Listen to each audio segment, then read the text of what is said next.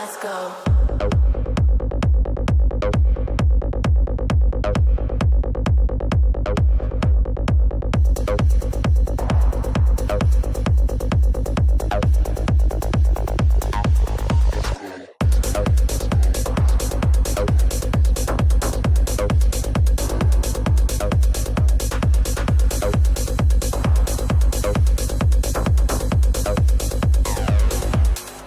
Let's go.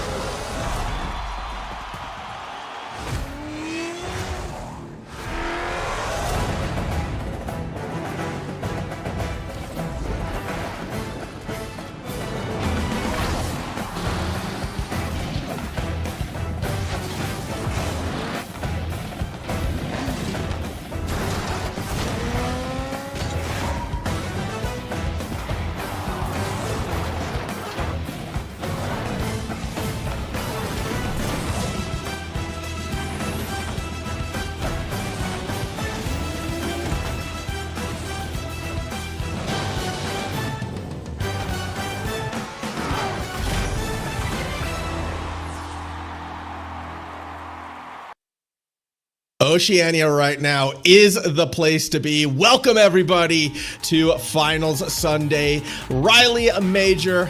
Well, that's what's on the cards. It's the Open Qualifiers number 4, and look who we got back, Yummy. Look who's back. Yeah, look who's come back to OCE. I did it North America last night. Where's the loyalty? Let me go. Because I thought that I just have, I was busy yesterday, had some sporting commitments, things like that. But I thought, I just missed hanging out with the boys, and I was so looking forward to coming back with the boys. Another split, it's all going to be sunshine and rainbows. But last night when I was streaming, the amount of feedback you streaming North that America? I got, yes, when I was watching North America. Yeah.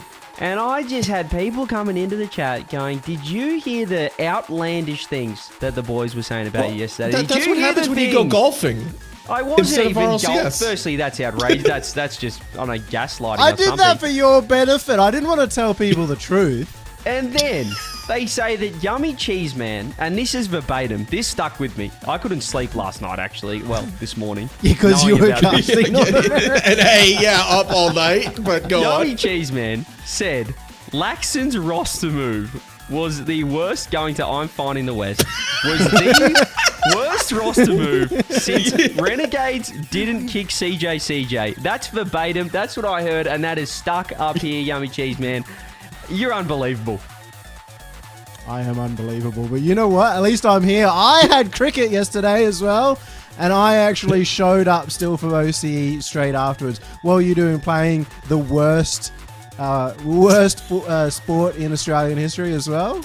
Okay, well, that's just absolutely outlandish. But tell people what you were doing. Tell them. Oh, well, I was just playing some Australian rules football, which is the best playoffs format you'll ever see, which is what we've got today. The AFL Finals format formal into the best e-sport. Forget about sport. We're all about the best e-sport in the world, and that is Rocket League. Yep. Now, I have to agree with that, and it is the best playoff format, which is why I think we're going to be in for a super fun one this afternoon and evening. Starting off with that very first match, a team that went to the major last time. They were in Birmingham with you, CJ, the Healthy Chiefs. Now, they could potentially get knocked out in the 5th-6th game. I don't know if they were in Birmingham. You wouldn't know. True. It was debatable whether they did show up, but yes, the Healthy Chiefs down in that... well, they're all in the single elimination now, but look, a tough loss yesterday, Yummy. Game 7 against Wildcard, but Wildcard are just the OCE. They're just the domestic goats. Well, they also kind of did throw it away a little bit with a Rule 1, which if you'd actually showed up to OCE yesterday, you would have seen it was a fantastic moment. Unfortunately, we'll have to make some more today. I'm always really excited about the first weekend of RLCS because... that's when there's the most possibilities of who's going to go to the major. Who knows? Maybe even Prime Petty's pups. They're still in contention.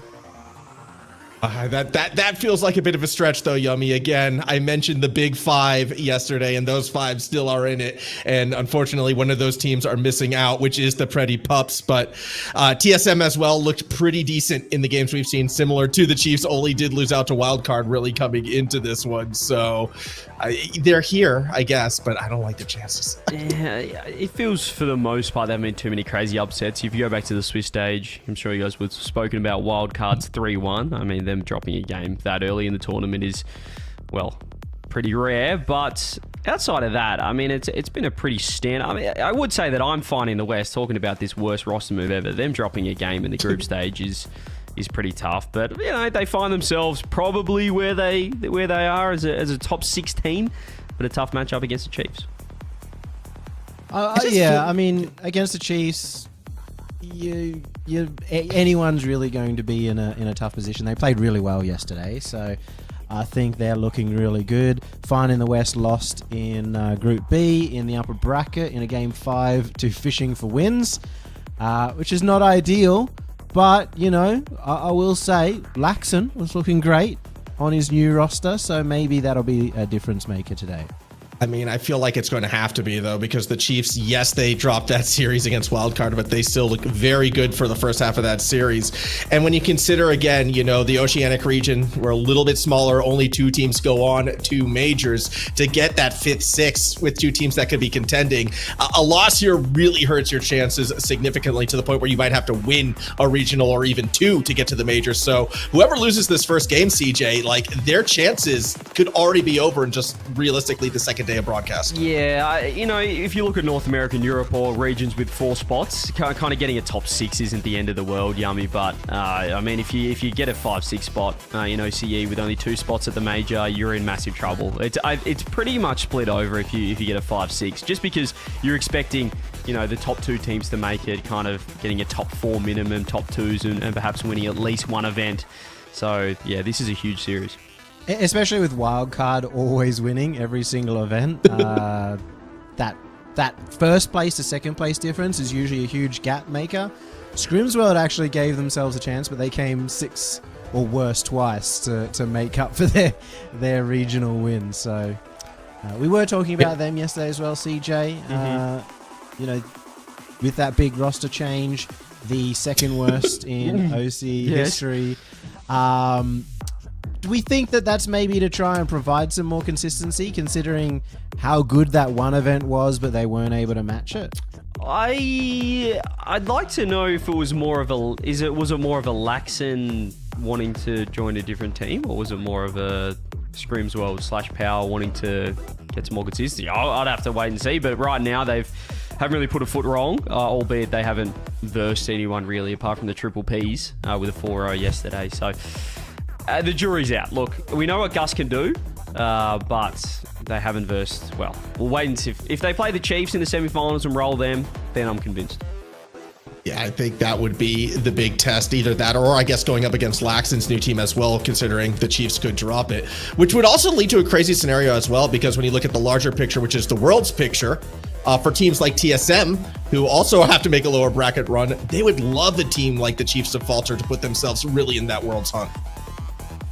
It also means you can't afford to falter at all yourselves, unless you are one of those top 4 teams trying to catch up. Everybody else is out of the picture, unless one of those top 2, and I'm assuming not Wildcard but Chiefs, end up being the ones to go out in this round. Yeah, I feel like for OCE as well, it's far better. I don't know if I'm just thinking of my own experience, or if this has just always been a trend, but I feel like it's far better to start strong and then hold on for dear life come the 3rd event, rather than start poorly and try and, you know, make the miracle run like we saw with perhaps like a Gen G or GK in other regions. So I don't think that's very common in OCE, you know, coming out of nowhere in the final event. So starting here is super important. There are more points for this split. For those who don't know, the points have increased, so your ability to catch up is there. The other advantage for some of the OCE teams is that we did poorly at the major, which means that we didn't. The teams that went there didn't get many points. Sometimes, if you go into that, even just that round 5 of Swiss, you kind of give yourself such a huge advantage over everyone else. All you need to do now is get to this second major, maybe do pretty well, and that'll really throw you up the all you have to do is beat APAC. Just got to beat APAC once, and I think you're good. Get to the major and just beat APAC once. It's a tough ask, I know, but I think they can do it, CJ. Well, apparently not. Both of them struggled heavily, which was, yeah, I'm sure you guys, that's probably all Yummy wanted to talk about in the pre-show yesterday, was the disappointment of OCE in Birmingham. But it is, well, I was going to say it's a long season. It's not really a long season anymore. No. We're halfway through. But in this matchup, I think the Chiefs will be looking to bounce back. Surely, Yummy, they've got some pride on the line after that major performance. Yeah, I wanted to go for the West, but it was just their loss in the group stage just made it so much more likely that Chiefs would win. I mean, we were all in agreement right there. You saw it. All of us favoring the Chiefs in this one. So I think it's time we get on to the pitch for our big quarterfinal of day 1, 2, 3. Let's jump into it, Form. You've absolutely butchered that intro, but it's great to be here. Great to be back, Champ Sunday. And it just, I don't know if I feel like I'm stuck in 2019 or something, Yummy, but it always feels like, all right, first event or, a new split. We've got a lot of time, but you really don't anymore. You have to come out of the gate swinging. You have to start strong in the first event. Yeah, at this point in time, back in the day, you'd have, 2 more splits to make up points. You'd have the, 2 majors. Points would be increasing every single time, and you'd almost feel like that first split was only just setting a foundation, but now you're really in that do or die moment. For these two teams, a loss here could be absolutely dire, and a team like Fine in the West, who maybe were meant to be pushing a little bit higher in the last split, they need to kind of use the fact that they've been around for a while to jump in those points. Yeah, and then there's obviously the Laxon, I guess the biggest roster move in OCE in the off-season was the Screams World move, having a team that won an event, making a move. I'd still love to know, perhaps getting an interview with Laxon just to see kind of the thought process behind it. But this is tough, you're playing Chiefs and you lose this, you're top 6 and probably out of major contention. So Chiefs have, this isn't the easiest match for them either. As we can see right here, Scrub going to open it up. The exact start that Fine in the West would want. Chiefs looked so good yesterday, and in that series, everyone who scored the first goal was able to take the game. So this is a fine point for Fine in the West. Scrub getting on the board early.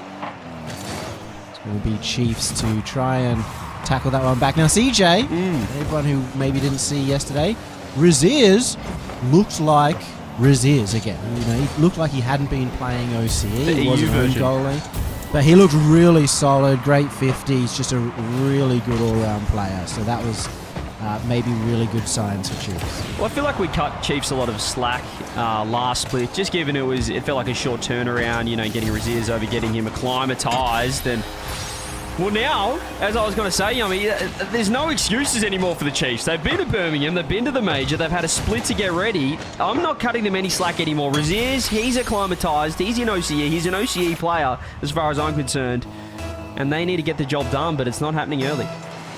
Yeah, but yet again, Fine in the West, able to capitalize, 2-goal lead early in the series.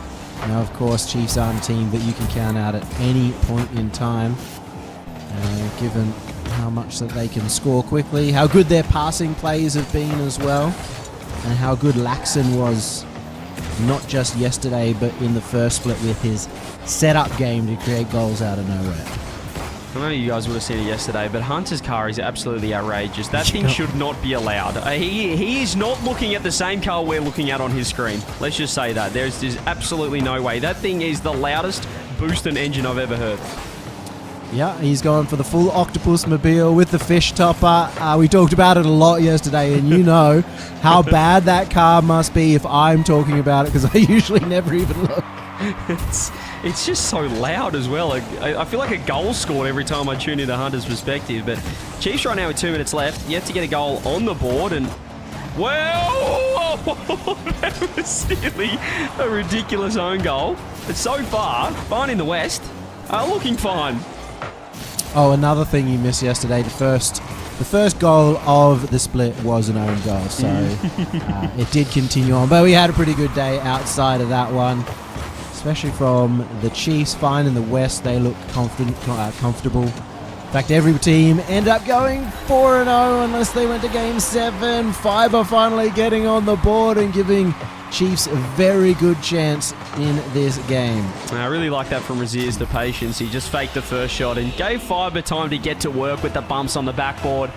Nearly made a mess of it in the end, but they do find their first goal. A lot of time left. 97 on the clock. Maybe a kickoff goal coming through, but yeah, this is... We do mention these Game 7s, you know, Game 1 can just be a warm-up, but these series can get away from you pretty quickly as well, so Chiefs will be looking to equalise and get themselves back in. Good passing plays coming out for the Chiefs once again. Raziers trying to create a solo effort after both of his teammates had already committed. Rez! He had the angle, he saw it coming, but he went for a tough bottom corner shot. Oh, another chance here for Scrub. Doesn't get a follow-up touch. So we'll go the other way. 58 seconds left. Chiefs still need one more goal to take us to overtime. They're in a rough spot. They've double committed too. Low boost. The demo will help from Fiber. Scrub gone, open. Yeah, Fiber's done everything.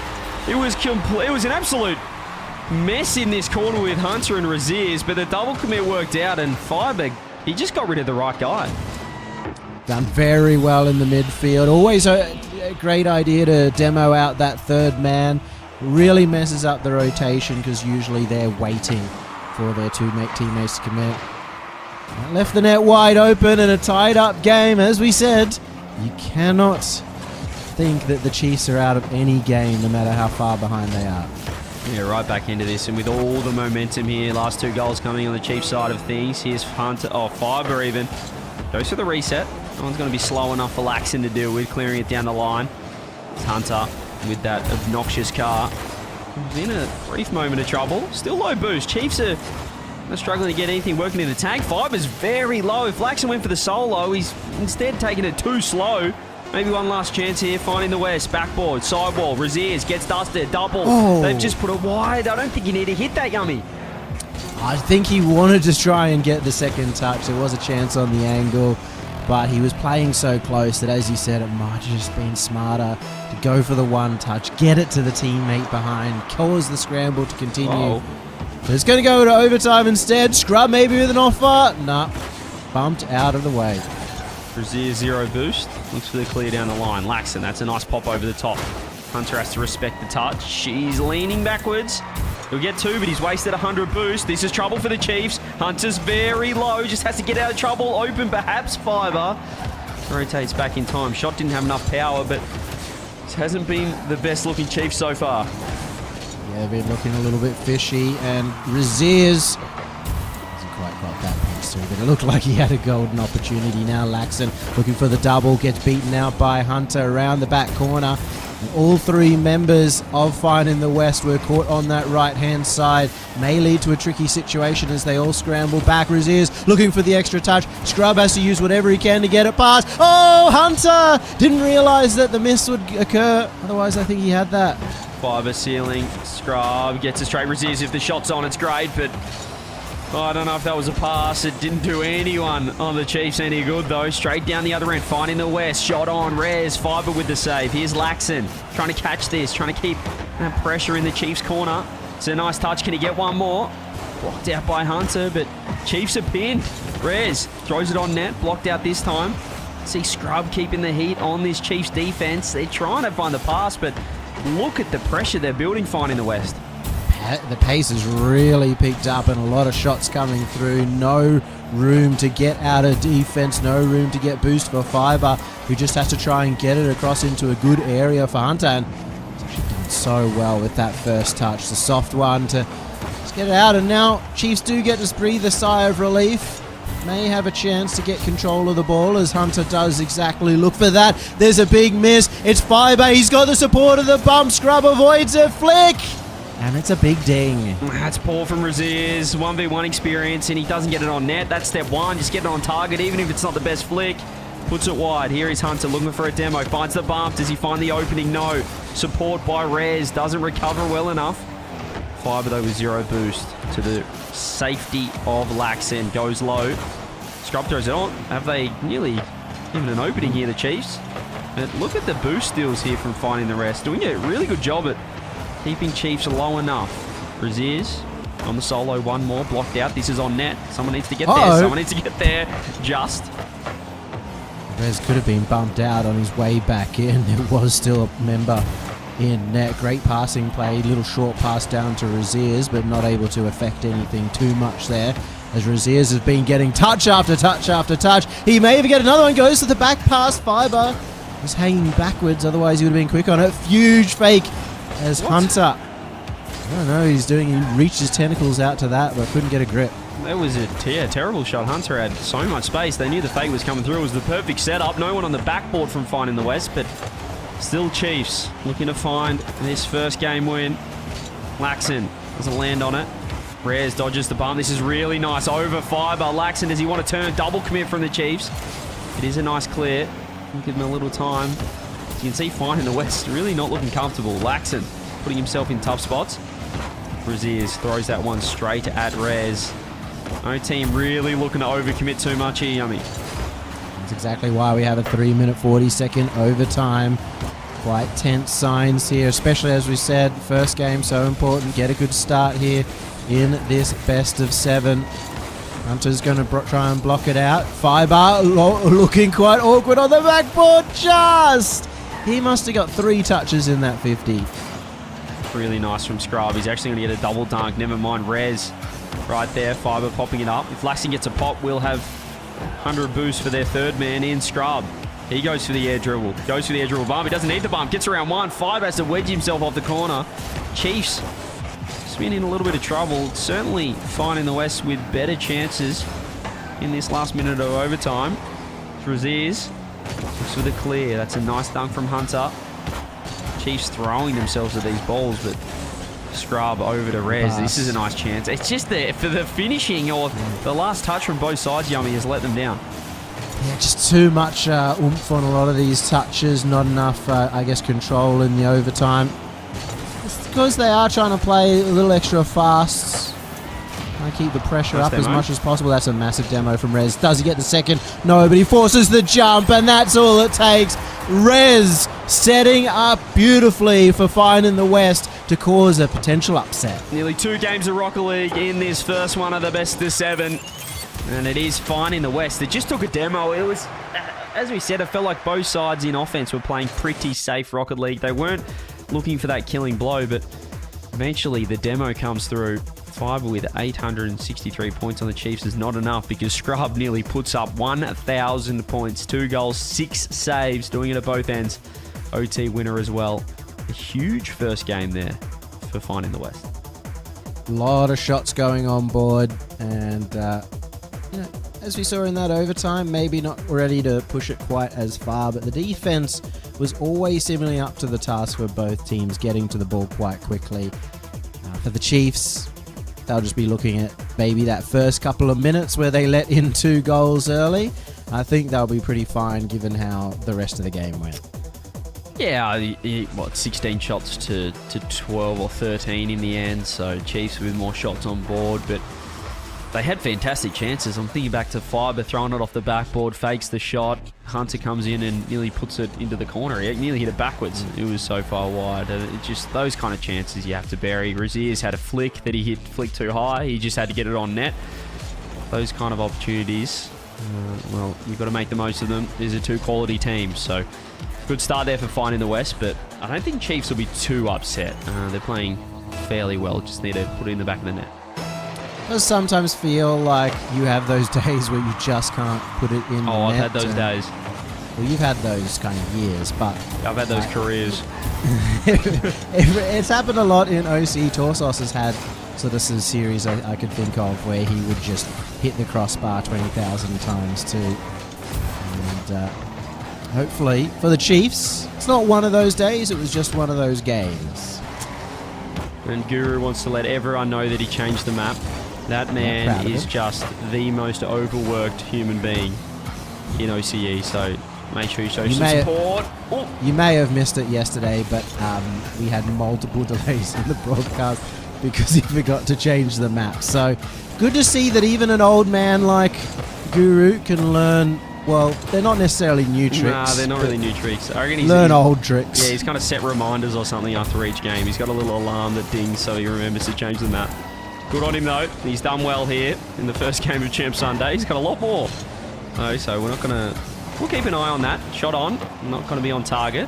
But Scrub was pretty happy and Rez in net. Thought it was going to be wide. Here's Hunter keeping the heat on. No boost for him. Raziers with space. You can see Fine in the West happy to just let it go in. And, well, they nearly did.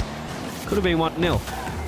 Love that from Raziers, though. Just, again, nerves of steel, waiting for that challenge before going for the extra touch. That's why Shaw's expected that the challenge would pay off so well. Oh, no! Laxon helping out Fiber, and that'll be the first goal for the Chiefs. Yeah, Fiber just carrying it through. You can see Hunter getting to work as well, but that's poor from Laxon. He can see he wanted Rez, I think it was it Rezi and now maybe Scrub to come out to the ball, but well, I think Scrub wanted Laxon to do anything but that in the end. That's a bit of miscommunication and a poor first goal to concede, but they've made up for it. And Rez is having a fantastic day so far as well. It was a little bit quiet yesterday after CJ, you and I had complimented him so much in the first split. So good to see him back in form for Fine in the West. Yeah, and you know, they obviously got upset in that group stage, but it's pretty tough when you're playing the big chook, the big rooster beating everyone. Rez is going to get one more, surely. It was a beautiful save attempt, but squashed in the end, 2-1. And I feel like conceding here for Fine in the West. They just woke them up. They've gone bang, bang. Yep. And, well, another situation where somebody's getting dunked towards their own net. First it was Scrub getting the tough end of that one. This time it was Hunter with the ball going over the top of his head. Might just need to have that first man stay behind the ball a little bit more, play for the 50s. It's a really good team 50 pinch, but doesn't work out just yet. Fiber, time in the air. That's where he's at his most dangerous, but gets completely challenged out. Laxon beaten by Hunter, but no boost to follow up. Great bump. Read by Rez, though. You can see Chiefs ready to pounce. I really like the tee shot kind of team play there from the Chiefs. You see the chemistry building with the EU import. Here's Fiber, launches it down the line. Laxon leaning. Finds the safety of Rez. Doesn't have to touch it just yet, but Fiber's taken too heavy of a 50. Hunter decides, I'm going to read it, and does. Demo comes through, though. Hunter needs to get back. Fiber misses the corner boost. Laxon goes, I'll have that, thank you very much. There's Rez putting the heat on, finds a bump. Scrub fakes the touch. Really nice play from him. Razier's trying to control in the corner. Fine in the West just going to clamp down at the moment, but they've taken a terrible 50. Hunter, though, he says his golden chance. You saw the defender going up and wanted to delay his touch to get around him, but he didn't quite have the boost to catch up to the ball after that one. Can't really blame him too much. And you might be able to blame him there. That is just a straight shot that should be defended every day of the week. You don't see that too often, but Rez just created a mirage. He just put himself in front of the ball, in line with the ball, and Hunter with low boost. He had to commit to something. He tried to read the touch, which probably isn't the right play in that situation. And in the end, that ball's just gone straight into the top corner. 2-goal lead. A little tougher in hindsight than what I thought. Well, he did purely, as you say, play for Rez's potential hit. Even still, that is a tough pill to swallow for the Chiefs. Now back down 2 goals into in the West. Keep saying into the West because that's a song, but we have another one, and there we go. The Wonder Kid, Laxon, getting the 3rd goal lead. He must think it's Champions Field because this is what we saw last split. Game 7 Laxon, just give me the ball type of operator. And he's solo played over the top of everyone, sealing into the reset. Perfect catch, perfect setup. And someone just said in chat, probably just an average shot from him. That's what he's become known for. He's always been talked up for a long time. Players being able to say, oh, look, in scrims, he is that guy, but hasn't quite been able to bring it out into RLCS until last split where he got that regional championship. And that's why we're all so surprised that, well, that he's no longer playing with his teammates who are now on power.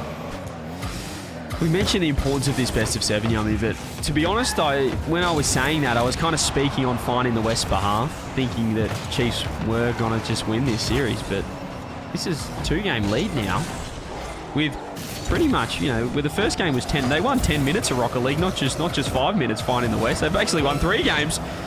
And this is huge. This is pressure on now for the Chiefs. So they're not going to win this game with 23 seconds left, finding 3. Really playing well, Fine in the West. Yeah, Fine in the West looked great yesterday. Of course, you know, the level of competition not quite the same as versing the Chiefs, but they looked quite comfortable. Again, the real reason that you could have doubts about this team was their group stage performance, not up to the caliber of these players, but they're proving themselves right now. It doesn't matter how you go in groups, does not affect your final results, and they get their first game on the board. Fine in the West tie up the series. GG in the chat. And Fiber is out of there, probably looking for a car change. Maybe Hunter needs to hop off that underwater mobile. He's not going to do it. He stayed in that car all day yesterday. He's not going to change.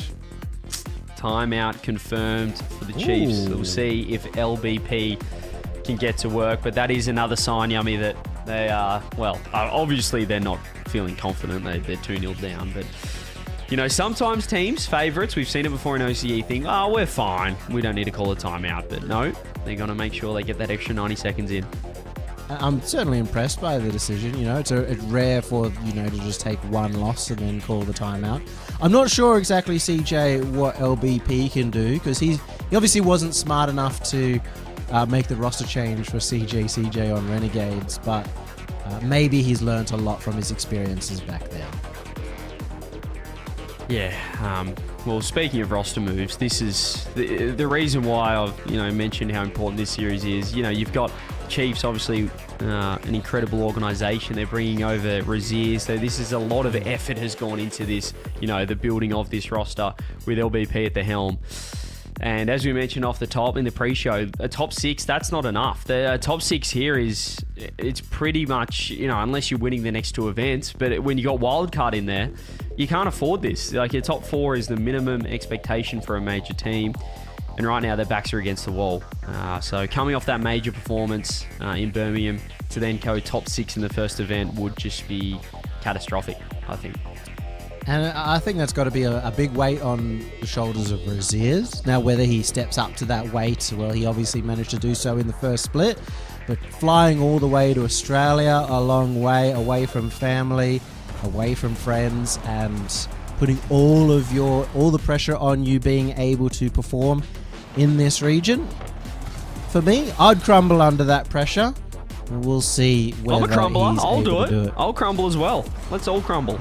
Yeah. I mean, I don't blame him. This is a massive move, but it's, you know, this is why you get, well, I was going to say this is why you get paid the big bucks, but I guess this is why you give Get yourself paid the medium bucks of OCE.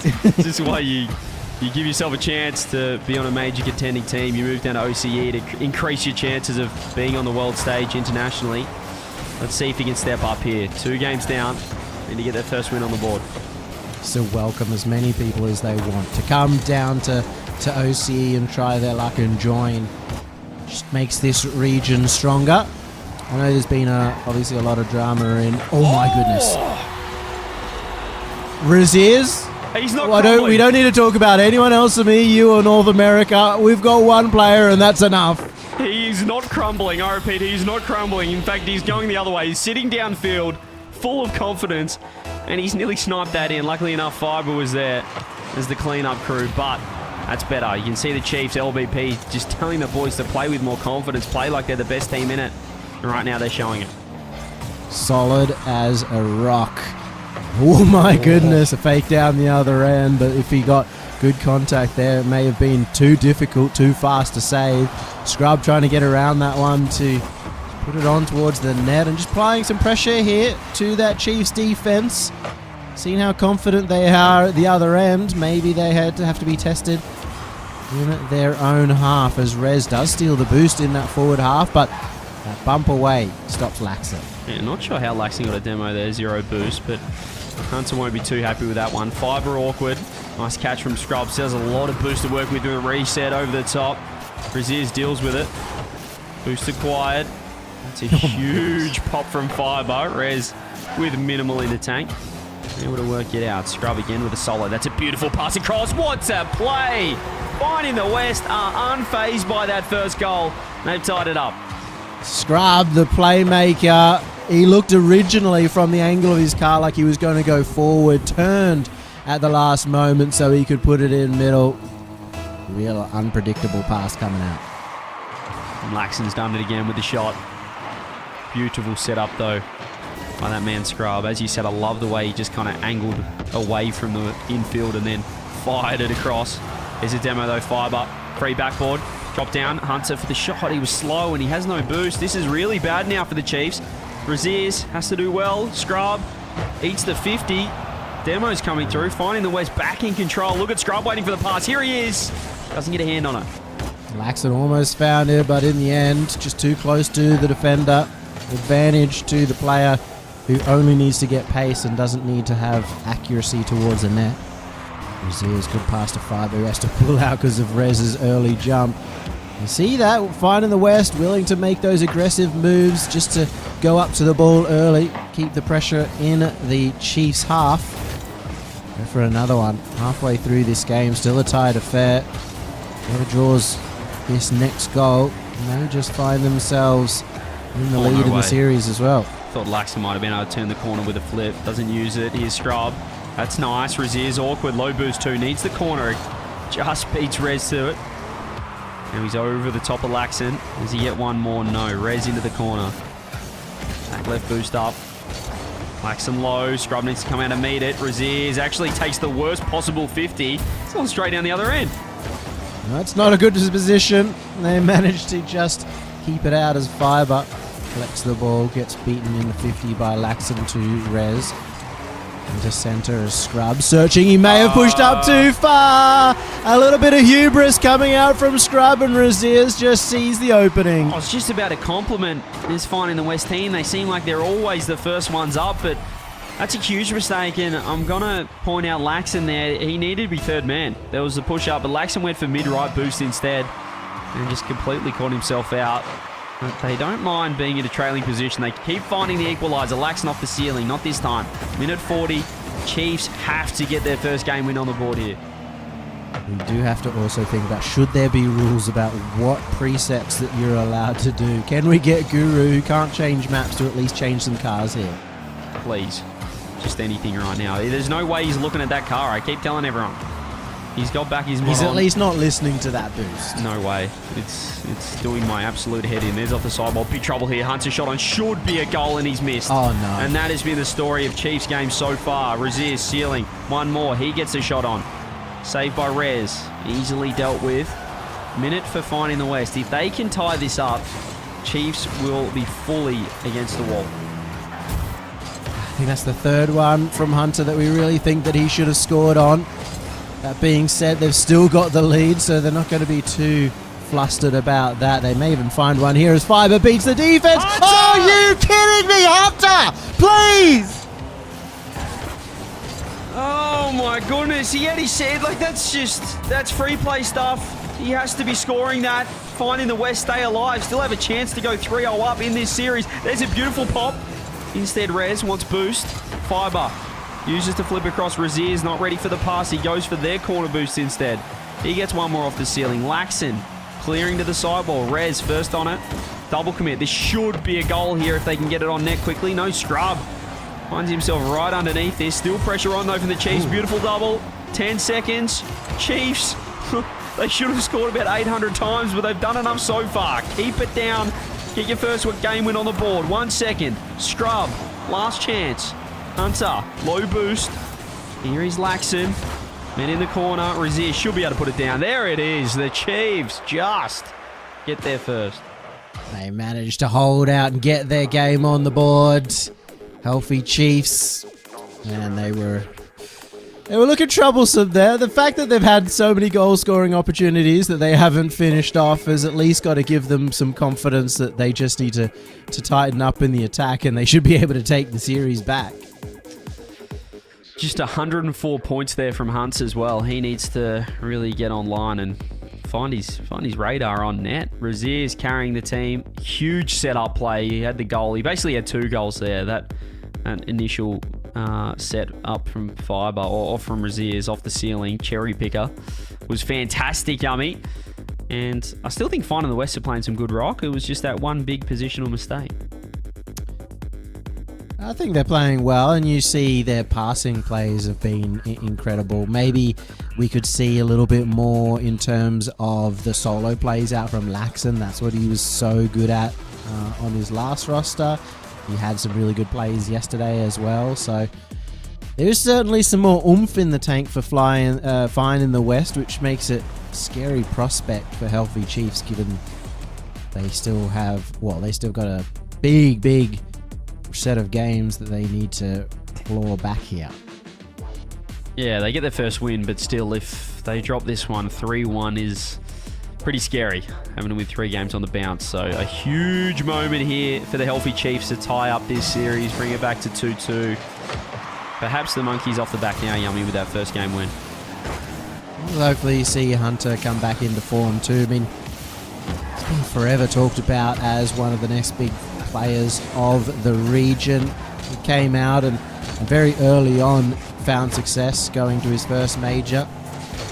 You know how good he can be, but he's taken on more of a foundational role for the team, more rotational role for this roster. Just needs to tap into that killer instinct once again. Certainly become a student of the game. That's a very poor clear. Laxon ready. Hunter turns straight underneath this one. Pumping off the ceiling. Gets to Raziers. Sidewall. Laxon. He's trying to find Scrub, but this time Chiefs have looked like the quicker team on the pitch. Fiver throws that one.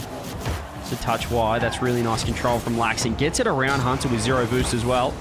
Scrub has to dodge the demo. He's got to be a little bit careful. You can tell he was worried. Pops it up and get it out of harm's way. A little bit of an update here too. Hunter has fixed his car. That's right. I'm not saying he's changed his car. I say he fixed it, which I think also maybe counters to your point that he's not actually looking at what we were seeing, because if so, he wouldn't have changed it. Well, maybe he knows what he's been rocking, and he's just placeboed by what his car actually looks like on the pitch. Either way, the shooting's not well. Laxon, stop it! Gets the reset off the ceiling, Yummy, and the healthy Chiefs are not expecting it. They ain't ready for this man. That's what we were looking for. He set a roof play off earlier. Anytime he is high in the air, the wings come out and he will score a goal. This soars above the Chiefs. Minute 30 gone. Huge first goal. Kick-off strats coming through. Fiber, delayed flip, reset. As Hunter just launches it, but I'm not sure that's the best touch. Scrub does well. See Hunter underneath. He throws it onto the backboard. Laxon and Scrub with 0 boost. This is a nice chance. This is where Chiefs need to pick up the pace. Go straight away. Laxon has somehow found 100 boost, and, well, he's carried it all the way down the other end himself. He's actually able to beat a couple of players without that boost as well. Raziers has some maybe pre-jump support from Fiber. He pulls out as Fiber does put the shot on. Rez was there to block it out. Fight in the West at the moment have that 1-goal lead. They're searching for match point here halfway through the game. Scrub into centre. 2 players commit from Chiefs and a lot of boost used from Fiber.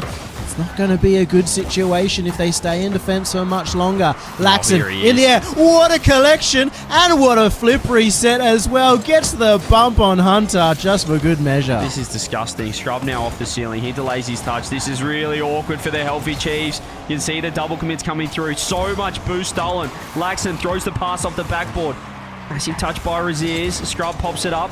Laxon right there. Raziers even faster. Hunter gets beaten by Scrub. Fiber now just pops it forward. A bit of a nothing touch, but Hunter opportunistically got a shot on net. Laxon, ceiling. Here he is again, Yummy. Goes the backboard. No way. Fiber doesn't get the touch. Raziers was ready. Even his own teammates were faked out by the fact they didn't get a quadruple flip reset goal right there.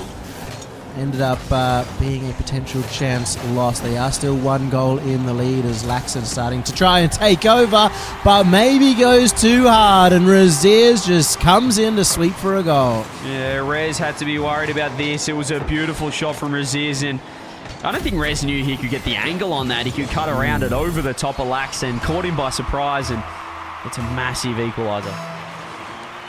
Very surprised that Laxon got beaten in that defensive play too.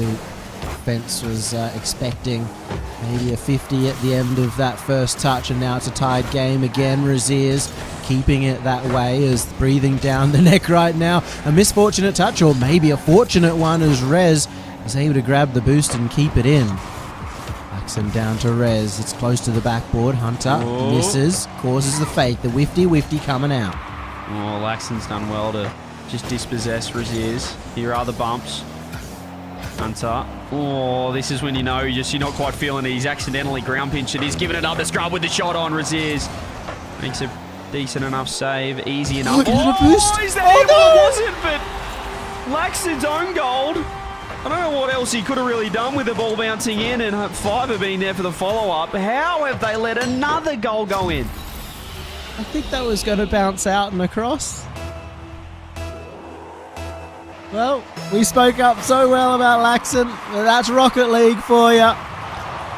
It is a game of give and takes. It's a harsh mistress. And, of course, this is OCE, which means Chiefs are now 2-1 in the lead. And they only have to hold on for 40 seconds. Laxon, he's going solo once again. He's really just trying to take over this game. Maybe be a little bit of a make-up for that last goal. 25 seconds. Chiefs looking to tie this one up. Rez gets the catch. Pop over Fiber. Early challenge doesn't help anyone. No one ready to follow up. There's the infield pass. Hunt's a huge challenge. That could be enough for game. Over to Fiber now. And he skims it just wide. Could be another shot from Razier. 7 seconds. Rez. Right there. Scrub. Hunter again with a huge challenge. Chiefs need to find the ground. Don't need to go too crazy. They should be able to right here. They will. 2-2. Healthy Chiefs. Just. It's very, very close and required things, a bounce maybe to go their way in the end. I mean, look at that. Fine in the West, even though they lost, Laxon still well and truly the points leader. We do get the timeout coming out for Fine in the West, as expected after losing a couple of games in a row. Looking to try and wrestle control back of using the timeout button. Yeah, Laxon needs a little bit of help looking at the scoreboard there. He had a pretty good game, but he did also own goal. He scored twice. You do say that. I felt it, as that game went on, Laxon kind of tried to do too much. He started trying to air dribble every single play, 1v3, take over the game, and so that is going to lead him to have some more points. But, obviously he's so good that he can take over, but maybe just being a little bit more reserved and sometimes going for the pass play. We'll say as well, a player we haven't really talked about or called out much is Fiber so far.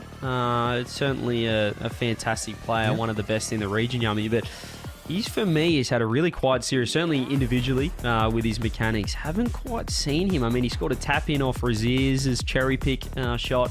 Outside of that, it hasn't been the usual Fiber for me. Yeah, not.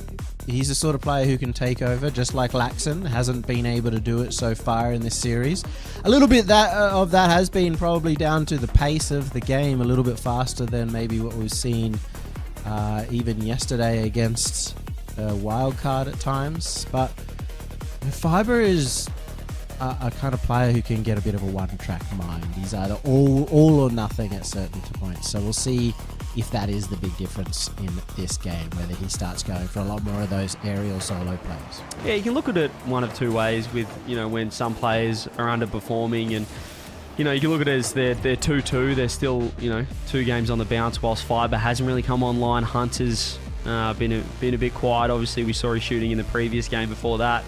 So is that a positive for the Chiefs, Yummy, the fact that they're not all firing but they're still in it? Or is it concerning that some of their star players aren't quite at their top?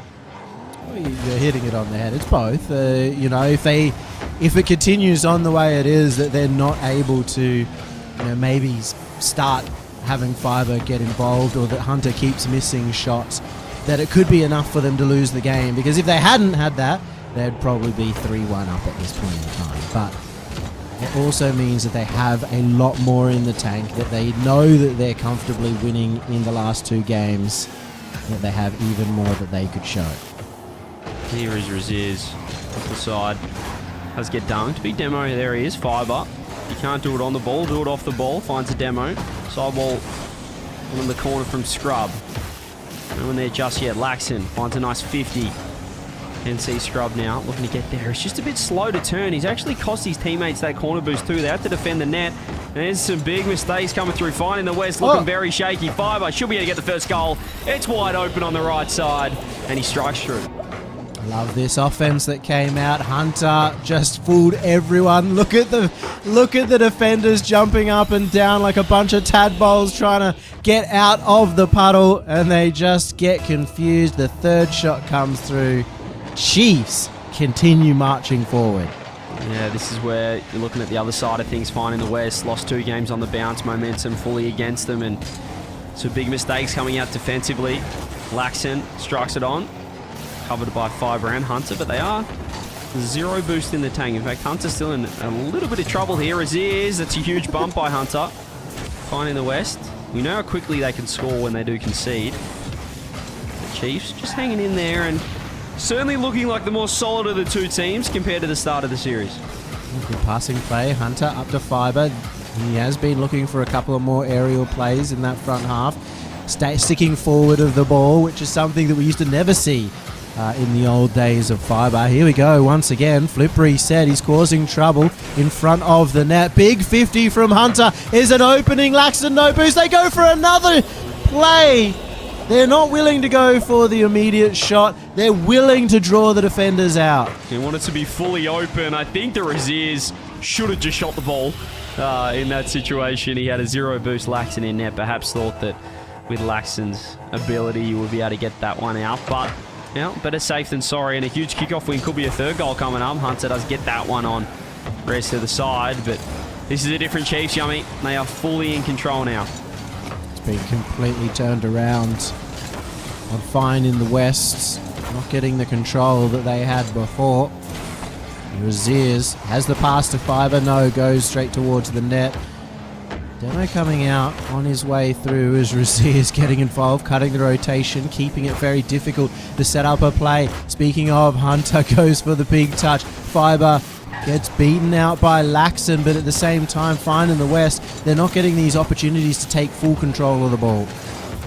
There's the free shot, though. Beautiful bounce. Set up for Fine in the West. Chiefs, you see Fiber trying to track back. Hunter takes an ordinary 50 when he's last man. Razier's nowhere there in time, and just probably not the right choice there from Hunter, Yummy. He was last for a while. He had to kind of delay, but in the end, the 50 didn't go his way. Didn't need to rush. He had Raziers already in the vicinity, ready to apply some pressure. Could have just slowed the game down a little bit, but speak about that a lot, CJ. Sometimes when you are trying to play fast, you just think go, go, go. It's very hard to change up your pace at any given point in time. Does let Fine in the West have a golden opportunity. No, the game is still in the balance. And the series as well. Whoever wins this does go to match point. Huge game here, as it does feel like Chiefs have completely taken over this series, Yummy, but Fine in the West can pinch this. As you said, they are well and truly back in control. It's that simple for them. Laxon, that's a nice pass actually, almost back to Laxon, just didn't get it across enough. Fiver's trying to get 2 on this. Finds a bump, doesn't find the ball, but it's good enough. Rez, it's a nice catch from him. Beats Hunter for free. Laxon, beautiful control. Razier's a touch awkward. The redirect's on. That's open. It's wide open. Oh, Raziers, stop it. It was Fiber with the... And Hunter even with their assist as Raziers just pops it up. Hunter does the rest. In all these plays, all 3 goals in this game has been a 3-man play from the Chiefs. This is why we've liked seeing them all the way from the last event of last split. Looks so much more gelled as a team. Razier's getting that really fine touch from in front of the ball, just trying to set up a teammate. It's worked out really well from them, but maybe not so far off the kickoff. Well, that's the worst case scenario, when you give yourself the comfort of a 2-goal lead and then completely botch it off the kickoff. There's still a lot of time in this. I wonder how much that'll affect the Chiefs. They've lost their little cushion. I would like to have the 2-goal lead with 1 minute remaining. That being said, it's no longer even a 1-goal lead. Rez gets it. The kickoffs have been going all the way of Fine in the West. Laxon, if he's got some room on the ball, you know he's going to do something good. This is just absolute disaster. Chiefs, 3-1, 10 seconds ago, Yummy. And they've completely coughed it up. Tie ball game, as we said, winner of this on a match point. Rez. Ceiling. Can he get 2 on it? Hunter's got 0. He won't be able to get back. Laxon, shot on. Chiefs, pinned against the wall. Scrubs overcommitted. Oh no! Is this a goal down the other end? What are Fine in the West doing? They get the equaliser and they've coughed it for no reason. Scrub getting caught out. Rez, I think, was waiting for Scrub, and that's why he was so late to that challenge. He may have just been able to run back to the net. Confusion as they are all turned around. That was fine in the West chance to claw the game back, give themselves the lead in the series, and they may have thrown it all away. Oh, no. That's just when you've got to lock in. You can't be looking to overcommit. Laxon, can he create something? He finds the bump. Scrub right there too. You can see Fine in the West just going for it now. Third man 50s right up in the offensive end. As Fiber gets the touch. Scrub underneath. He nearly pinches in. Factor's coming straight back down into the Chiefs attacking half. Hunter finds a 50. It's another one. That's a nice pass. Razier's ready. 10 seconds left. Chiefs for 3 games in a row on the bounce. They nearly threw it. They were 3-1 up. Got back to 3-3. Now they just need to find the ground. Hunter. He's going to keep it close. Can he get it down? He's actually kept it up. Razier's. One more. There we go. Chiefs. Well, they had it comfortable, Yummy. Then they threw. Yep. And then they pinched it. That's how these games go. Both teams making a few little mistakes there. I'd say that Fine in the West also kind of threw up their at least tied scenario. Chiefs yesterday were in the position where they were 3-1 in the lead before getting 3-0'd by Wildcard. Now they find themselves 3-2. They got to still work out how they close out a series. But CJ, they at least beat the timeout buff. They dominated the timeout buff. Well, actually, that's not true. They didn't exactly dominate the timeout buff, but they got the job done. That's the main thing. They've won 3 in a row now. No more timeouts for Fine in the West to chat about things. They need to get going. It's do or die. As we said, you lose this, and, well, good luck. You need to win the next 2 events pretty much to qualify for the major. Healthy Chiefs. They've dug themselves out of a pretty deep hole, actually, and, well, now they're in the box seat. See whether they're able to continue this tirade. It got a little bit messy at the end of that last game, which is maybe an indicator that it could continue on in that fashion, especially if Fine in the West starts upping the aggression like they were at the end. Fine in the West. This is your last chance. Chiefs wanting to move into that top 4, which really is the minimum for major contending teams. So what Game 6 has in store for us. Scrub off the ceiling. It's going to be a nice start. Hunter with the save. Rez going to keep it close. Fiber still been on the quieter side for him. Scrub leaves the ball, goes for a bump instead. Razier's nearly pinches it. Awkward plays here for Fine in the West. They've definitely looked shaky in defense. That's a massive touch, but it goes off the backboard. The follow-up there from Rez. First goal goes to Fine in the West. Well, what happened here is just, I think he's completely baited Hunter. He said, I had it. Actually, no, I don't have it. You can have it. And Hunter with 0 boost was left a sitting duck. Boy, oh boy. You can see the pressure. The hardest game to win, Yummy. I always say it. It's the last one. We've seen that happen a lot of times to a lot of teams in OCE, but finally Hunter strikes true. He's had his bow knocked the entire series, and this time actually hits the target. And Neo Tokyo might just be his map. 34 seconds. We've had 2 goals. Chiefs just ease the pressure with that equaliser. And a kickoff strat almost finding its way in. In fact, it's worked because Hunter's, or Fiber in the end, has stolen that boost. Razier's up. Scrub into the corner. As Rez, he needed that extra touch, and as you said, it was a fantastic one in the end.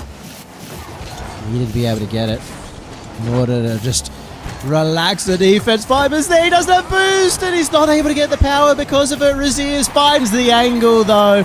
Once again, all 3 members of Chiefs getting involved to score a goal. Huge play from the Chiefs. Razier's just a lazy shot, and in the end, he baited the high shot. It goes low. Finds it on the right-hand side. And they do get the lead. This has been the one positive from the Chiefs. They've been a little bit iffy defensively, but they really haven't struggled to score. It's just leaking goals down the other end. We saw it yesterday. They'd go down a couple of goals, and they'd be able to score really quickly to make a comeback. They are a team who play well on the aggressive half. maybe overcommitted a couple of times throughout this series so far, but for the moment, find themselves 2-1 in this crucial game. We've also seen them be able to hold on to a lead, even just one goal, multiple times throughout this series. So goes into the middle, Fiber trying to get it underneath, blocked out from the defense. Scrub, long run down. Laxon has the support of Rez with the demos, but they've overcommitted a lot. Scrub, 0 boost. Laxon manages. I can't believe Scrub gets up to that. Oh, and that was an open net for Fiber as well. They're still not out of trouble finding the West. Scrub, solo, down the other end. Finds the 50 on Raziers. Rez tries to catch. That's actually a really nice play, but Hunter was up for it. Pass back by Scrub. Laxon has to wait on it. Has to take the 50. Hunter keeps it in. Laxon, this is where they've really got to trust each other finding the West. They've got to find these link-up passes downfield. At the moment, they're kind of just throwing it away. The defense, Hunter just trying to hold on. Halfway through the game, still plenty of time. We've seen Fine in the West be able to score late in. They can't afford to make mistakes, though. The net's wide open. Oh my goodness. Laxon, an incredible save using the crossbar as his friend. Hunter passed in. The danger's not over just yet. Hunter keeps it in. Scrub backwards on that backboard. Fiber's going to give this over to Raziers. What has he got in his tank? Banks it high. Cool! Went for the pinch, but got bumped out of the way. Off the ceiling. Is this one just going to fall all the way in? Hunter has to go. Laxon is right there. Does he find the pass? He does, but the side flip. Scrub was ready, and in the end, he was too ready. Rez, one more perhaps. Oh, it's a beautiful touch. Raziers saving his flip. They're pinned at the moment, finding the West, looking to land on it. The Chiefs have found their way out. Panic in attack from Fine in the West cost them the opportunity. They can't afford to panic anymore, though, especially if they were to let one more goal into their net. They need to keep this still a tight game. Laxon, great first touch, gets the second, can't get a third to maybe set up his teammate, but he's at least applied the pressure for now. Low boost on the defense. Hunter is going to just wait for Raziers just to pick up some pads and get it away. Yeah, it was a bad double commit down the other end. Fine in the West. You can see they're panicking. They've still got a lot of time. They don't need to be trying to force these things just yet. Minute 10 on the clock. Rez up straight away. Hunter's actually going to wait down. I think someone needs to go earlier than this. Let's find the touch, though. The demo will relieve all of the pressure. This Fiber can walk it out with a reset. That's fairly well. Hunter, beautiful catch from him. Chiefs showing their poise for now. As you can see, Raziers gets one with boost. Able to find a second, a third over the top. Hunter has no boost, though. If he's slow enough, Fine in the West might be able to capitalize. 40 seconds. Still, it's not down in the right end, Yummy Cheese Man. Only 36 seconds.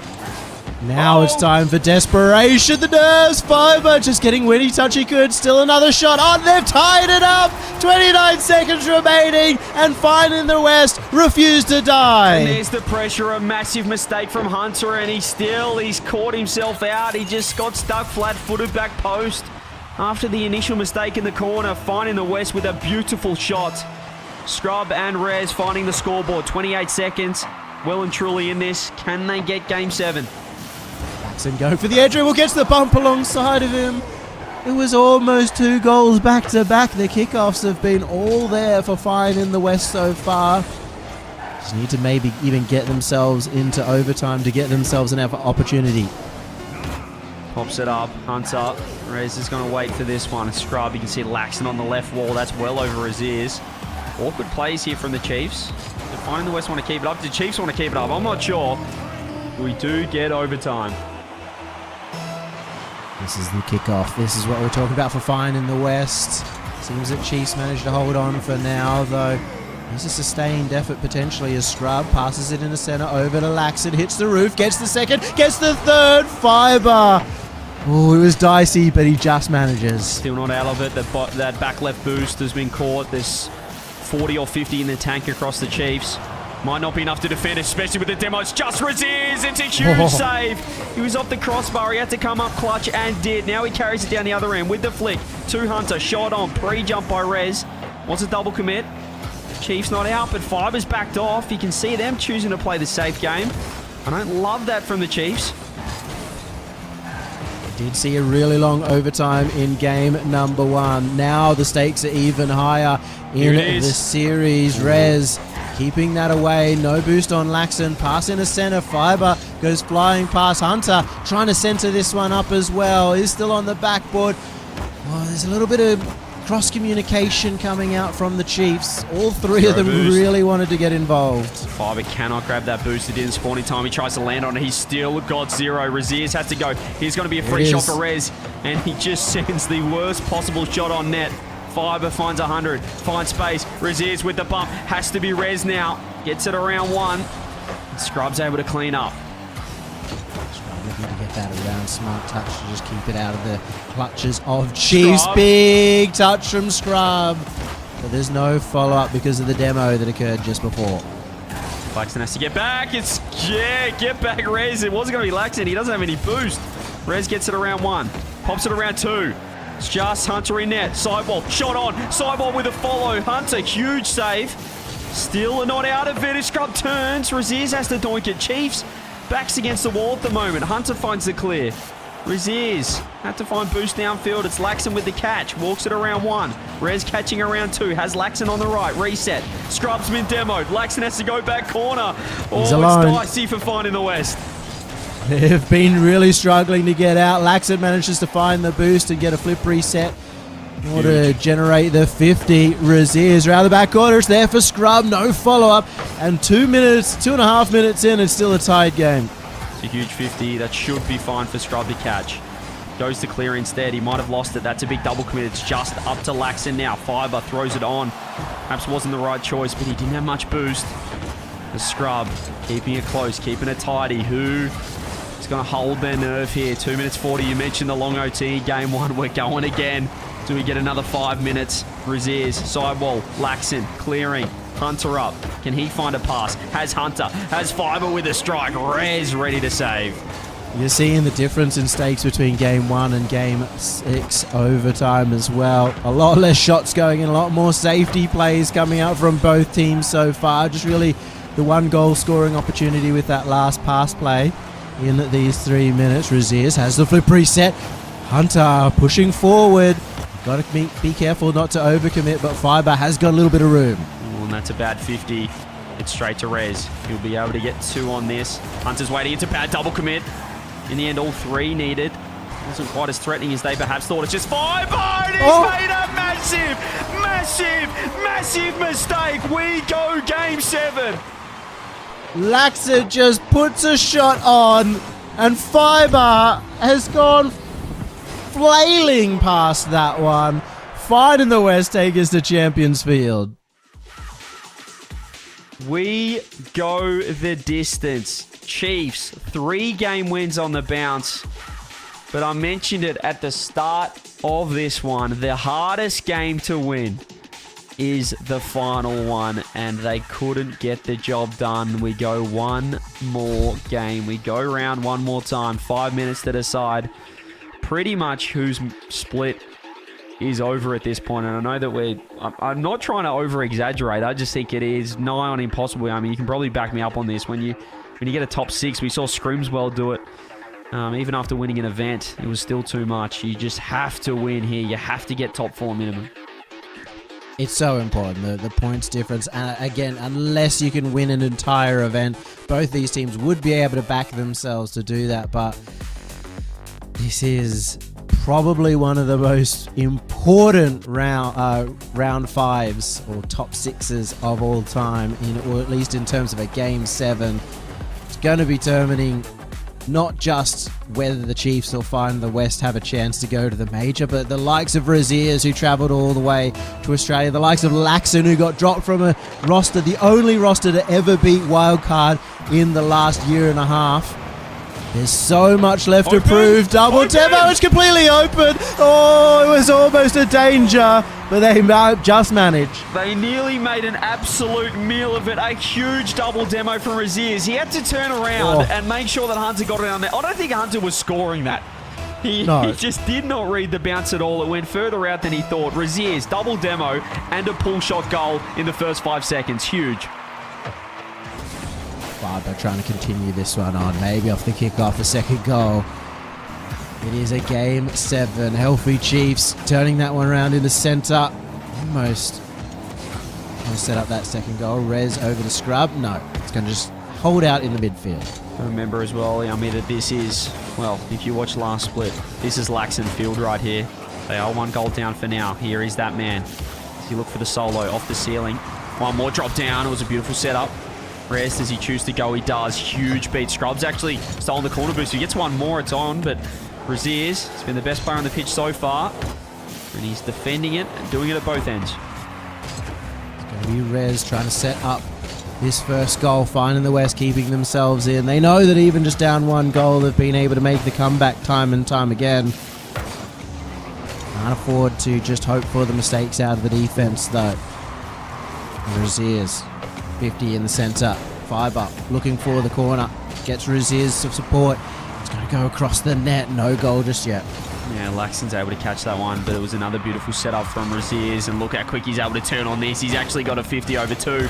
Scrub with a touch, not able to control it. It's straight to Hunter. Scrub reads that really well, though. Fiber looking quick. There's another bump coming through from the Chiefs. Rez able to dodge this one. Here is Laxon. Raziers is having none of this nonsense. Oh my. He's doing it all himself. He's got the second goal for the Chiefs. All the pressure from the Chiefs, keeping that ball in the defensive half, but what a dunk from Raziers. Really quick recovery and the angle to finish it off.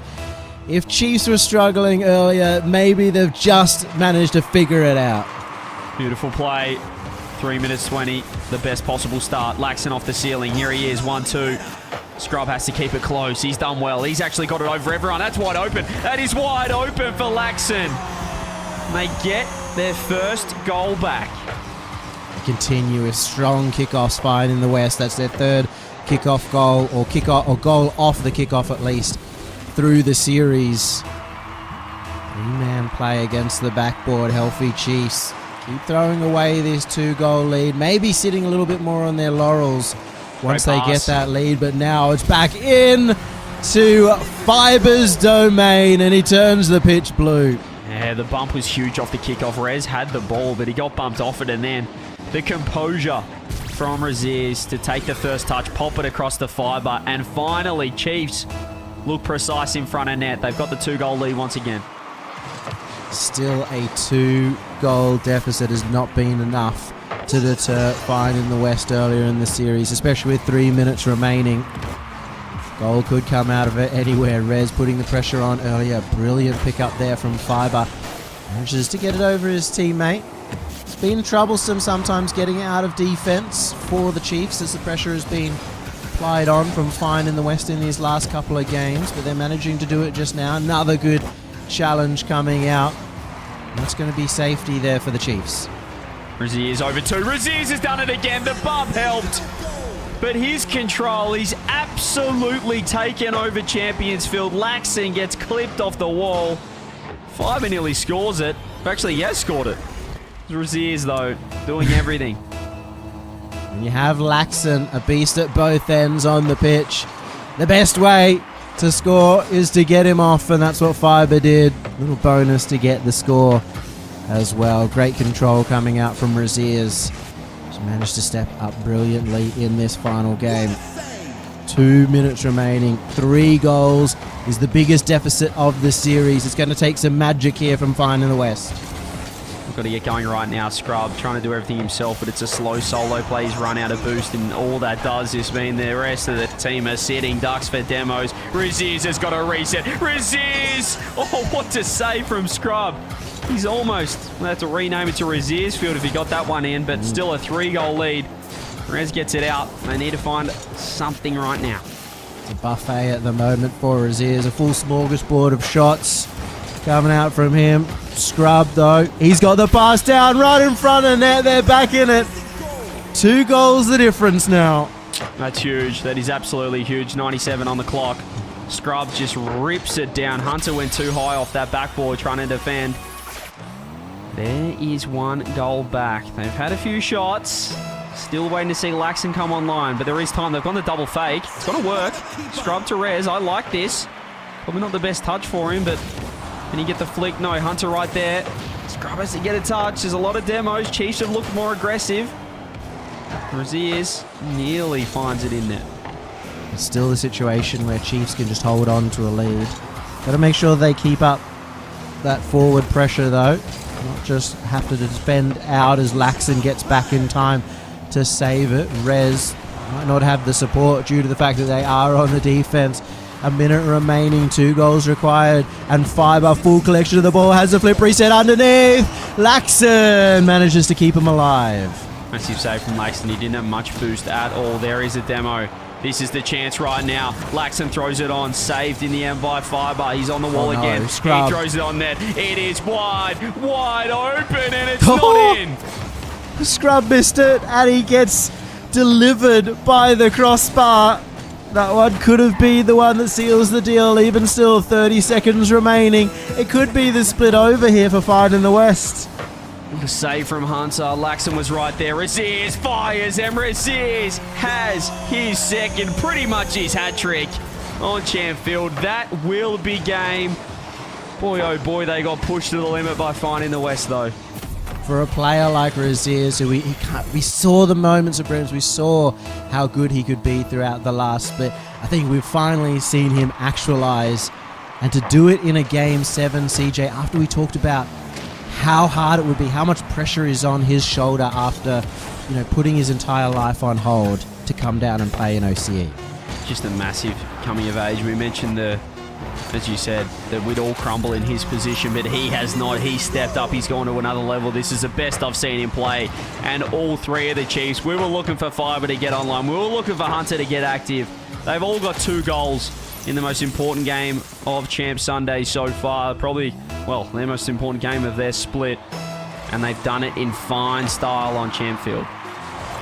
They were 2 games down right at the very beginning. They had to win 4-1 to seal out the rest of the series. Took full control of the rest of it. We even saw the likes of Hunter, who was struggling in Game 1, gets the MVP in this final game, but it was a full team effort. Yeah. Boy, oh boy, Formal, talk me through that. What a roller coaster. I mean, it's only the first series, right? We still have 4 more of these best of 7s to go, but my goodness, crazy first game. Exactly what I think we were hoping for. And my biggest takeaway, it's such a shame that we can only send 2 teams and that, it's Fine in the West is now not feeling so fine when this team clearly has the skill and the capabilities to compete up there with the best of them. It's just the tough part of them realistically losing in that group stage.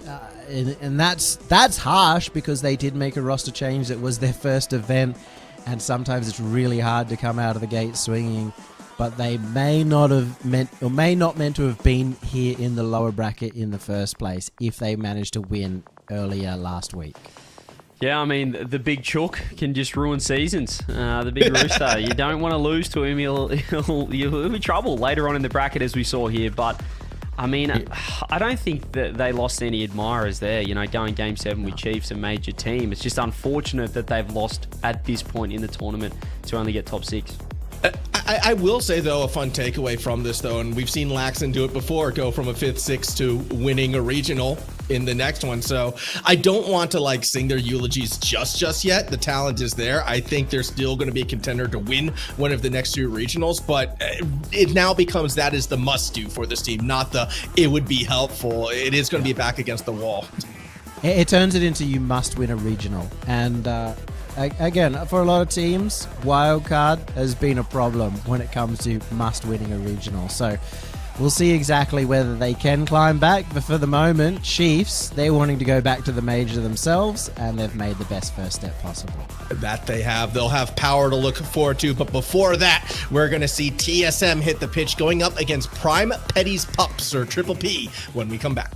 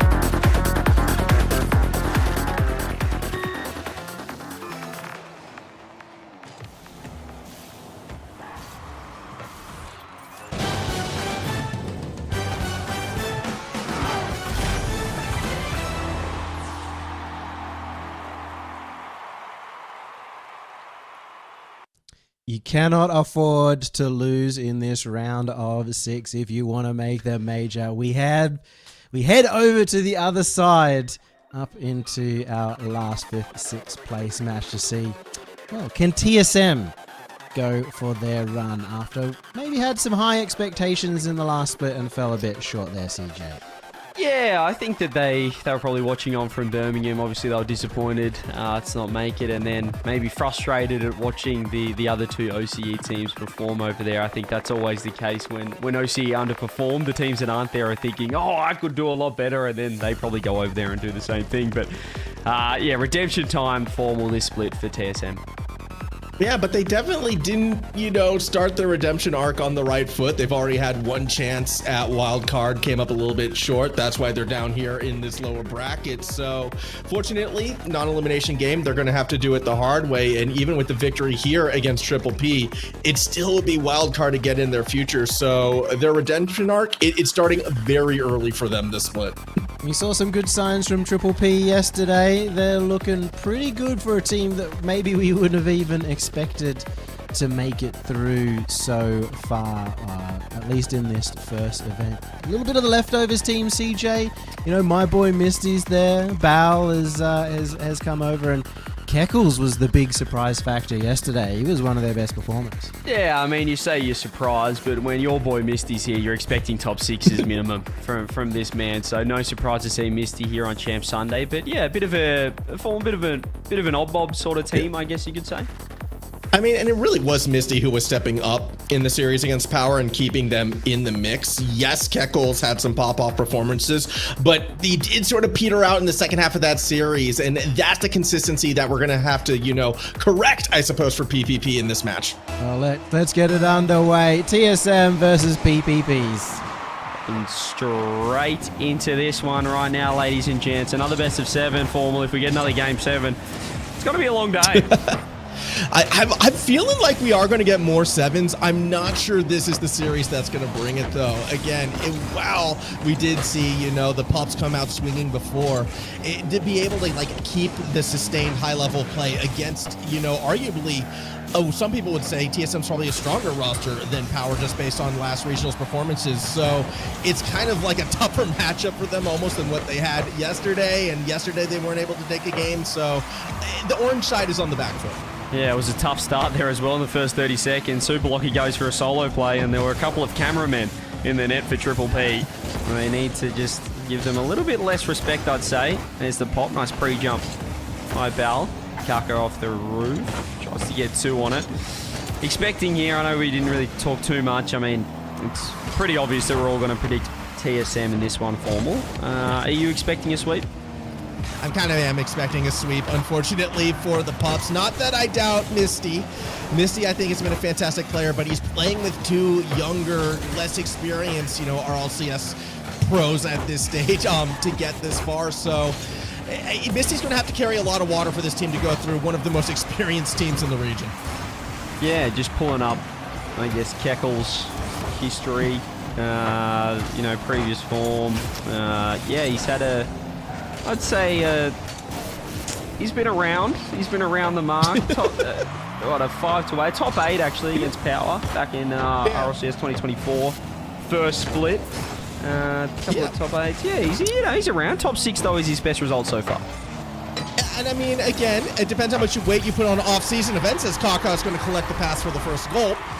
Keckles was putting in the work, in the background, in the smaller events, in more of the more grassroots tournaments, and has been a pretty strong defender. However, this time, one man can't stop pass plays like that, so it's going to be a 1-0 lead for TSM. Yeah, it's going to be a tough one here.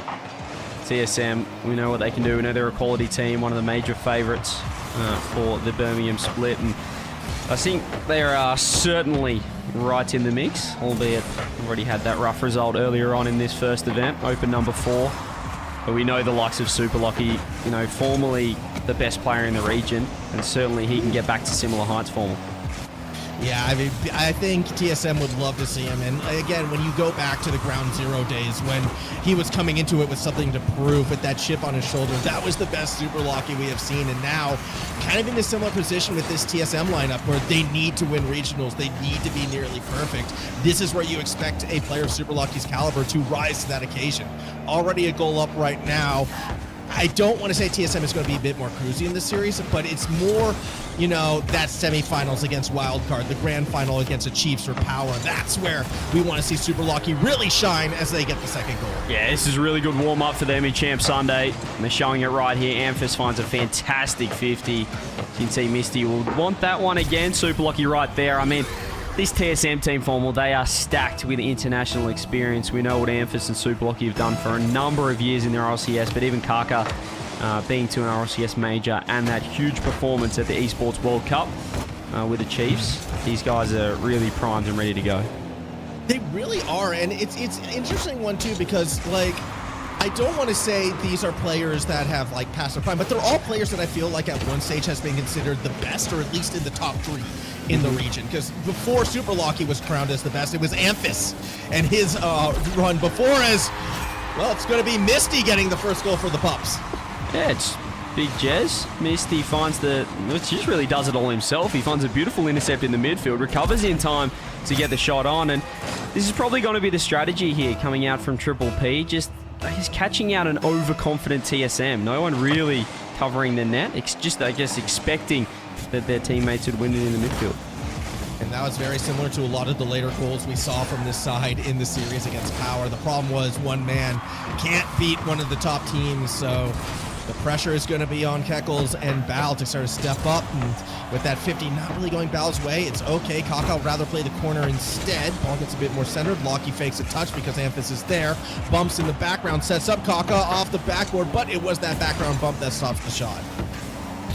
Here is Keckles.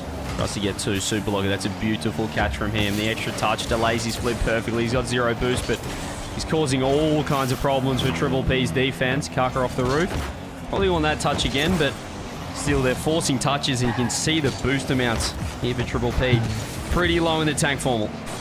I mean, boost amounts are low. Shot count is low, currently sitting at 2 to 11. So even though it's a 1-goal game, it really has felt TSM dominated. That said, all you need is one good play where we could be going to that overtime. 38 seconds to go. Amphis wins a huge 50. TSM looks to put it away until Bal gets a little disrupted. Super Lucky with the 50. Gets his own ball back. You can see Amphis sitting downfield. We saw that a lot back in the day. Ground Zero Team Power rosters.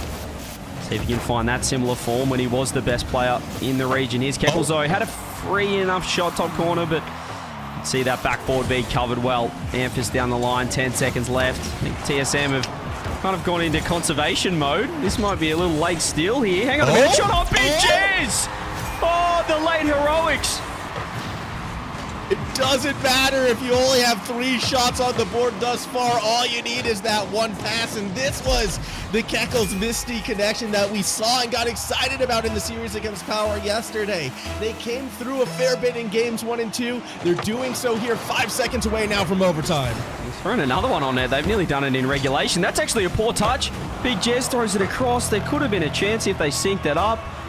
Well, TSM, I think they put the cue in the rack there, and they've been caught out. We're in OT. I mean, you did call them out. You said they're kind of pulling back right now, and you got a little nervous. That was good insight from our resident ex-pro CJ, but now I don't imagine TSM is the type of team to make that mistake again.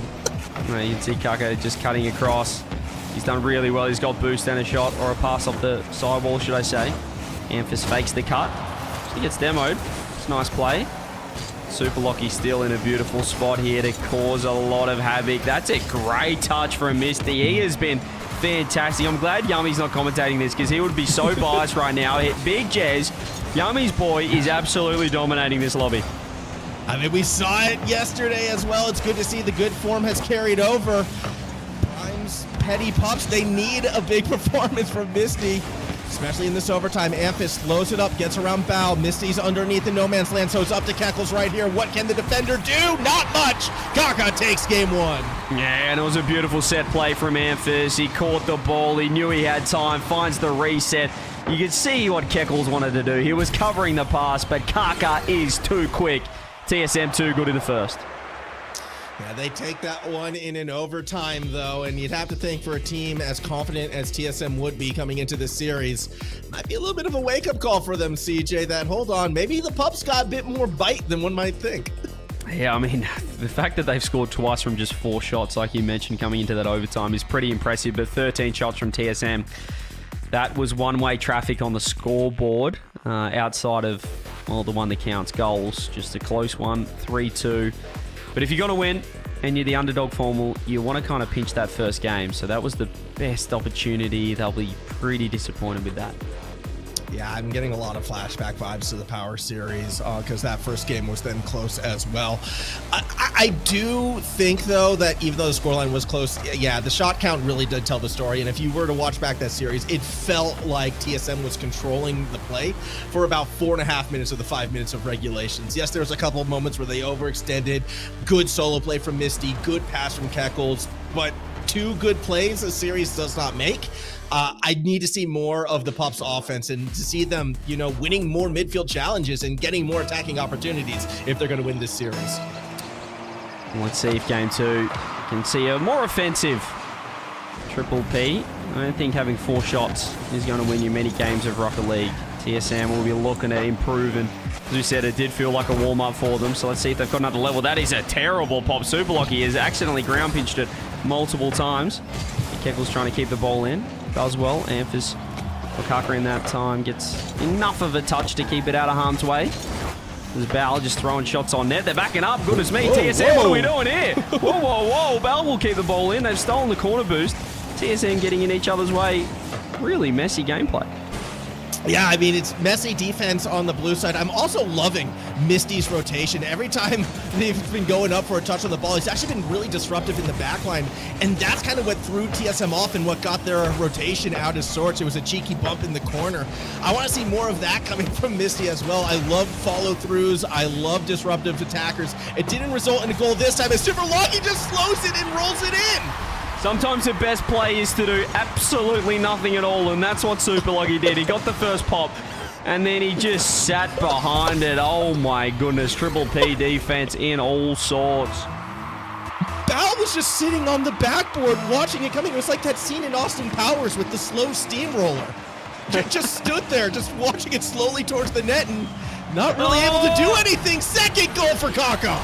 That is not the 50 you want to be taking at any point in time off the roof. He's actually pushed Kaka into the shot. There's nothing Keckles can do about that. That's a bit unfortunate. 2-0 TSM. Yeah, fast goal, and, you know, this game now starting to quickly kind of snowball out of reach, unfortunately, for the Petty Pup. Super Lucky again drives it straight. Could have put it on net. 2 shots in a row instead go high, but Kaka will seal the deal. Well, we mentioned game 1 was the one to win for the underdogs, for the Triple Ps. And now the floodgates have opened. 3 goals in just 1:14 a rock.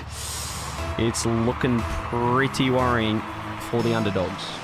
And it's a bit concerning, too, because the one thing that was keeping the series against Power interesting for the Pups was their defense, was the fact that they were able to keep the scores close. Unfortunately, this one already feels out of reach for them. And against a team like TSM, and with sort of, you know, a one-man attacking approach, which has been the Misty show in the past, I don't see them quickly getting 3 goals to equalize. Maybe if they get a couple more drawn-out attacks in place, it could be good for the Pups, but I mean, TSM really hasn't allowed any of that so far this series, and even now, you can see driving back to their own corner, just looking to maintain possession of the ball, control the tempo, control the pace. TSM knows what to do with the 3-point lead. Yeah, it's already 6 shots to 1, and as you mentioned, you're not scoring 3 goals if you only have 4 shots in a game. They've only got 1 shot so far in game 2. This big Jez flops off the wall. He tried to get the wall dash. Super Lucky takes the pass back. He's actually done pretty well with the pop. Bal. You get one more. It's straight to Amphis. The demo will help. Amphis able to float in front, buy enough time for the team. And they're really struggling to just put any pressure on this TSM team. Yeah, and this, if you're a TSM fan coming into today and hoping to see this team bounce back and kind of complete that redemption arc, this is the performance you want to see from them against the Pups. Come out, no nonsense, get early leads, control the ball, put on the shots, don't allow anything from their opponents. You want these guys feeling confident because you know it's a mountain in front of them. Wildcard would be their semifinal opponent, and the opportunity taking Wildcard down to just kind of put themselves in that position to maybe make that major, maybe still looking at Worlds as a huge possibility. Yeah, they need to be feeling 100% tonight. Yeah, you want dominant performances against teams they should be beating, and this is what we're seeing right here. 2 minutes left. Still a clean sheet unless the bump comes through. Here we go. But similar to last game, we kind of get comfortable. TSM get comfortable as well. And this is when the Triple P step up. Yeah, I mean, it was a good touch from Bao, but again, Misty just being that disruptive force up front, pre-jumping a bump attempt to stop the defender from getting up there to make a play on it, trusting the teammate to put the shot on target.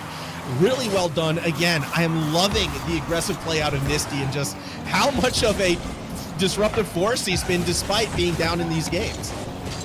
Kaka looking to control. Oh, here's another huge beat there from Bal, but super lucky right there. They've really set this into a counter-attack play. But we're seeing the speed increase slightly. Beautiful infield pass gets everyone from Triple B. Super lucky is just walking around the pitch. Even though they do get that goal, they're back against the wall. Having said that, a massive clear will help proceedings. Amphis doesn't get the catch. Bal's looking for the bump. Jez, he's in there as well. Perhaps not the infield he wanted. That's just straight above net. Yeah, a little too high, unfortunately, despite the good bumping effort. TSM, again, composed on the defensive side. Not letting panic get to them. They know they've got the 2-point lead. Wide rotations, trusting the team. Now through the corner as well. A demo might open it up. Good play from Kaka to stop the shot. Yeah, to be so quick there. The demo was huge. Do like seeing these late plays from Triple Ps. If they produce this in the first couple of minutes, it could be a different series, but they've still got a 2-goal deficit to overcome. 45 seconds. Super lucky keeping it in the right half. Big Jez has had a fantastic series. I know Yummy's just going to be grinning like a proud father watching him perform. Almost a second play. Amphis has to worry about the bumps. That's been a difference for Triple Ps. I like that aggression, but not just there. It's kind of weird for me so far in this game because I feel like Triple P has looked better in Game 2 than Game 1 despite the scoreline being much worse against them. That is reflected mildly in the shot count. I mean, they still only have 4 shots, which isn't great. But less shots for TSM, although there's an opportunity there. Not going to go through. 10 seconds left. It is going to be TSM taking Game 2. Yeah, they've done pretty well. I'm with you. I like the way they're really pressing that third man, looking to find bumps, just making them more uncomfortable in defense, but well, they've still got a problem in it. They cannot get enough shots on the board. They cannot keep pressure in TSM's defensive half. And TSM keep on stepping up. Oh, look at that. We got the face cams going for TSM, and they're all in the dark and hiding. Kaka in particular, just lights off, chair to the camera. That is someone who wants to hide his identity. Timeout Triple Ps, and I'm with you. I think that what's the point in wearing the TSM jerseys if you're just going to have the lights off? I can't even see the things. Goodness me. Yeah, black jersey, lights off, and then turning your back to the camera. They want the dramatic reveal for when they win. That's got to be it. When they go to the major and they can get the jerseys out on the big bright lights, that's got to be the play. Yeah, they're going for that mysterious kind of approach. They're trying to be the underdogs. They're trying to stay off everyone's radar for the major. Perhaps that'll work. They don't want their name in the lights. They don't want to be in the lights, but I guess figuratively and literally at the moment. But that's a strong game too there. You can see 8 shots, 4 shots on the board from Triple P. So as you said, they did keep TSM to a lower shot count, but still a dominant 3-1 win. Yeah, it's still tough to really believe in the Pups to come back in this series unless they can play like they did in the second half of that game from the word go, because the 3 goals at the start really did kill any momentum they could have had. I did like their approach a bit better. The timeout, obviously the right call when you lose 2 in a row, so we'll see if they can bounce it back, but I think they got to continue with the disruptive third man, with the just trying to get TSM off balance, because it was creating maybe the same amount of opportunities, but they felt stronger. Yeah, I do like that they're trying to mix things up. You know, even before they do call the timeout, we could see a clear shift in the play style. We could see them trying to hone in on the likes of an Amphis sitting pretty deep third man, and it did cause a few problems, but TSM were good enough to combat it and didn't really trouble them too much. But as you said, I like they're trying different things. They're not just going to, if you're going to lose playing your way. And that's what Triple Ps are doing at the moment, albeit at a massive disadvantage, it feels like, just in terms of skill diff. And I still feel, again, Misty obviously has been the standout performance on the Triple P side up to this point. And I think it's kind of crazy how for like so many years, Misty has been such a consistent player in getting these top 8s, these top 6s, and like looking like the strongest player on that team. I kind of wonder sometimes, when are we going to see Misty on one of these big rosters? When are we going to get Misty's big breakout performance once again? Yeah, well, I keep on mentioning that one time that Misty absolutely dominated on Direwolves. Took down everyone else, won a regional. Actually, did they win a major? No, it wasn't a major, but I mean, he's been around for so long. He's been around when I was there. Here's a double touch attempt. Wow, what a read. And Misty might be able to land on it too. We're seeing signs from Triple P, but yeah, it just feels like they're getting outclassed a touch over the course of the 5 minutes. Yeah, it's been a reoccurring theme, although an opening goal for Triple P, I think, would definitely change the dynamic of at least how these games have been looking. Lob shot, though, that's just not going to go in Amphis, no! Yeah, that was in. That was just in. Definitely. Think it was in, and now it's in, so that doesn't matter. Okay. Thank you, Super Lucky. Gonna have to do it twice, thanks to the teammate who almost, upon watching the replay, kind of bumped him completely out of the play as well. Super Lucky having to jump to avoid Amphis there. A little sloppy from the TSM side, but no harm, no foul, goal on the board.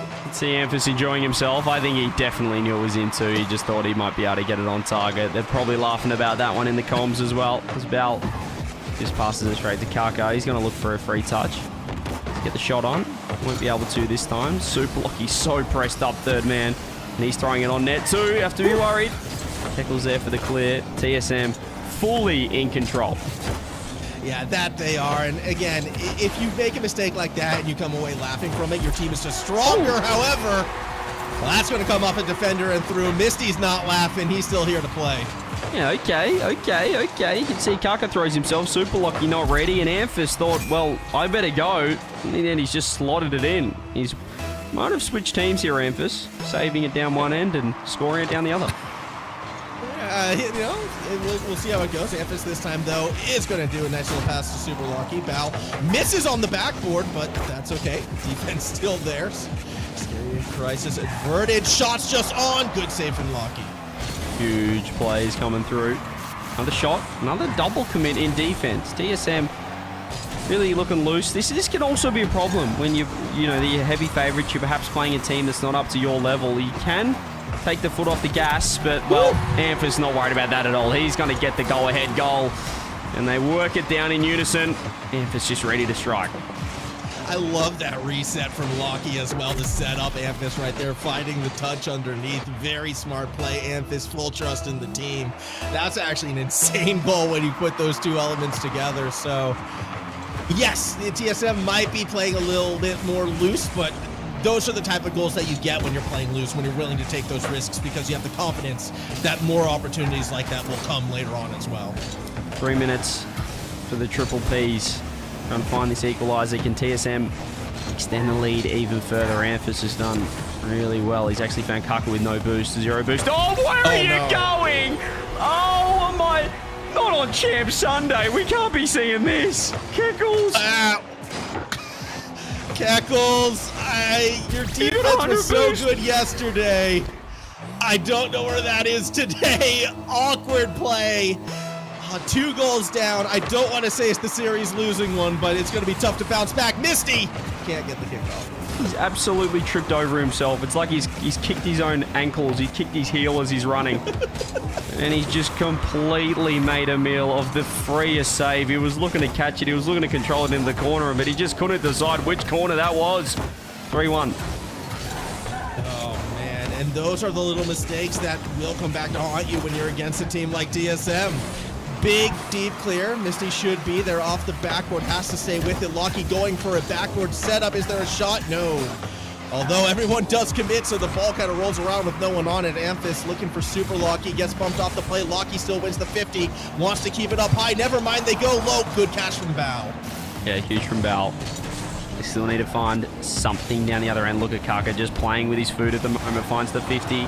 Isolates Bell with 0 boost off the corner. Nice clear from Misty. Finds Keckles. Looking to make up for his mistake. Well, massive blunder. Super Lockie. Looking to do it all himself. Fakes the touch. Kaka right there. 90 seconds. TSM form. Well, this really is a procession at the moment. They are fully in control and doing as they please. As Amphis. He's going to hit it backwards. Yeah, I was looking for the double. Not going to find it this time. However, no harm, no foul. Still TSM feeling in control. And yes, this is the procession. And I mean, when you compare this match to the other one that we saw previously in like sort of the quarterfinal matchup, it's why it feels like this is going to be a 5-team race, this split within OCE. Maybe 4 now. West has a lot of work to do, but it feels as if we have 5 teams that might be that tier above on the grading scale. And while the Pretty Pups may be the best of the rest, they're kind of seeing what happens when you go a tier up. They're just a level above.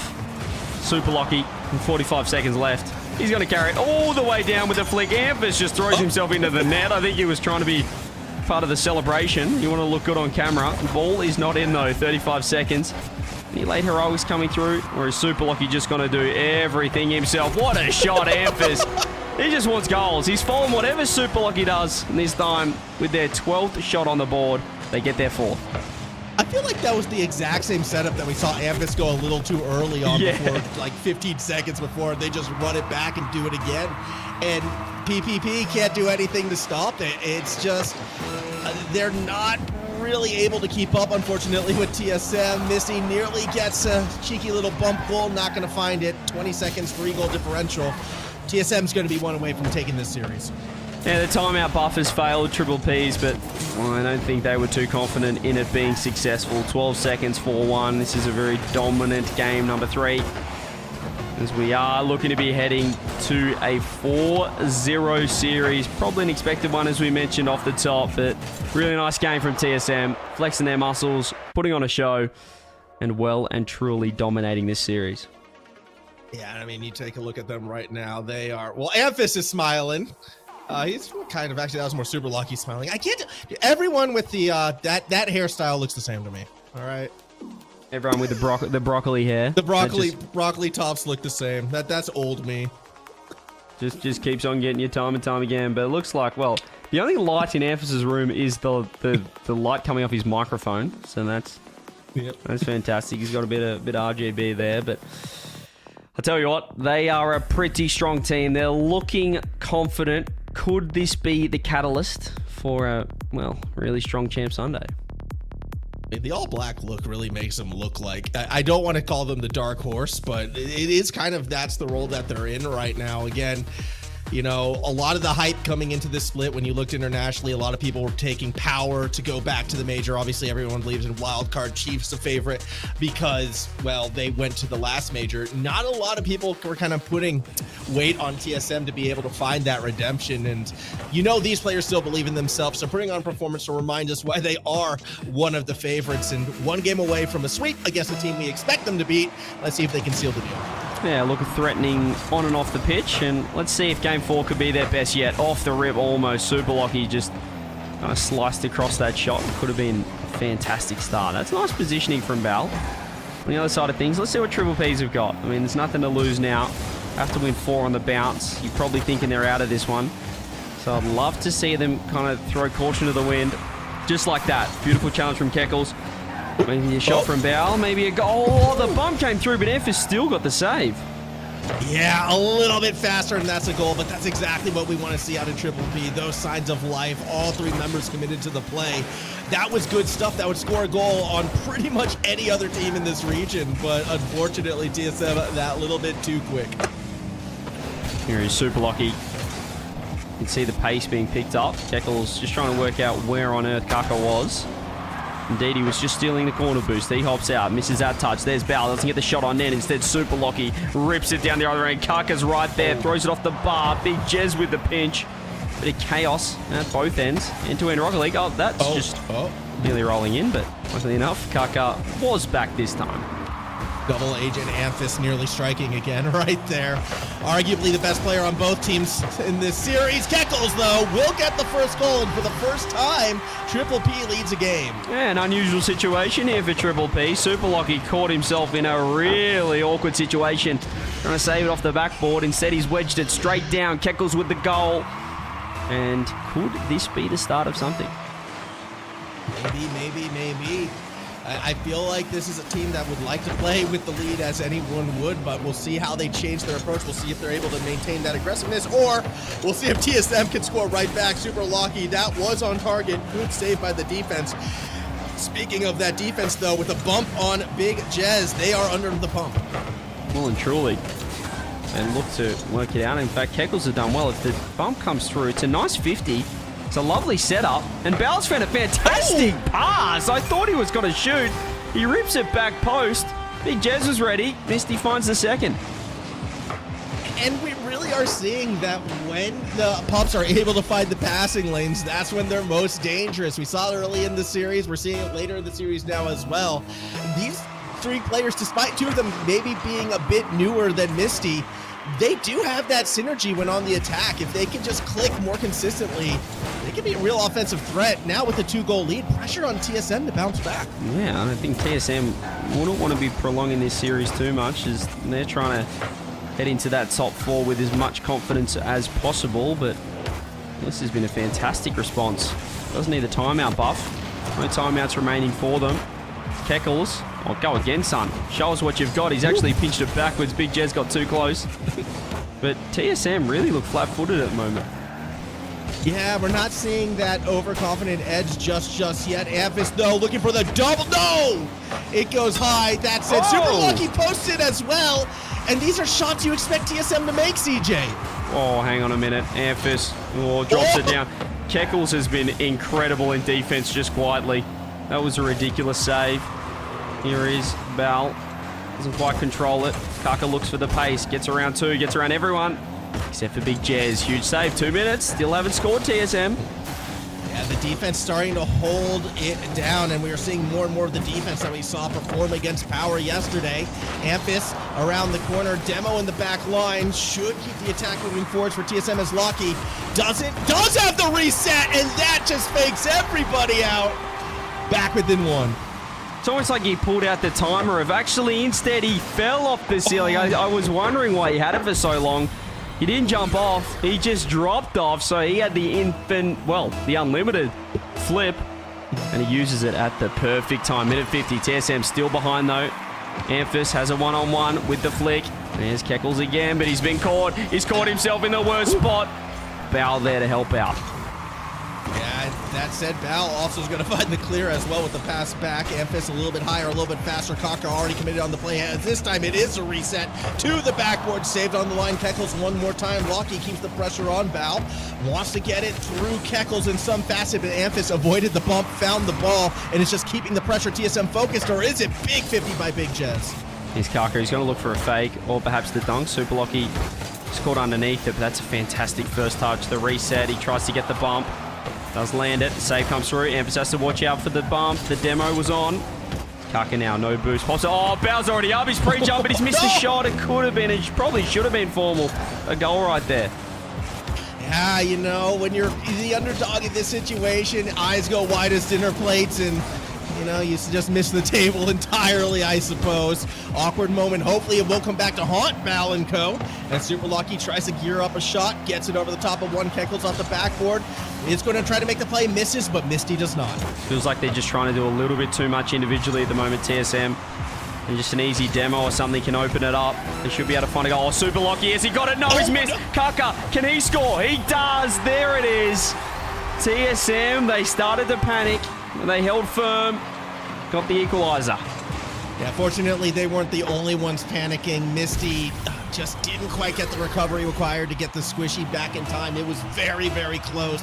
However, they double commit on Lucky's touch because you assume Lucky's going to make that. Gets everyone a bit out of sorts. TSM capitalized now.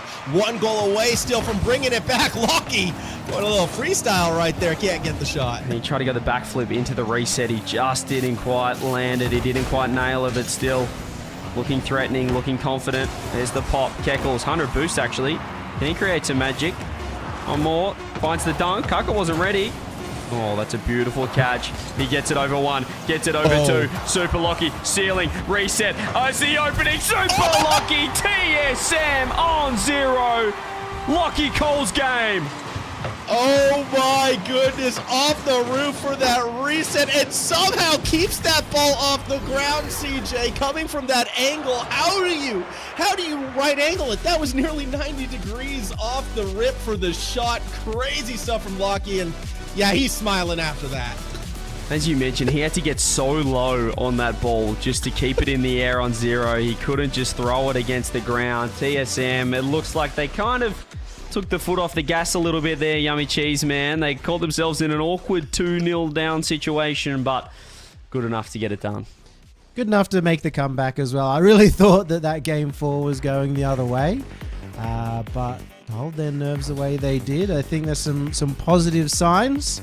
I think a lot of chat very disappointed in unfortunately Keckles getting knocked out more than anyone else at this point in time, but they did have a very good run to get into this top 6.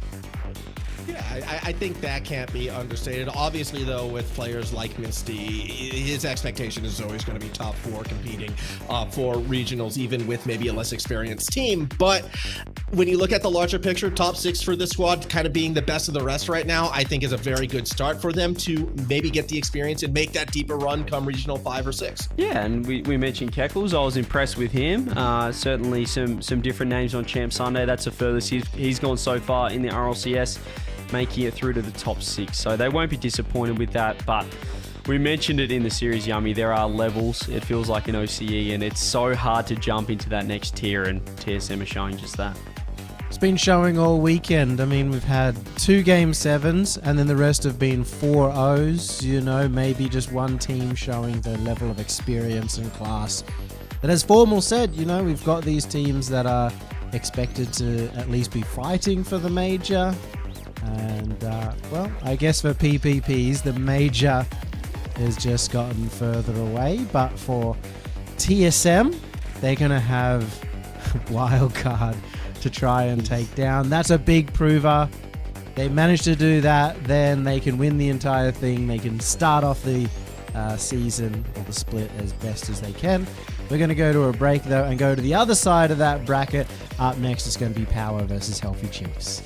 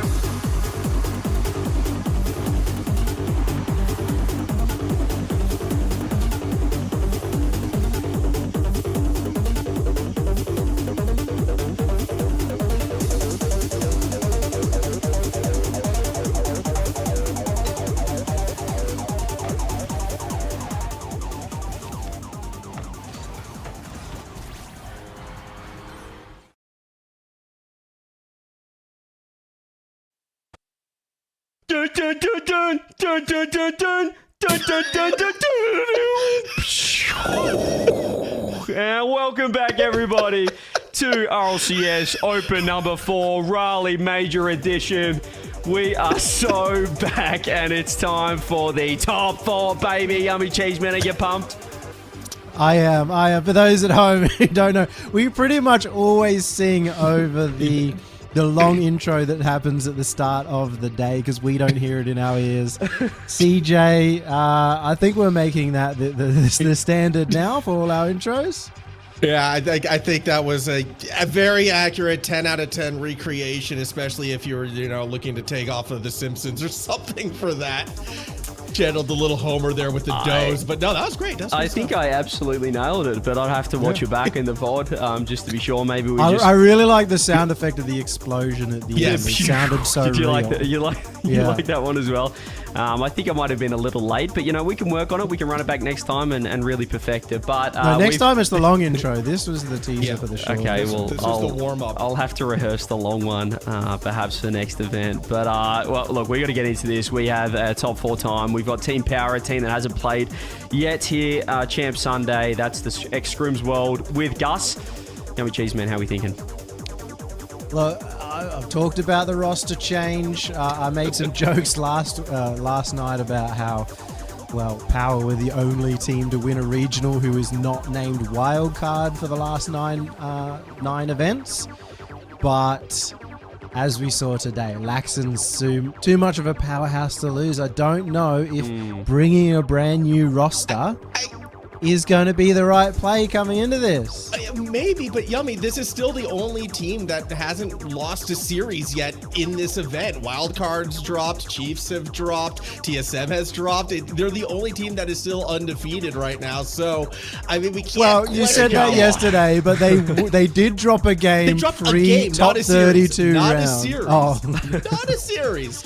But all the other teams have. Even Wildcard has dropped a series. So, realistically, Power right now are the number 1 team. Yeah, look, they've had a fantastic run so far. I think the Triple Ps we saw in the previous series, TSM handled them with similar ease, perhaps even easier than Power yesterday. But healthy Chiefs, Yummy, coming off a Game 7. That was against a stronger team. Obviously, I'm fine in the West with Laxon on that one. Do you think they've got confidence off that? I think Razier's absolutely stepped up coming into that game. I think once they got going, they were so good. Again, they won 4-1 in the last games. You can't obviously just ignore the first 2 games every time you're looking at a series. But momentum-wise, the way they were playing, I was really happy with how they played. So I'm not too worried about the fact that it was a Game 7. Power, though, you don't know what's going to come out from them. They could be a regional winner once again. And I remember Formal. None of us backed them to win the last one. So... Yeah, it's that Lunar effect. He thrives off talent, not taking him to go far in these events, maybe. I don't know. Power feels like they have the tools to go far for sure. I mean, again, I'm still in love with the Gus and Caleb connection. Old Gremlins days, kind of where both these players broke through onto the scene. Big mechanics on both those sides. Lunar has to be the glue that keeps them together, you'd have to imagine. And yesterday, despite looking maybe a little shaky sometimes, team still went 4-0, so they're a hot team. Yeah, I think we saw it in the previous split. We're waiting for Gus. He can take over series. He can take over tournaments. Let's see if he can do it against the healthy Chiefs. Some former teammates there. Rivalries on the line and a grand final spot on the line, boys. Take it away. Let's head towards this first semi-finals. The Chiefs, the reigning major attendees. Power disappointed, I guess, by winning a regional and not making it. So can they do it in split number 2? I mean, it would be a great win for this Power lineup to get one over on the team that, in their eyes, we were talking about before, you kind of watch that major thinking, dang, we were so close to being there, and you watch the Chiefs' struggles and thinking, we could have beaten Luminosity, we could have won that Game 5. Well, now is their chance to prove that they deserve that shot. A big series win over the Chiefs would be monumentous for their momentum for another lineup that realistically, I mean, if Power makes it to the major, they're looking at potential worlds as well. Oh, for sure. Especially, again, we spoke about it earlier. Chiefs not able to get any placement points at the last major. This event is worth a lot more. We didn't see much from Caleb yesterday. He strikes first today. Yeah, it's Gus just throwing it up, kind of faking that second touch, but Caleb has his teammates back right underneath to seal the deal. Fast attack before the Chiefs can rotate back, and the first goal goes to Power. I'm not surprised by CJ talking about Gus a lot. He was, on that Gus bus. But Caleb last split was, I think, the revolution for this team. Not that he was the best player in OCE or anything, but I think in terms of level of improvement, he was huge from one split to the another. Yeah, it's kind of crazy because we did see signs of that on the Gremlins, obviously, when they had that one deep run last year. And it was like, okay, we're starting to see Caleb come into himself. But it feels like with each split, the consistency has just been growing time and time again and really pushing themselves to that upper echelon. An upper echelon which Gus has also kind of been pushing themselves closer and closer to as well. It's really interesting how these two younger players' careers have almost mirrored each other, now back on the same team. It's really interesting to see where they go now. We'll say one thing, Formal. I am very disappointed by the fact that the blue Chiefs are on Team Orange and the yellowish Team Power on Team Blue. Are we going to blame that one on Guru or Jaden this time? No, always Guru right now. This is Guru's. Come on, mate. This is Guru's event. Jaden, I don't know if he's doing any work for us this split. I don't know where he's been at, but I think it's all Guru now. Okay. I mean, I've seen Jaden around. I guess you haven't. But those who are similar to us and want the colours match, just message Guru. Yep. Already starting to hit that halfway mark, and we haven't seen that level of attack we saw from Chiefs earlier on. The passing plays in particular were so good. The three-man against the backboard plays as well, coming out from the Chiefs in the previous series, felt unstoppable at times, but only had the 2 shots on so far. This might count as their third. It does, but it's nothing to brag about. Now just kind of a return lob shot back the other way, which has kind of been the direction this game is going. Both teams a little bit hesitant to push too far forward right now. Still only a 1-goal game, and I think you have to kind of respect the offensive capabilities of both sides, especially with Raziers getting more active, Caleb starting to look more and more on form. I mean, these are two very mechanical squads, so I can understand a bit of trepidation, especially in game number 1. This series could turn into maybe a bit of a slow burn. Certainly looking so. You can see Power playing quite deep, and whether that's their traditional play or the fact that they are holding on to that 1-goal lead is going to be an interesting question. That's a Oh no! Oh my goodness, I was having a heart attack there. Caleb sets up the play perfectly. I don't know how Luna manages to miss that. Thankfully for him, Caleb lands to finish it off. Yeah, Caleb, strong teammate, knew exactly where that ball was going to go as soon as they saw Lunar lining up the backboard pass. Really in sync, those two, which is what you want to see. Power now with the 2-goal lead. I'm too old for this formal. I think my heart can take more of those, especially from my boy Luna. He was known as being the most consistent player, especially for this roster last split. And my goodness, Hunter could not hit a shot earlier and now bangs this in. Yeah, I love this too because you can see Caleb reacting to Raziers in the background, which sets Hunter up to find that angle and absolutely puts it where it needs to go. Good stuff from Hunter. Still time for another goal for the Chiefs in this one. I'll be curious on the kickoff. Nothing too crazy there. Possession more in favor of Power. It's a win of the race from Raziers, but it hasn't helped out the team so much. Still need to get that 1 goal. And look at that demo. The bum still recovered. He got pancaked into the wall. Raziers was able to get back to the ground. Yeah, now Raziers might have a chance. Nope, never mind. It's Lunar off the top corner, back across to Caleb. Can't put it in. Chiefs still struggling to get it out of their own half. And again, it seems like they're hesitant to really commit on anything. Now Hunter was already forward, back down to Raziers, who looks to slow it down. Goes straight into Caleb and into Gus. Lunar now. Slow push out. Hunter gets in the way. Hunter stays in the way, but the 50 goes a bit too high. Down the wrong end, but Raziers has some time on the ball. Flip reset, gets it in the center. Fireball is just a little too far forward. It lands on his head. Otherwise, there was a very good chance of a goal. Fiber needs to make up for it now. No, Raziers, an extra chance, doesn't get the touch that he wants. 12 seconds left. Chiefs running out of time. Duran running into each other as well. Very sloppy setup. Hunter still almost had the chance. Lunar this time does come up with the hero touch on the save. Ball kept alive by Fiber, has the boost, but it's a miscommunication. Raziers commits. I think he wanted a pinch. Either way, Power wins. The potential pass there, but Power getting off on the right foot.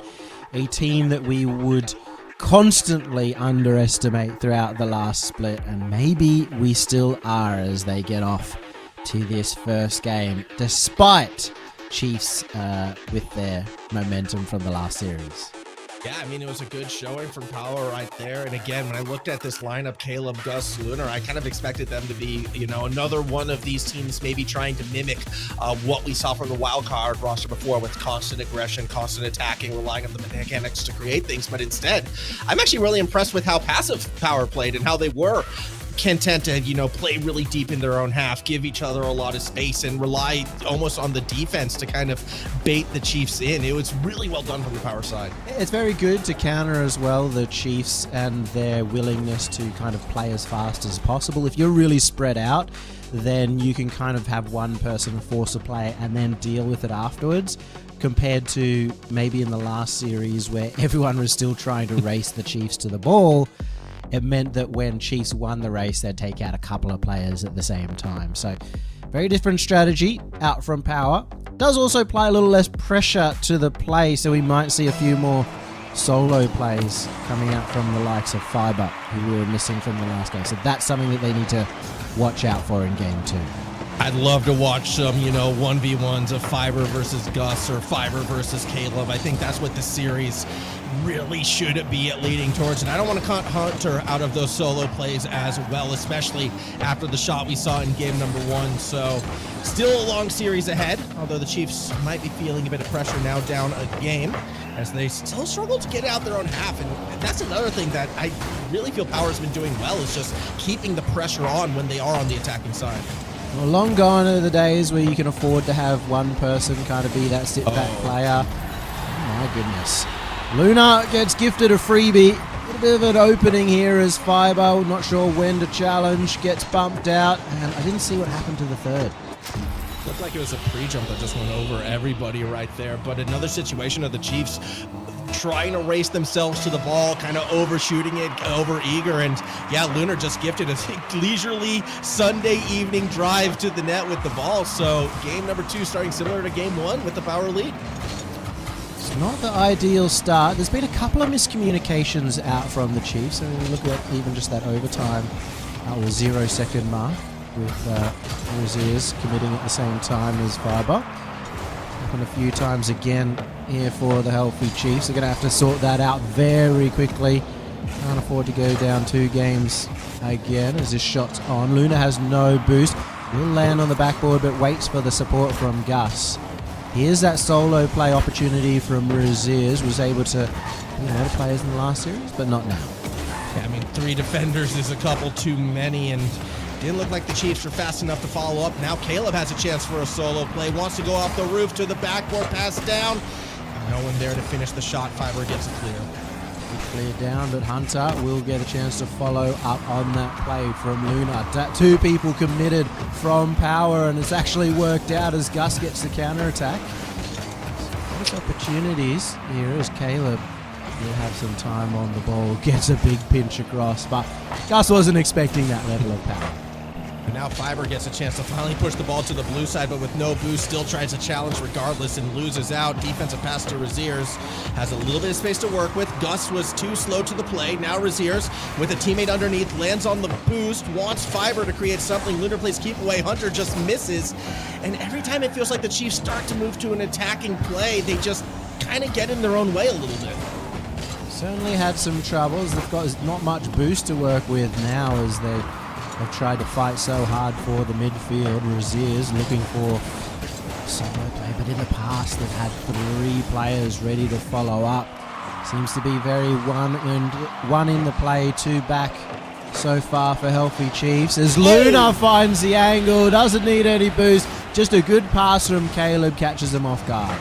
That was a great pass, but an even better shot. That angle coming from behind to find the power on that. Lunar, very well done. 2-goal lead. Power making this series look almost easy.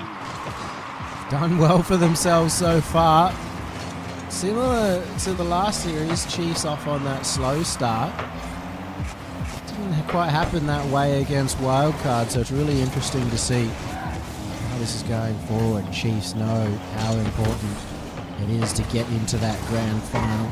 Top 2 points is what it takes to get into the major, and Power were kind of our number 4 team last split.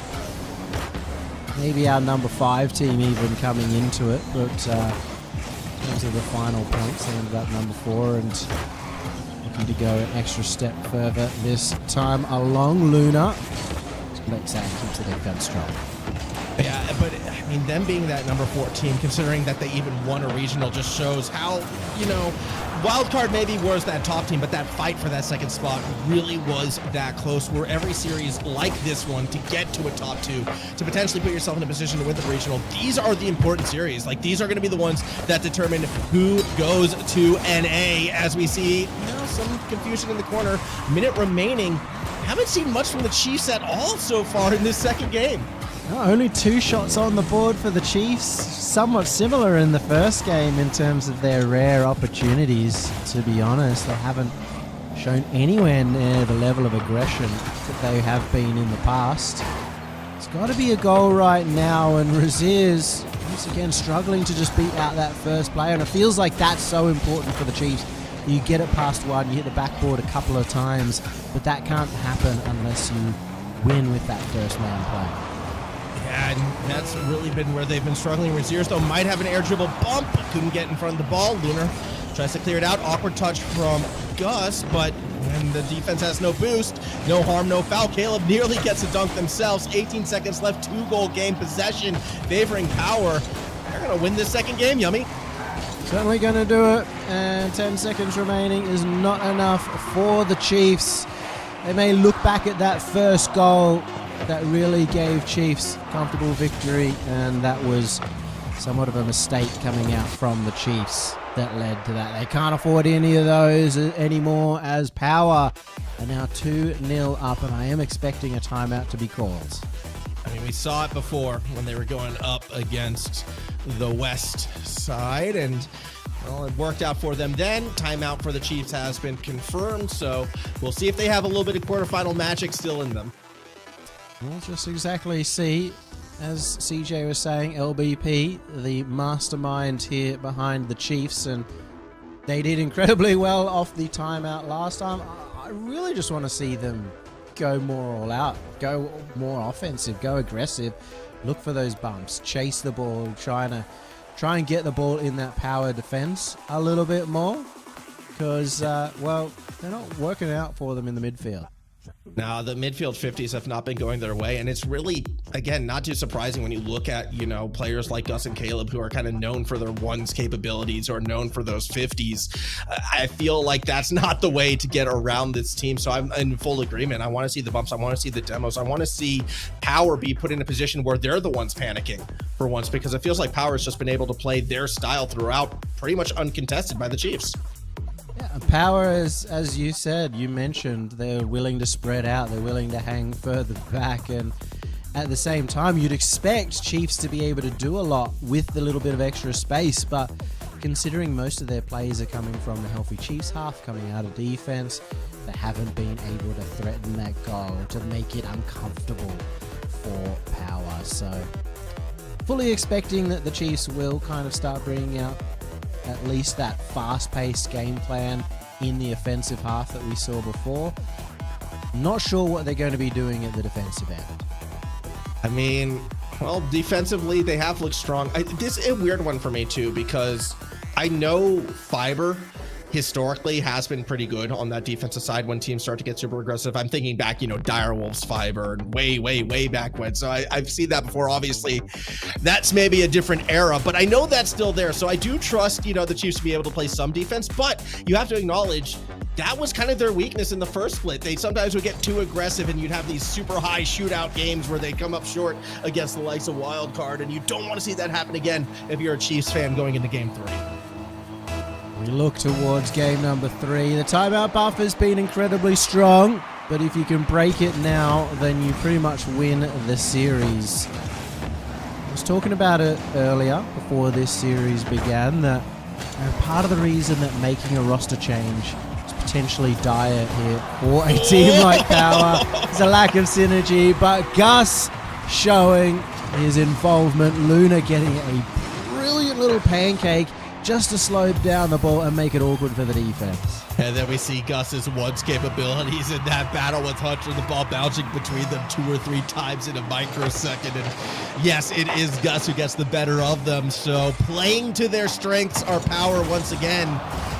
Bump in the net, though. There's the physicality. This time Gus is there for the save. All of a sudden, a little bit of hecticness in front of that Power net. A second follow-up. Is there the third? No. And yeah, for a brand new team, or a new trio, it's interesting to see they have the synergy early on. Power is, I think that shouldn't be a surprise given, as you said, that Gus-Caleb connection that's been around for a long time got broken up and have come back together. Yeah, it's super cool to see, and so far, you know, we're seeing the fruits of that. Up 1-0 already, and what could be a very decisive blow in this one.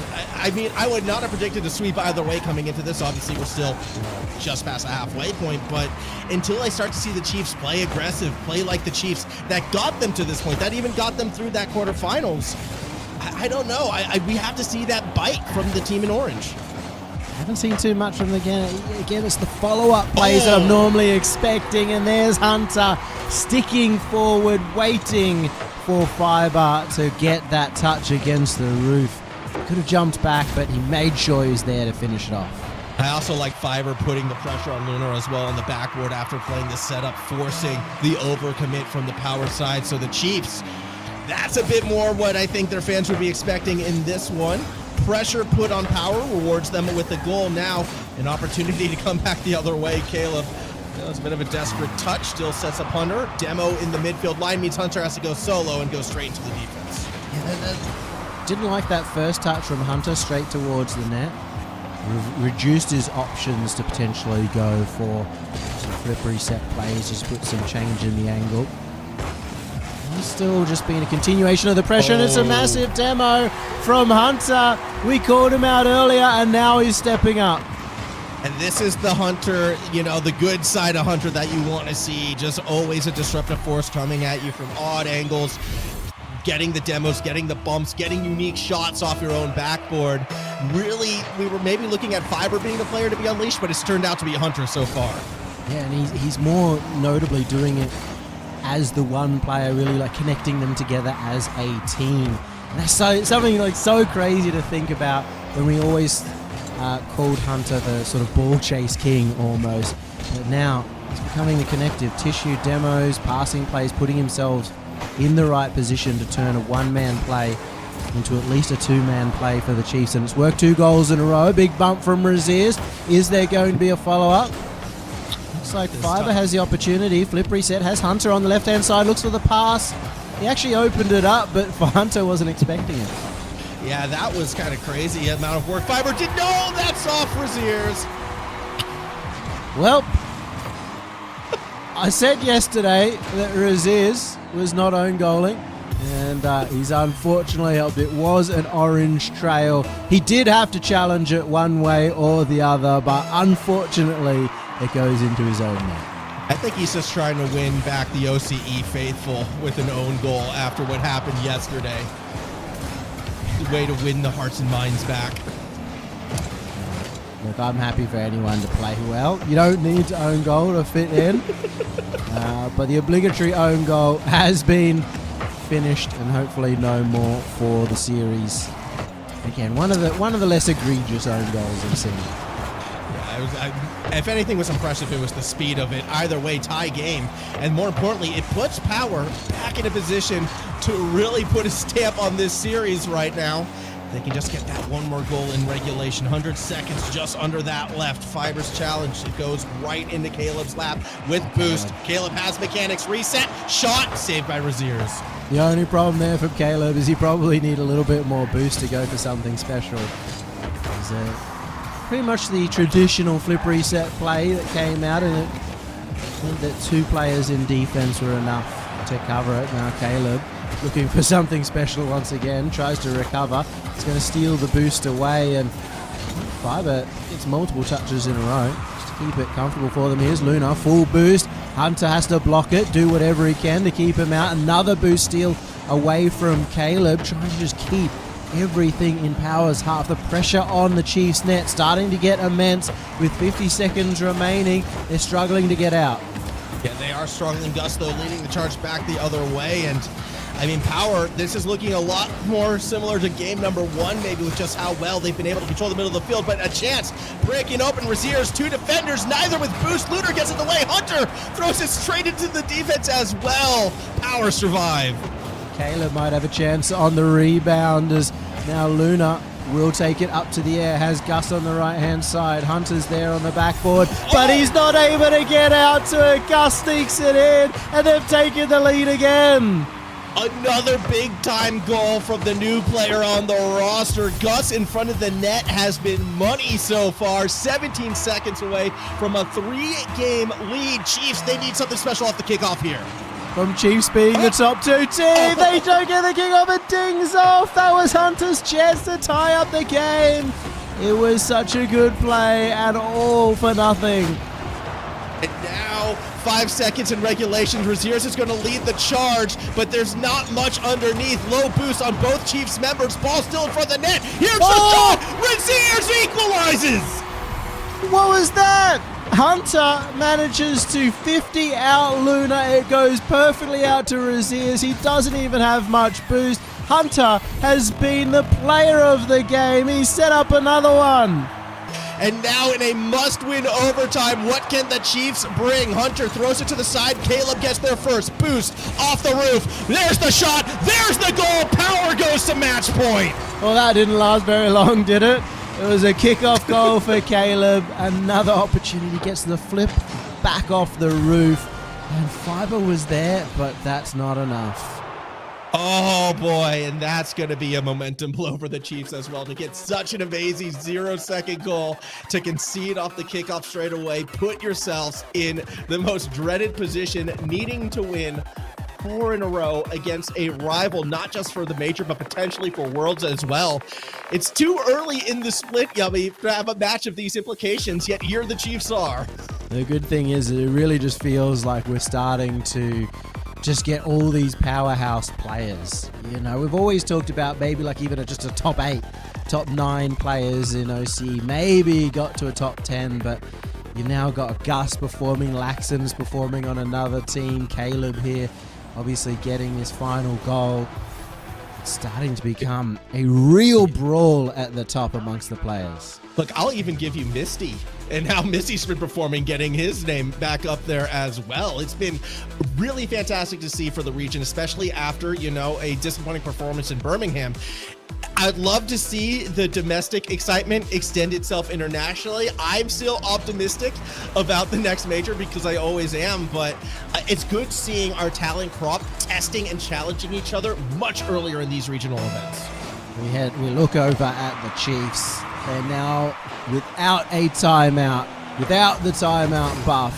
Hunter has been immense throughout the last game. Raziers, I still feel like he's playing well outside that own goal. So we look at Fiber. We talked about him before. He's meant to be that guy. He can sometimes be the best player in OCE. He's the one who needs to step up. Yeah, which is kind of crazy to say, because if you look last split, Fiber was the most consistent member on this team, and been a little bit silent here today. I don't really want to say any of the Chiefs have been playing particularly poorly. If anything, I just want to say Gus has been stepping up in so many key 50s, and now it's Caleb who gets a breakaway as well. Well, you spoke about it. Gus got the hat trick in the last one. This time he beats out 2 players to That's just bravery. I don't think really it was anything special, but he managed to go up despite 2 players on the Chiefs being on the ball. Just takes them all out at once. Yeah, this Gus to power move so far is looking better and better almost with each game and each performance from him. Again, from a player that we've been wanting to see pop up from getting to these finals to really start competing for regional wins. I never would have picked it to be a lineup, you know, like this power one. It's caught maybe some off guard. Hunter, though, still focused. Not ready for eulogies yet. It's just crazy, the dichotomy of Hunter from the first series to this one. The first where he couldn't hit a single shot. Now I think he's just relaxed. He's just a bit more in the zone. He's not trying to slam the hardest shot possible. He's making sure that each one goes in, and well, he's tied up the game. Still a long, long journey for the Chiefs. Need a reverse sweep if they want to keep their grand final hopes alive. I mean, an equalizing goal is a good start. Still a long way to go. I love, though, seeing how composed Hunter is at this stage, but it's one of those weird situations, Yummy, and you can correct me if I'm wrong on this, but I feel like the closer and closer you get to pulling off the reverse sweep, that's when the pressure really starts to mount. When you're down 3-0, this is when the most relaxed you should be, given the situation. Goal for Raziers. It's relaxing at this point in time. I agree with you. At that point, you're kind of like, okay, well, let's just try something and see if it works. But it's similarly somewhat relaxing for your opponents too. So this is when the best gameplay should hopefully come out for both teams. That being said, CJ said in the last series, sometimes that last game is the hardest to win. Sometimes you take the foot off the gas a little bit, try and play a bit too conservatively, and it could be costly. Yeah, and we would hate to see that happen for a team like Power, because the Chiefs, even though they've maybe struggled as of late, they still are the number 2 team coming into this event, and they still are a force to be reckoned with. So you cannot afford to kind of ease up on this squad. Gus, back corner. As Lunar rotating back as well, and he's going to get challenged now by Raziers with the pre-jump. No real chance. Gus wins another 50. He gets the ball all the way to the opposite side. Touch of 50 into center. A little risk coming out from Power. Given that they still have plenty of time on the clock, it could have been a massive overcommit there. Trying to get a touch. Big miss from Fiber, the player that we called out. Caleb trying to keep the pressure on Fiber in defense. He's awkward, and he's saved out by Raziers. Yeah, good touches from Raziers, but that only buys time. Power still able to control the middle of the field somewhat. Raziers, though, pushes forward, breaks the midfield line. Can the Chiefs push forward? It doesn't look like it. Lunar given too much space. Hunter gets a nice touch across the middle, and we're starting to go back and forth. The net's open, Yummy, but the shot is not. Fiber didn't have the boost to catch up to that ball. He used all of it to make the save and the double touch. Both of them were necessary. Third goal here for the Chiefs would be a lot of pressure off, especially given their propensity for letting in goals at the end to tie it up in that last series. Caleb tries to get that goal. Luna off the roof has the second. Uses support of Gus, who tries to get it around the defender, and what a fortunate spawn for Hunter right behind the ball. Yeah, just gets right on it, and that will lead to a clear for the Chiefs. Lunar back has boost, but puts the ball right into Gus instead. Fiber wins the challenge. Hunter tries to cut, but a little bit too slow, so Caleb will continue the approach. Gus looking for bumps, doesn't find anything, throws it back to Lunar instead. Gets dunked on by Raziers, who looks to stay on the play. Both these teams now, they're taking more risks and going for intercepts, Yummy. The pace quickening as we reach the end of Game 4. Could have been trouble there, but Raziers has been stalwart as always, covering the defense. He's been getting some really great 50s, which have shown to be super important. Big bump plays, going to make it slow back here for the Chiefs, but once again, Raziers with the cover. Here comes Fiber, doesn't get it through. Good save from Lunar. Keeps Power's hopes for the sweep still alive, but on the back foot, Gus gets it over the top of one. Has a teammate underneath. Lunar's now going to have to play through the corner instead. Ball centered. Gus too far forward. Gus does get the boost, but he gets demoed for his efforts. Fiber into center, just trying to secure this game with maybe a third goal. 26 seconds for Power to try and equalize and get it in a miracle sweep. Haven't been able to get it just yet, and the net is open. It is a goal, and it is sealed. Yeah, that's going to do it. Chiefs finally bounce back after an aggressive challenge from Braziers. Realistically, Hunter staying in net on 0 boost. Full trust in the team. You'll love to see it if you're a Chiefs fan. And, well, Power, no need to sweat yet. Still have 3 more opportunities. But if you're a Chiefs fan, you're happy they at least, they're back in it. It's certainly been interesting as well, because I don't feel like Power really took the foot off the gas. They're still willing to play quite aggressively for their kind of play style throughout the rest of the series. So it's a true sign that Chiefs have started to figure things out, and that's the first one on the board in what is a long road for the Chiefs. Yeah, I mean, one is nice and all, but you still have to do it 3 more times. It's against a very exciting to watch Power team.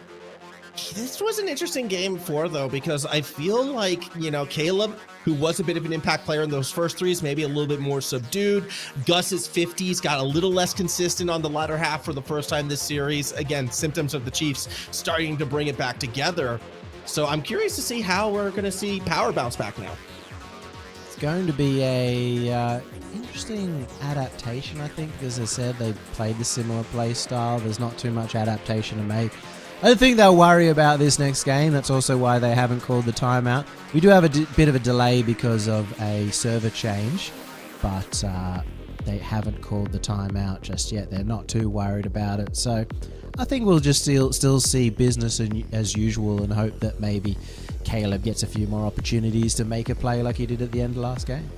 Yeah, I think Caleb definitely is going to be pushing forward. I'd love to see Caleb be that playmaker. But again, as exciting as it's been watching Caleb, Gus has been the other one. Gus has been the MVP for sure.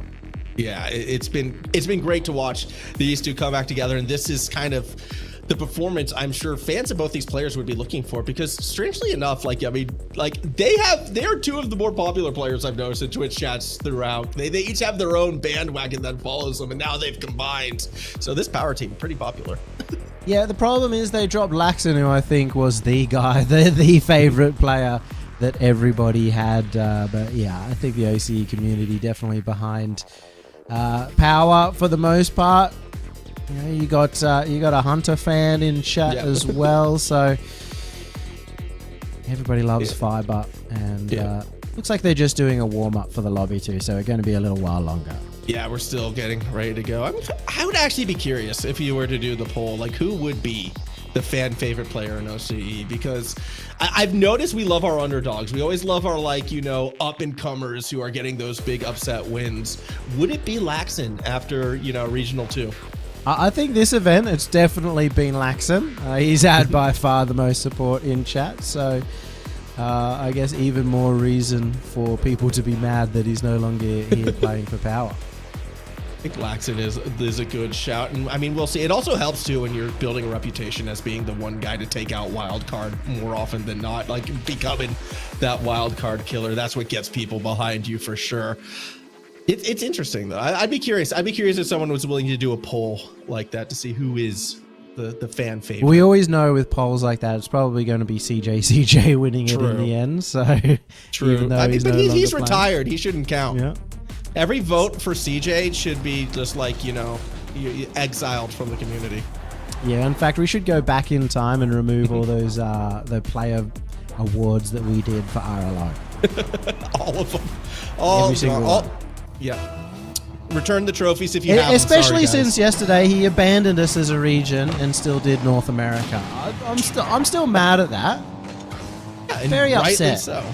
Rightly so. Here we go though. This is live. This is game number 5. Power looking to punch a ticket to the grand final. A great way to debut this new roster, especially if it's over the team that they're hoping to overcome, I should say, to get themselves through. First goal, though, goes to Braziers. Gonna be tough to overcome your closest rivals if you let it sail into your net. Maybe a surprise challenge out from Braziers. Luna just wasn't quite far back enough. Yeah, a little bit awkward right there. The Chiefs coming out swinging.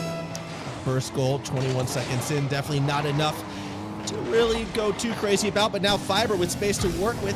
Didn't go for a reset. A little surprised by that. Tried to go for a bump underneath instead. Caleb, he was that player at the end of the game to seal them the goal. He's really always been so comfortable playing off the wall, similar to Gus.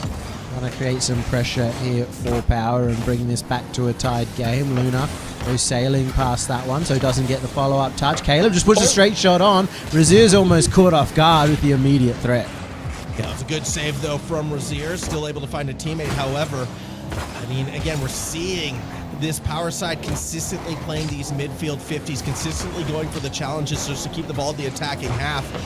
And, well, they're often the faster team to the ball following them. So it looks almost like a return to the earlier form of Power that we saw at the start of the series, despite being a goal down. It's comfortable at the moment for the Chiefs. We saw what can happen when they get on a roll, especially in that last series, but also yesterday even. They took the first 3 games, or 3 out of 4 games against Wildcard and put themselves in a strong position. They're a team that seemed very momentum based, so Power need to be worried about even just losing this game. Giving Chiefs that confidence going forward. Almost another one off the crossbar. Sound effect for the crossbar might be the single greatest patch we have seen. Hunter just puts that in. It wasn't just putting it in. It doesn't get a better placement than that. He couldn't hit even within a mile of the goal earlier on, and he's been hitting top bins left, right, and center. It's three-pointer after three-pointer, although they're only worth 1 here. As we see Lunar come down with it, it is going to be Hunter playing keep away now, looking from the skies, not quite gets to the fiber instead, and now the Chiefs are running away with this game. Luna's having a bit of a doozy with this one. He's caught forward a few times. He tries to pre-jump into this, and unfortunately that ends up being a pass straight out of fiber. Yeah, and fiber, you know, is going to score that one when you have to drive it straight, so 3-goal lead already for the Chiefs. Nearly 4 if Razier's had any boost after that kickoff. This is getting a little concerning now for Power. We need to see them kind of focus back up and stop making the silly little mistakes. The one thing they do have is they still have their timeout, which I assume that they'll take after this game unless something crazy happens. It's halfway through. Chiefs have had the entire rub of the green. 1 shot, and that was Caleb not doing too much for Team Power. So really just not had any chances whatsoever so far, as Caleb does get another shot. Has to be good placed. Luna a bit too far in front of that pass. Yeah, wanted to get that to Gus for the cross up. A bit unfortunate it doesn't work out. I like the thought process. Either way, Chiefs, again, just trying to go for these 50s. This time Fiber is faster there, but with no boost, has to try to wave dash to stay on it. Caleb keeps it up high, deals with that problem. Good 50 for Hunter. As Lunar, not a lot of safe places to go, relies on Gus. Good connection, don't get it to Caleb. And Caleb's going forward. Maybe could have gone for the bump instead of the redirect. We really are desperate for a goal right now, Power, but control still well and truly in the Chiefs. And you see they're comfortable just going for the challenges. Razier's going to hang quite far back on that one and dare Power to come in, threaten or make them use their boost to try and go forward, make them get out of position. Speaking of, that's another defensive mistake. I mean, that was multiple, it looked like, right there. You don't really catch Lunar off the roof. Gus, though, really should have had that touch off the backboard. Awkward play for Gus. Maybe thinking a little bit too far ahead on how to turn it around. Either way, 4-goal lead at this stage, Yummy. I think we're going to Neo Tokyo. It just kind of reminded me of the early days Gus, when the pressure was on. And he kind of started to make some half decisions. And this is a 5th goal coming for the Chiefs. Very, very comfortable right now. Luna diving his best off that backboard, but still can't get out to it. Yeah, and if we weren't sure about the Power timeout before, you can almost guarantee it at this stage. After this game, I imagine they're starting the mental reset now. Down 5 goals, just over a minute remaining. It's time to start planning ahead to Game 6. Maybe put in a cheeky shot or two to get something to build around, to last for all for this game. However, if you heard the Chiefs, yeah, you're feeling very good on how the series is starting to look. As I said, there's just such a momentum-based team, a confidence-based team, the Chiefs, and Well, doesn't get more confidence boosting than this. This is their biggest game victory in this event. 5-0 is extremely, extremely convincing. The best part for the Chiefs is realistically that some of their goals has just come from some simple mistakes coming out from power. They haven't had to try too hard too much. Yeah, which is really unusual, again, considering the form that we saw Power come out with. Second time in a row we've seen the Chiefs maybe, struggle a bit early in the series, get stronger and stronger as it goes. As the time continues to whittle away, we are already looking ahead to this next game. I still want to see more from Lunar, actually. I'm going to say it, Yummy. I want to see a bit more from Lunar. I know Gus had a couple moments as well, but Lunar hasn't really felt like he's activated yet this series, even in the wins that we saw from him. Well, especially at the start of this game, he looked completely out of sorts, which was a bit of surprise. Again, you expect Lunar to be that consistent player for Power. And we do get the confirmation. They have called the timeout as expected. Realistically, it's hard to know from our angle what's going on. They just kind of need to clean up and not let in that first goal in the first place. Normally, I don't like calling out scores because I kind of feel like when you look at the stats, that's kind of like the least important one. But when a player gets under 100, like Gus, who got 94 in that game, it just kind of tells how little impact he unfortunately had on that. And considering he was the MVP of the series coming into that one, the end result is a 5-point deficit. Like, Gus needs to be back on form. He was the top performer in a couple of their games that they won, and I think realistically you just kind of reset to that back to that zero game mentality or first game mentality where that's why when they were winning. Sometimes when you are on match point, you just no longer take risks. You think, if I just play some basic risk-free gameplay, they'll eventually make a mistake and we'll win the game. But it's just not how you win. You got to keep taking those risks. You got to keep playing your play style, your aggression, and well, we'll see. We'll see if they do manage to reset themselves here in the timeout and use the buff well. On a similar note, though, when it comes to resetting themselves, again, hats off to the Chiefs for their bounce back to take 2 in a row. Yes, they kind of took advantage of what was given to them, but again, coming back from a disappointing performance in the major, coming back, with a lot of people maybe overlooking them and looking at like the hype new Power lineup or maybe even TSM.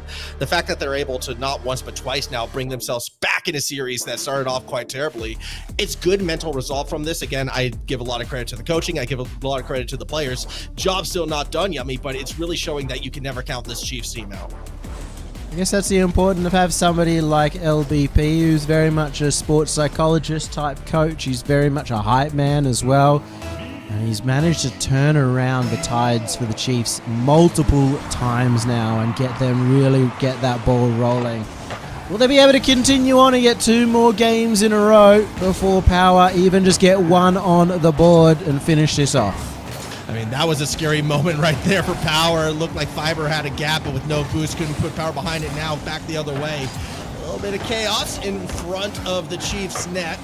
No one really putting on the dangerous touch. Caleb, though, doing what they can to keep it centered. Double commit. Hunter's going to have a good recovery. It isn't even needed because Raziers is there. Razier is so powerful earlier on in the series. It's been especially important to have somebody good in ones, able to win 50s against the likes of Gus and Caleb in particular, but even Luna known for his solid ground 50s. Going to be Raziers off the backboard. Beats out the pre-jumping Gus, and demo on Caleb as well. They're hounding everybody. They almost open up the net completely. Yeah, there was a chance there, but not quite found. Now Gus looking to go across. Second touch does get it to Lunar. However, there's a lot of Chiefs defenders in the way. Lunar still goes for it, finds a gap. Caleb can't get the shot. Ball gets centered again. This time it's Gus! Ooh. Good diving save from Hunter. Pressure still on. Caleb wants to drop it down. Delayed touch, but no one's there. Save extra impressive from Hunter because he wasn't sure exactly who was going to take the shot. He had to stay reactive to that play and managed to do it beautifully. Once again, Hunter making another save, demoed for his efforts, but it doesn't matter if you're demoed if the goal doesn't go in, and it may even go the other way. Hunter goes to the pass, it's shot, and Hunter end to end. I love the pass here from Hunter, though. You can see Caleb on the left side starting to rotate around. The safest bet was to get the power. And when you see a net that open and still have the wherewithal, no, I'm giving it to my teammate. Great stuff for the Chiefs to take the lead. The reign of Chiefs continues. Is what's that, 8, 9 goals in a row that they've scored in this series without any contention from Team Power. Those are the danger signs for that roster who just took the timeout, who meant to get the timeout buff. Gus just needs to get any goal in, but the defense for the Chiefs has become next level. Braziers wanted the pass down. Good job from Caleb to get in the way. Finally disrupting maybe some of these slower setups. However, we're still on that defensive side. Demos might open. Well, clear back to the opposite side. Lunar slows it down. Gus has to be fast. Is over one underneath. Raziers there once again. Raziers really is starting to show up everywhere on the pitch right now. Reset. Goal. Not quite. Just so solid, Raziers. Really knows where to be. He's reading the play incredibly well. One of the most underrated skills in Rocket League is just simply prediction in a hard-to-predict game. And look at this, he's going to be out there ready for another one. Collects it, almost falls off the top of his car, and that means he can't get the flick that may have been able to beat the last player, but is still in a really awkward position for Power. Hunter gets that center. Luna has to go for the long clear and manages to get it out. Yeah, the bump on Fiber really disrupting that play before it got going. Only a 1-goal game, so Power still very much in it, despite it feeling quite Chiefs-sided. All you need is one good moment, and we know the talent is there. Gus and Caleb, even Lunar looking for a double, doesn't find the ball. A little bit awkward. Fiber should clear it back. Yeah, Luna's just kind of misread a couple of these bounces off the backboard, or in that case, bounce off that top corner. Ones that you'd expect them to get and really be a setup player more than anything else. Create so many little hard-to-read opportunities that tempt coming out to try and get that second goal, but Power still finding themselves so much on the back foot. It's at this point in time when you're 1 goal down with only a minute remaining and you're on the verge of being reverse swept that it starts really getting in your mind and you start thinking, oh my goodness, we're about to get reverse swept, and it can make it true sometimes. Yeah, that now is when that pressure really will be building for both teams too, because the oh my gosh, we're actually going to bring this one back as well has to be going through the mind of the Chiefs as well. And so how strong can you silence those intrusive thoughts? Gus reset, goes backboard. Raziers has to make a read. Caleb overshoots it. Raziers might find a gap now. Gets a little bump on Lunar before staying behind the play. Puts it up into the corner. Gus gets there first. This is why the quiet confidence of Raziers has been so good. It looks like Power are consistently wanting to make that solo play off the wall, but Raziers is shutting it down so many times. All 3 members of the Chiefs have been defending that play well. They've been reading it nicely. Although a double commit might give an opening as Caleb turns around, goes to the high pass to a teammate that had almost no boost. It just doesn't come through. Still, Power's got one more chance. Lunar tries to go underneath. Well read by Hunter. The rest of the Chiefs settle down. Ball gets centered. Caleb, no Bruce has to challenge, but loses out the 50 to maybe take us to Champions Field. Raziers escorts it down. Gus got underneath, but either way, we're off to Champions Field. Champs Field again. Chiefs are running the gauntlet today. They have had to play 2 back-to-back Game 7s, but I don't think that they would be too unhappy with that given they were 3-0 down at the start of the series. Yeah, a great job from this team to bring it back. That said, Power definitely a lot more competitive in game number 6 than they were in game 5. All of them got more involved. They got the shots on. Credit to the Chiefs defense to be able to hold them down. The ones game, the 50s are back still in Chiefs' favor, and Power now, I mean, they got to score a goal at some stage. I mean, they've been shut out for too long. Yeah, it's been almost full 3 games before, since they've scored a goal at all. I will point out, you said earlier, less than 100 points is not very good. Well, Fiber, despite winning, only got 90 points. He had 3 shots and nothing else. And it's been the story. He hasn't done too much, but I really felt like Hunter and Raziers have really come into their own this series. And I kind of like it. Fiber's the kind of player you want to step up when things aren't going well, when he can take over. If you can do it without him, then all the better. Yeah, I mean, in particular, you called it out. The Razier's game sense, I think, has been the biggest difference maker in that last game for sure. Finding the correct 50s, finding those fantastic touches. Hunter always being there to follow it up and be that threat as well. And the fact that we've still yet to see Fiber get involved, I think Champs Field, yes, maybe, keep him as that, card in your back pocket. Well, now's the time to play it because this is a Game 7. And, woo, almost a goal for Power off the gate. Champs Field, fortunately, Raziers was waiting once again for the Chiefs to hold that one out. The winner here goes to the to the grand finals, gets into that top 2, and that's exactly what you need to be doing in OCE in order to make that major. It's going to be an interesting turnaround here, all on the line in this last game. And with that major spot, potentially Worlds as well, Lunar doesn't have the boost, leaves it for Caleb, who throws it right back down. First goal goes to Power.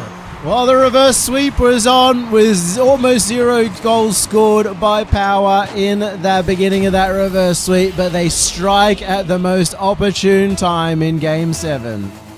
Here we go. Power is back, and the Chiefs now gonna have to find a way to break them once again. Lunar takes to the skies. Fiber gets there first. Wants a Razier's cut. Doesn't get it. Instead, it's going to be Caleb leading the charge across the middle of the field with the demo. Not a goal yet. Good save by Fiber. Gus kind of waiting to see whether that ball would go to him. Just ends up in the wrong position, but it could have been a second goal as Power start bringing out the bump play. Oh, here's an opportunity for Fiber to step up like we asked for, and he does. He just gets a light 50, and Raziers finishes it off. With no boost, it's very unlikely Fiber's going to get the goal here. You just want to keep it as slow as possible, knowing your teammate is right there on your left-hand side. Well done from the two of them. Again, Razier's game sense, great. Fiber's 50, fantastic. Tied 1-1. Power, though, I mean, they're back. This is the Game 7 we wanted. These Game 7s go down to who is the best under pressure. Raziers has already shown that despite all the pressure on his shoulders that he's able to perform. Fiber does it here in Game 7. Question will be on Power's end. Who can be the one to step up? When the chips are down, Fiber goes for a high backboard shot. Everybody from the Chiefs moved up there. Even gets a demo. Can't open up the net just yet as Raziers saved out by Caleb. Caleb an extra touch. It's Fortune. Is it in? Oh, it's dinged. It dings and Razier somehow gets underneath it. Lunar no boost, can't follow it up. It's an awkward touch. Gus should be able to get there in time. Stops Hunter's approach, but the rest of the Chiefs are here as well. Fiber through the corner, finds Raziers, tries to keep it up high. Lunar goes down low instead. Gus gets bumped. The pressure from the Chiefs, it is mounting. Oh, got to be disappointed. Power now on the other end in defense, just trying to hold on. Shots raining left, right, and center from the Chiefs. A backboard play. Caleb up, Lunar in support. Razier's just waiting, can't get to it this time as the passing play occurs and Fiber makes the save. Yeah, puts it in the safety of the corner where Raziers was waiting as well, but Gus with another great 50 should keep the Power side on the attack, but with that demo, again Raziers, the disruptive force leading the charge back the other way. Here comes Hunter. Oh, no one to dish it to. Just making sure that it stays in his possession though, and he even gets the follow-up touch. Look at that from Razier's confidence in his teammate, but it may leave a 2v1 situation on the counter. Fortunately, the touch prevents that from happening. Gus has Caleb going for the bump. He's got the support, but once again, Razier's with the challenge. What a read from Razier's, full confidence, full speed ahead, and that will lead to a Chiefs attack. Awkward defensive touch. Hunter capitalizes, water falling down, miss from Caleb. Fiber puts it through. So many challenges working their way. Luna wanted to pop that down from Gus, but he ends up putting it behind him. A miscommunication almost happens the other way as Hunter was in the road. But it's healthy Chiefs looking to get this reverse sweep completed. The best situation to get dunked on is when it's into the opponent's net. Hunter's going to be A-okay with that one. 100 seconds left, though. Power not out by any stretch. Who will step up, though, from this blue side? Because Raziers is leading the charge back the other way. Hunter so strong earlier on, looking to get that second goal. Fiber pops it up, having a much better game in Game 7. And we talked about who needs to perform when the chips are down. Well, Gus, he's the one struggling over at the end from Power. Is he going to be able to turn this around? They've only got 1 minute left. 1 minute and a handful of chances, if that. Gus gets the second touch. Demo in the middle field, though, means no backup for Caleb. Braziers can just slow it down, take his time. Caleb's spawn, though, was good. However, has to try to beat out Hunter. Does get him off balance, yet still Hunter finds that touch. And everything that Power is trying to do, the Chiefs just seem to have an answer. So close right now. Power again just need that one goal. Healthy Chiefs. They have committed a few too many times in the previous series, but have stayed stalwart in this one. Another shot going forward. 30 seconds remaining. It is in the Healthy Chiefs half. That's a bit of a mistouch, but Luna there to collect. 23 seconds. Power have to come through here. Lunar loses out on the challenge, but Gus is there. Caleb trying to follow it up. Gets a good centering play, but where is the shot? It's just not there, Yummy. Back to the blue side we go. That backboard was just too high, but here's the pre-jump pass. Gus gets the win. It just needs to be finished off. Some confusion. They give it to Luna. He gets the bump. Huge save from Fiber. Is that's enough to complete the reverse sweep? It's not Jova just yet as Caleb has the flip. It's right in front of it. Gus, can he get it around? A bump on Caleb. That should be enough, but it isn't. How does this keep going? Finally, the spike to end it, and the Healthy Chiefs survive the flurry. They advance to the grand final. What a reverse sweep. When you know that you have the major on the line, you got all that pressure, you think the chips are down. Healthy Chiefs get that long comeback. Man, what is... CJ, what is LBP doing over there on the coach's seat? I mean, I was about to call Adam and get the absolute super coach. They're 3-0 up. They're about to sweep the Chiefs. And then all of a sudden, it felt like the Chiefs, they just needed one. They just needed that first game win, and they kept on rolling. We don't see best of 7 reverse sweeps very often. At all these days, that is a massive win from the Chiefs. Again, it's more testament to how close I feel like the top 5 in our region is right now. Chiefs have to go back to back. Like, it's rare that we see a reverse sweep 7. Like, I can't remember. It would have been last year. I don't think we had any last split. And furthermore, to do so after a Champions Field in the quarterfinals to get here, Chiefs really are being put through the ringer. Great mental from them. They are earning their spot, but my goodness, is it close. They've got a long road if they want to win that grand final. Of course, they have made it there, which is most of the battle when it comes to making the majors, especially historically when Wildcard have absolutely claimed that #1 point spot every single time. Yeah. But I just think the mental resiliency, I think you look at Power, they seem to crumble a little bit, especially in that game 7, ignoring maybe a little bit of tentativeness earlier.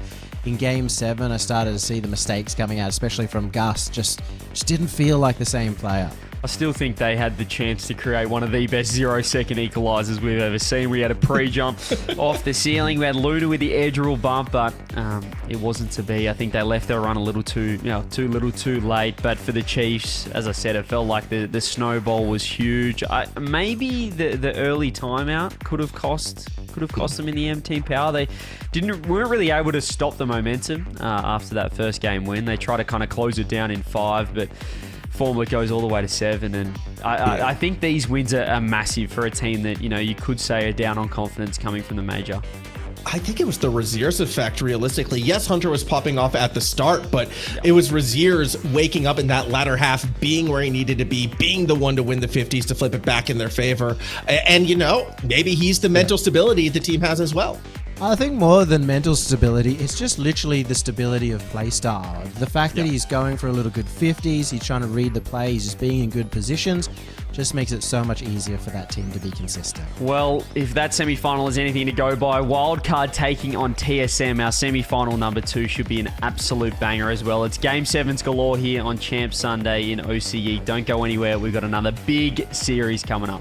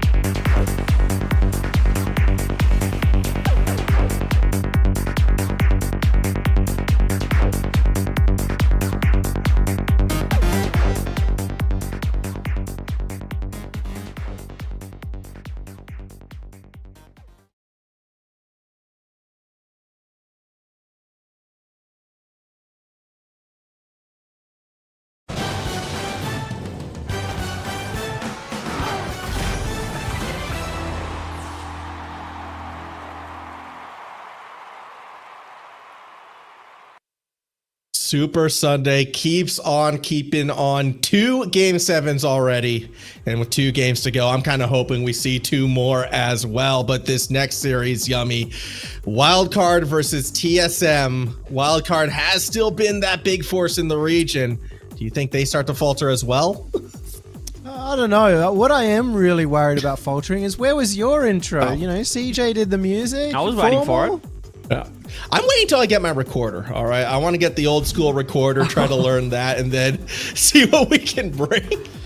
No, Next event. I think we'll lose the OCE broadcast if we hear formal with a recorder. I think I was pretty good though. I'm going to practice a long intro for next event. I think Next event we got to do the 3 of us on the long intro to open. Okay, yeah, you on the recorder, I'll sing, and then Yummy, you can do like sound effects or something like that. You know, just come in with like ad libs.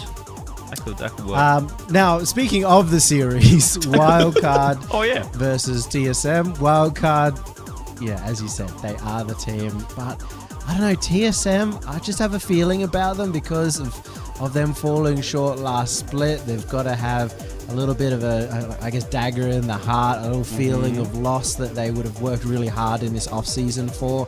So, I don't know. You just don't know if they can take down a team like Wildcard based on the fact that they can improve them. It was game 5 in the group stage. That was only a best of 5. Best of 7 could be a little bit different. This is usually, though, formal where Wildcard say, forget about the previous results. We are Champ Sunday gamers. But I'm with you, Yummy. It feels like there might be something in the water a little bit with TSM and the motivation. I mean, I'd kind of hope so. Again, they got so close before. Wildcard did drop a series earlier as well. So it's not like they've been infallible so far throughout this event. But I just can't get over the fact that, Wildcard always seems to take it to that next level. It feels like time and time again, we're like, oh, they look like they're faltering. Maybe they're slowing down, only to sweep through semifinals and sweep through finals and remind us all who they are. So it's still just so tough to pick against them. We spoke about this yesterday, Formal. It just feels like when Wildcard get to Sunday, then they become unstoppable. CJ, you talked about it last event. We were like, oh man, Wildcard looking terrible. Chiefs time, Wildcard looking awful. And then, of course, they just win. Well, I mean, just winners. If we were doing our predictions, I think it's safe to say we all have Wildcard in this one. If not, speak up against it, because it's time to get ready to go into this match. Maybe TSM will be the ones to take him down. Well, me? Me. You go for me. it. I think I would like to take this one, actually. I think I will. This is our second semi-final, ladies and gents. We have had a couple of absolute bangers today. I don't know if Formal does want all Game 7s for the next 2, because he might get kicked out. He said he had to go at 10 p.m. out of whatever building he's in. The security's going to come around. Security's got to knock on his door at 10 p.m. So I think he's hoping for at least one smooth series. Will it be Wildcard? Well, they are the heavy favourites you'd expect. As you said, it did go to Game 5, did go to Champ Field earlier on this event. Starting to get a little questionable, which is the Game 7s are throwing me a little off balance.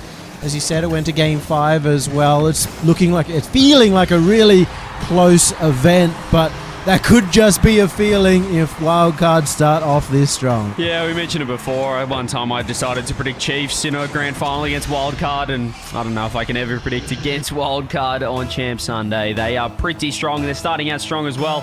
First time we've obviously seen them today, and it is pretty fine form. We haven't really taken a look at these guys. Well, I certainly haven't since the Birmingham Major, and they were pretty flat, Yummy, being there in person, particularly speaking to Banana Head about it. Just rub it in that I wasn't there, thank you. Yes, just thought I'd just provide a little on-site insight, if you would.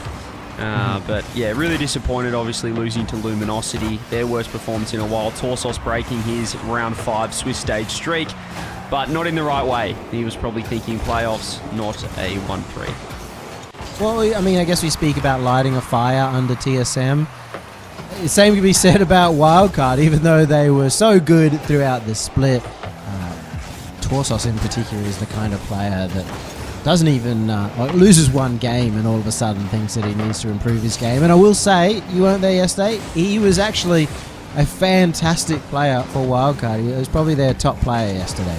That's what we like to see. I mean, I always think with these, you can have some poor international performances, some results, but I feel like we're never as far away as sometimes we think, and I think it's bad to get in the mindset of, we're not going to be good enough. Now we're losing to APAC and things like that, because you can see the good sides of Wildcard. You see them go to Game 5 against the Carmine Corp, but we also can see the bad side as well. I think we might need a team of psychologists over there with each OCE major representative, but we'll see what they can do here. First man back, see if they are motivated to really push on. And Kaka's done really well to find a bump. Surely this is a goal. I don't know how Torsos has saved that, and Amphis he's cleared it. Well, he's done well. Amphis both in the attack and then also to clear it for his ex-teammates. Call back to 2 seasons ago where he was teaming with these guys, and it was a little bit of a call out in terms of when they did drop Amphis and picked up Banana Head. Seems to have worked out well for them, but still, as you said, they haven't pushed up beyond that round 5 Swiss. You, as somebody who loves sports, especially on a Saturday instead of casting Rocket League, would know a lot about confidence as being key. And Amphis coming through, he's a player that really needs the confidence of late. And I feel like he always enjoys this matchup against his old side, Amphis. Some people might get a little bit nervous, but I think Amphis is the type to, you might question his motivation at times for Rocket League, for the game, but I think he really enjoys being able to take it to his former team. And, you talk about your experience as a pro player a lot, so I got to try and figure out some experience. As a cricketer, when things are going bad, when you're batting and you're not getting runs, it can really just get in your head and go and spiral into worse and worse. For OCE at the LAN events, we haven't been able to perform. For somebody like TSM, who are expecting to make the major, they haven't been able to perform. You got to get past it somehow. Usually that little break in the off-season is the best point. The little mental reset opportunity you get when you're away from the competition. And maybe working well, they've got the second goal. Just have no idea what Banana Head was doing here, pushing up. He just got completely caught front post, perhaps trying to sneak for an extra pad, but really wasn't ready for the ball to pinch out. And it's an unexpected error from him, leads to an open shot. They're way too quick. Super Lucky pounces on this one. TSM get the lead. It's the exact start that TSM needed to cause what would be the second biggest upset of the season, given Scrimsworld were even the biggest outfield winners over the top of Wildcard. It was incredibly surprising. It's gonna. How long was that pancake? It was a long ding for sure. I think that there was the ball and Banana Head just eating the post and really stuck there, but good signs for TSM, able to keep that one out. Could have been a goal, could have been an equaliser for Wildcard. You can see TSM pushing forward again. There's a shot. Fever's actually crept up a touch, but Torsos with the clear. Banana Head waiting downfield. Fever underneath. TSM looking really good now and have got Wildcard pinned. Low boost, and here come the demos. I love that play from Kaka. He looks like he's about to go for the ball, takes the boost, gets a demo as well, gives his teammates a lot of space to get in, and just recognizing how the situation was with the Wildcard boost. Super Lucky going straight for the shot. Banana Head low, gets it up to Fever. Fever might be able to catch up to this. Opts to go for the fake. Banana Head with a flip reset underneath, and it's enough. I think it worked in the end. The Banana Head didn't get a rip on the reset. There was a great fake from Fever, a fantastic transition play. Torsos ensuring there was only one man in net. And yeah, you can see there, Banana Head almost reset the wrong side of the ball. It's almost like a sicky flick for a reset, but it worked out. Amphis thought he was going to rip it top left. Come on, you don't have to drag Sicky like that once again. How long has he been retired for? Hang on. Close, but we do get overtime. Wildcard will be happy with that. TSM almost pinch game one, Yummy, but Wildcard back in this. In terms of an event where we're all about the game sevens, it's not a surprise to see us go to an overtime in game number 1. The demo there on Super Lucky may create somewhat of an opening here for Banana Head, but it's actually gone straight to him on the kickoff, on the respawn. That is a little bit of luck. It's a little bit of luck, but you never want this position. Where is Torsos going? Third man, he's climbing up the wall. Everyone on the left-hand side. And TSM, as you mentioned, they got rid of Superlock. He said we don't have to worry about him. And, well, they actually did in the end. Great shot, open net. TSM still the first. Double-edged sword of demos sometimes, but it was also a pinch play out into the center, a 50 that goes perfectly for TSM. And that is the exact start.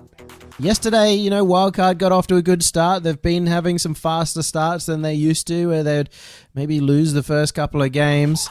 Well, that's a great sign for TSM that they're able to take the first. Banana Head not happy with his car. He's hooked into something else. We'll have to wait and see what preset he's going with. But, yeah, TSM just kind of caught the napping. But I still thought once Wildcard equalised, Yummy, it was going to be their game. But, no, I mean, 2 positional mistakes. It was Banana Head getting caught front post. It's Torsos third man going up the wall. And just, that's positioning 101. You've got to... Basically, you want to be where your teammates aren't for the most part, particularly when you're third man, and that's what can happen. Still being this situation where Wildcard aren't going all out in game one. They're kind of feeling it out in game one. They're playing a more relaxed plan, and I mean that worked for them yesterday. They did win early on, but today they need to really figure out when they can turn on that early aggression, when they can start really pushing for a lot of goals and playing that kind of almost zero defense play style. It's certainly a balancing act. That's a beautiful bomb. Torsos can't get the save. And TSM picking up where they left off, a whiff from Fever, but as soon as that happened, you can see where Kaka was going. Super lucky, able to get the shot, and a beautiful assist. Yeah, really cerebral from Kaka there. Fakes out the flip preset, uses that to go get the aerial bump, and sets up a goal. Very important start once again for TSM, a 1-goal lead, and have found themselves on the defense for now. Gets a good clear out into open space. Yeah, super lucky, recognising the danger of that situation. There's a poor catch from Banana Head. He's giving the ball straight up. Fever looking a little wobbly. Look at the link-up play. Torsos using every bit of that dominance hitbox to rip it off the backboard. Kaka was ready and Fever's walked around. It's open net, Yummy. Where is this Wildcard line-up going? Well, it's so surprising to see Fever caught out like that. Of all players in the region, I really expect him to be the one most patient for the ball. I think his teammates expected the same thing. That was, in the end, way too easy for TSM. Yeah, just beaten for free, and with no third man, that's a mistake you can't afford to have. Torsos, often you see that extra length of the hitbox getting on that. There's a huge demo. I think that was open if you let him shoot, but Kaka was back in time anyway. Bit of miscommunication, double commits from Wildcard. The bumper really helped Fever. Might be able to score, but super lucky just gets up. Banana Head, extra pass. There's the shot. It's straight at Amphis. Unfortunately, Torsos, it's one of the situations where going for the quick shot was maybe not the right play. He cut off the angle, and also made the shot really close to the net, so it was easy for Amphis to get out to it. Another one, this one goes off the crossbar a little bit too high. It's been a lot of shots coming out in the first couple of minutes in this game, but Wildcard haven't been able to find any that'll sink into the net. If you wanted more aggression, here it is from Wildcard, but as you said, it's a little bit chaotic for them. It's uncontrolled for now. Torsos the side. There's the bumps. The demos have really helped TSM get out of trouble. We saw Super Lucky before pre-flipping through a demo. Even with low boost, they're just keeping heat, keeping pace on the ball. Fever with a nice chance. Blocked out. Torsos probably could have had a shot, but recognising Kaka might have had it all covered. Wildcard, though, still on the attack, still pushing forward. Fever just opts to keep the pressure on instead of go for the shot. Will that pay off? Not sure. Super Lucky gets a free clear. Managed to get a lot of pressure on, but a little surprising scenario. I see. Normally we think of Banana Head as the always go up for the ball player. A couple of moments that I've seen where, well, there was a pass out to no one in the end because Banana Head wasn't willing to go. Amphis now scores the third after beating Torsos, and Banana Head didn't have the boost to keep up. And they're just not on the same page. Fever went for the ground pinch. You could see that Torsos was trying to get there for the pass. He's slow. And it's basically just a pass straight to third man. And then you're leaving Banana Head on an island last. Amph is too good. They get their third here. I mean, they're really in control. With shots like that, they're not gonna close this margin. It's a hugely different team than we've ever seen from Wildcard before. One that making mistakes, it isn't feeling threatening in the attack. I mean, if anything, no matter what, Wildcard have always been thought of as that threatening team. That no matter how many goals you concede, or that they concede, that they'll be able to at least score a whole bunch back. They don't even have any threat at the moment.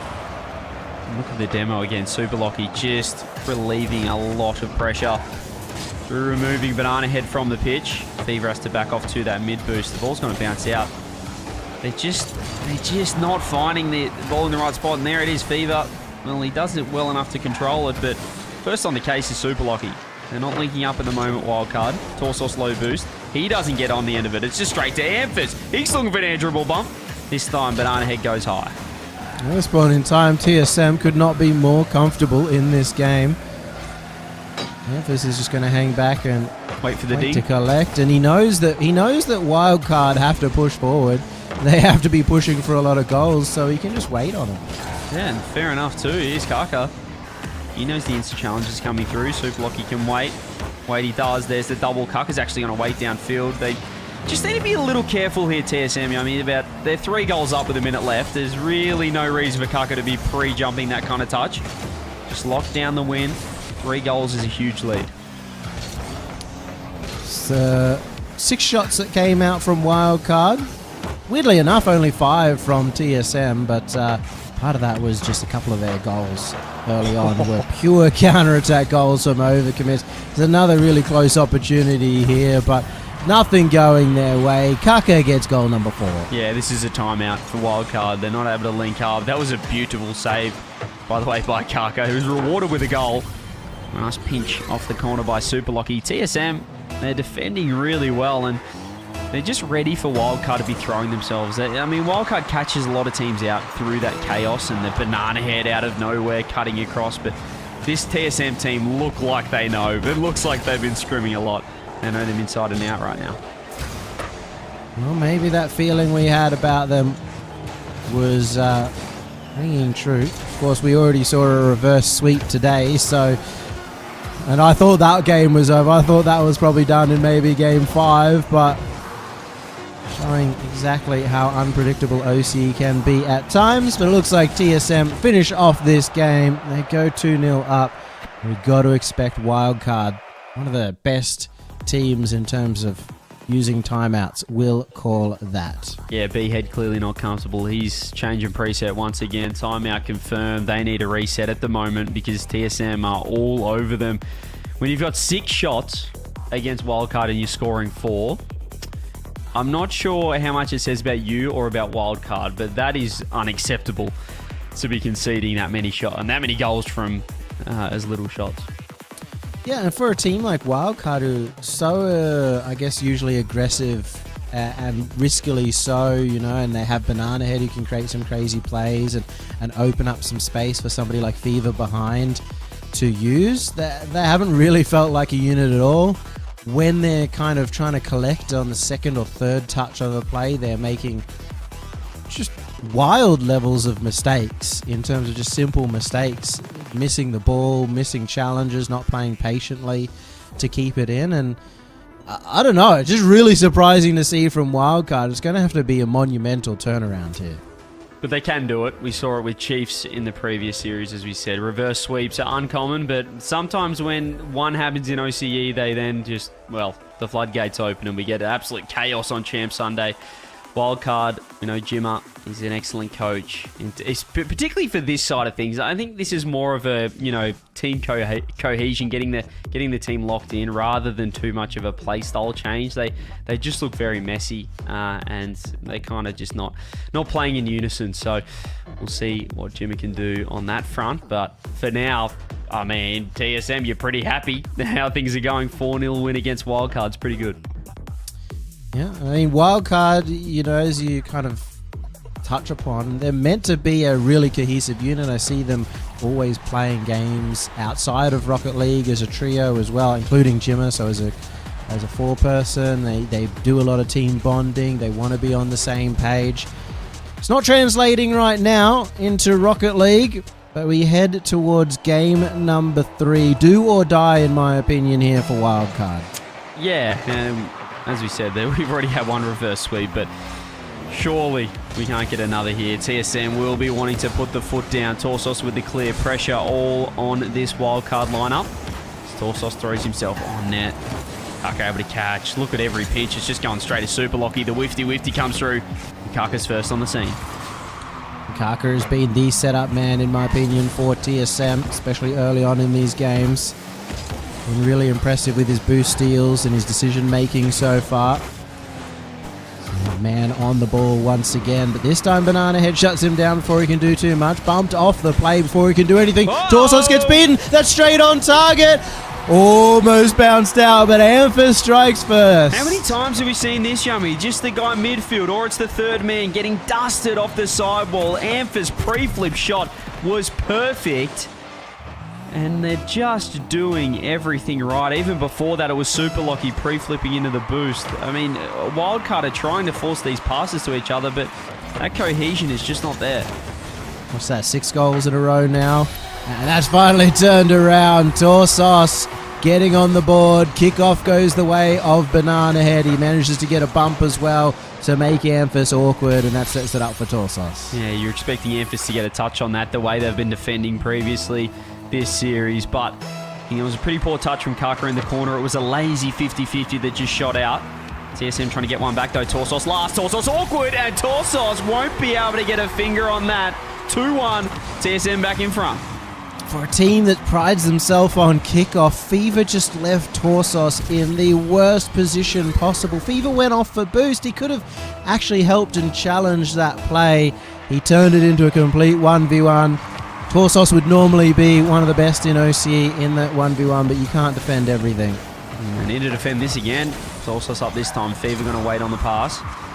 He's looking for one more. That's a brilliant read from Kaka to get 2 on it as well.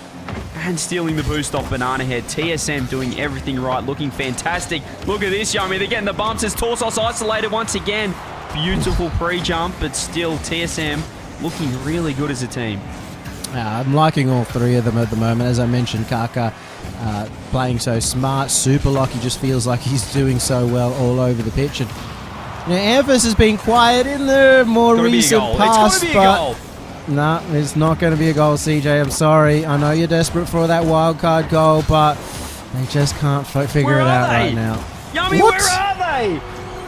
Down one end, nobody there to finish. Banana Head missed the open. And down the other, it's the second man getting dusted. Fever so slow to get back. They're just not challenging for each other. They're playing as 3 individuals, and TSM looking like the better team. He's just talking as if nothing was about to happen. There's no reason for that goal to be that easy once again. And this is Wildcard, the kings of OCE. They're looking down in the dumps at the moment. Torsos may be able to make up for it. Got the first goal, not able to get the second, and now Fever just letting them shoot. They're letting him shoot, and they nearly have another open net with the demo. Fires, Kaka still there. Amphis might be able to land. Fever pops it up to Torsos. I mean, we had question marks, probably more so on Chiefs, based on the major and how they can respond from that performance. But right now, were we asking enough questions of this wildcard lineup? What has that loss? What has losing the APAC done to this team? Because they're really losing their marbles at the moment as Banana Head can't get the open net. They're back in time. Is this the goal? It's off the crossbar. Super Locky not there. Is this the opportunity? Banana Head's on the wrong side of the ball. Super Locky with the clear. Oh, they're just not really working together as a unit. They feel almost caught out by each other's touches half of the time, and that's been slowing them down. They were caught out by a miss, and Banana Head is capitalizing on that first mistake from Amphis. And it was Kaka with a huge whiff. Amphis had to help him out, but even he, I thought, could have got a touch perhaps more directly into the corner. Banana Head with a shot. Kaka with a huge miss. They get one back. Still a lot of time in this game is a positive for Wildcard. Calls for CJ to sub in for Wildcard. And that, you know, I'm his biggest hater, and I still think that might not be a bad shout right now. Just anything to give them a mental reset. Really looking out of sorts as they double commit by a mile. They're not really going to get too many opportunities based on that because they've used all their positioning and all their boost. And when have you seen a series, Yummy, where Wildcard of the team with less demos? I mean, the TSM are looking more aggressive. And to me, when getting demos is something that you're doing for the team. So the fact that I'm not seeing that from Wildcard, which has become their staple, shows that they're not willing to do the 1%ers, the little things to help each other out. And that's been a massive reason as to why they are the most successful team in OCE. We called them out for that yesterday. You know, games 1 and 2, not really any demos, and then all of a sudden they bring them out, and that's what allowed them to win against TSM. If there was any time to bring it out, it would have been now, and they've completely forgotten about it. That play that just really throws every single opposition off. And it could be a goal pass in the center. That's right. The pre-jump off the post. But even there was just a huge gap. And oh, hang on, settle. The Kaka went for 100 boost. I cannot believe he thought that was a good time to go, but it's worked out. 50 seconds for TSM to hold on. Just random gaps still in this wild card structure in the positioning. Huge win from Banana Head. Torsos up. Massive 50 for Super Lucky. Fever here. He's got 0. He's actually landed on the 100. This can work out. There's the demo. Kaka has to come up huge. Kaka has to come up big. Amphas with the help. Can it be open? Fever will be back, but they're hanging on. Still, it's 30 seconds and it's in that wild card half. They need that goal right now. Torsos with a quick play, but ends up being read out by TSM. They get it to the other end. TSM just falling onto the ball. 15 seconds. More dunks coming in. Torsos. He takes it upstairs. Super lucky right there. Banana Head has to track back. Gets a huge win down to the side. Kaka with a weird touch. I don't know if you wanted that. The bump came through. But TSM keep putting bodies in the way. They need it down for match point. Triple match point. On the verge of sweeping Wildcard if they can get another one. But Wildcard are trying their mightiest. Super Lucky says no. Timeout buff denied. The team Wildcard, who have not just won 8 out of the last 9 regionals, but have been to every single grand final, where they're the team that we always assume is going to be in that grand final. We just assume that they're going to be here now, on the verge of getting swept out in the semi-finals. Yeah, I don't want to sound like a broken record, but this is just it looks like a team that's not playing as a team, and perhaps the frustration from expecting to be winning. You know, in this situation, they're kind of just, you know, automatic grand final, a grand final team, an automatic regional winning team right now, though. TSM's defense is fantastic. I mean, it's unconventional, but I think I'm going to tip my hat to Amphas. He didn't get any saves in that game, but he just kept putting himself right in front of net to get that little deflection, get the doink and relieve pressure. But all 3 of them have been fantastic.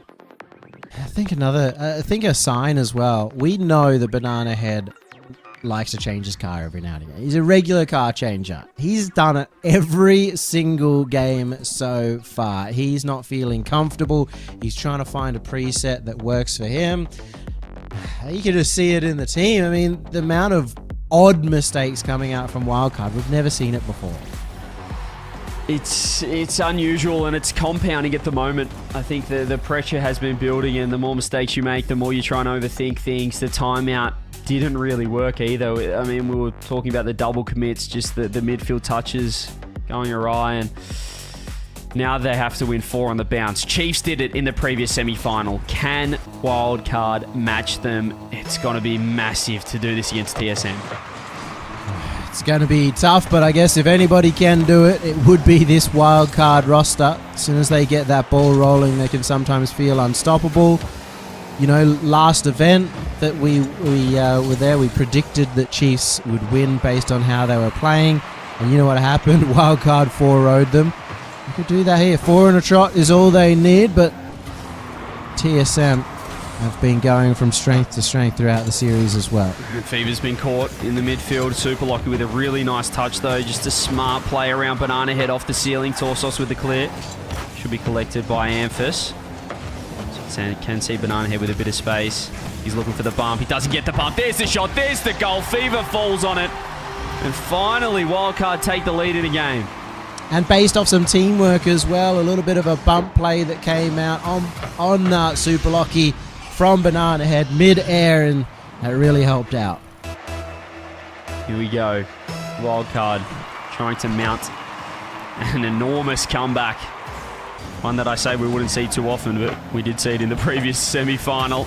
Kaka with a nice touch downfield. Super Lucky's got an open if he redirects it on net. Banana Head. Huge save. Could have been an instant response. Still could be. This time Torsos is ready. Ex-teammates, Banana Head reading Super Lucky's redirect quite well.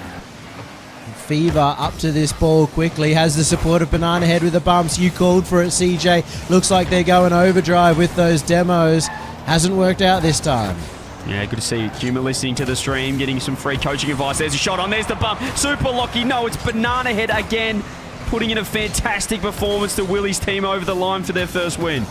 He's not known for his defense, but he's stepping up in that regard this game. He's got 2 vital saves for Wildcard.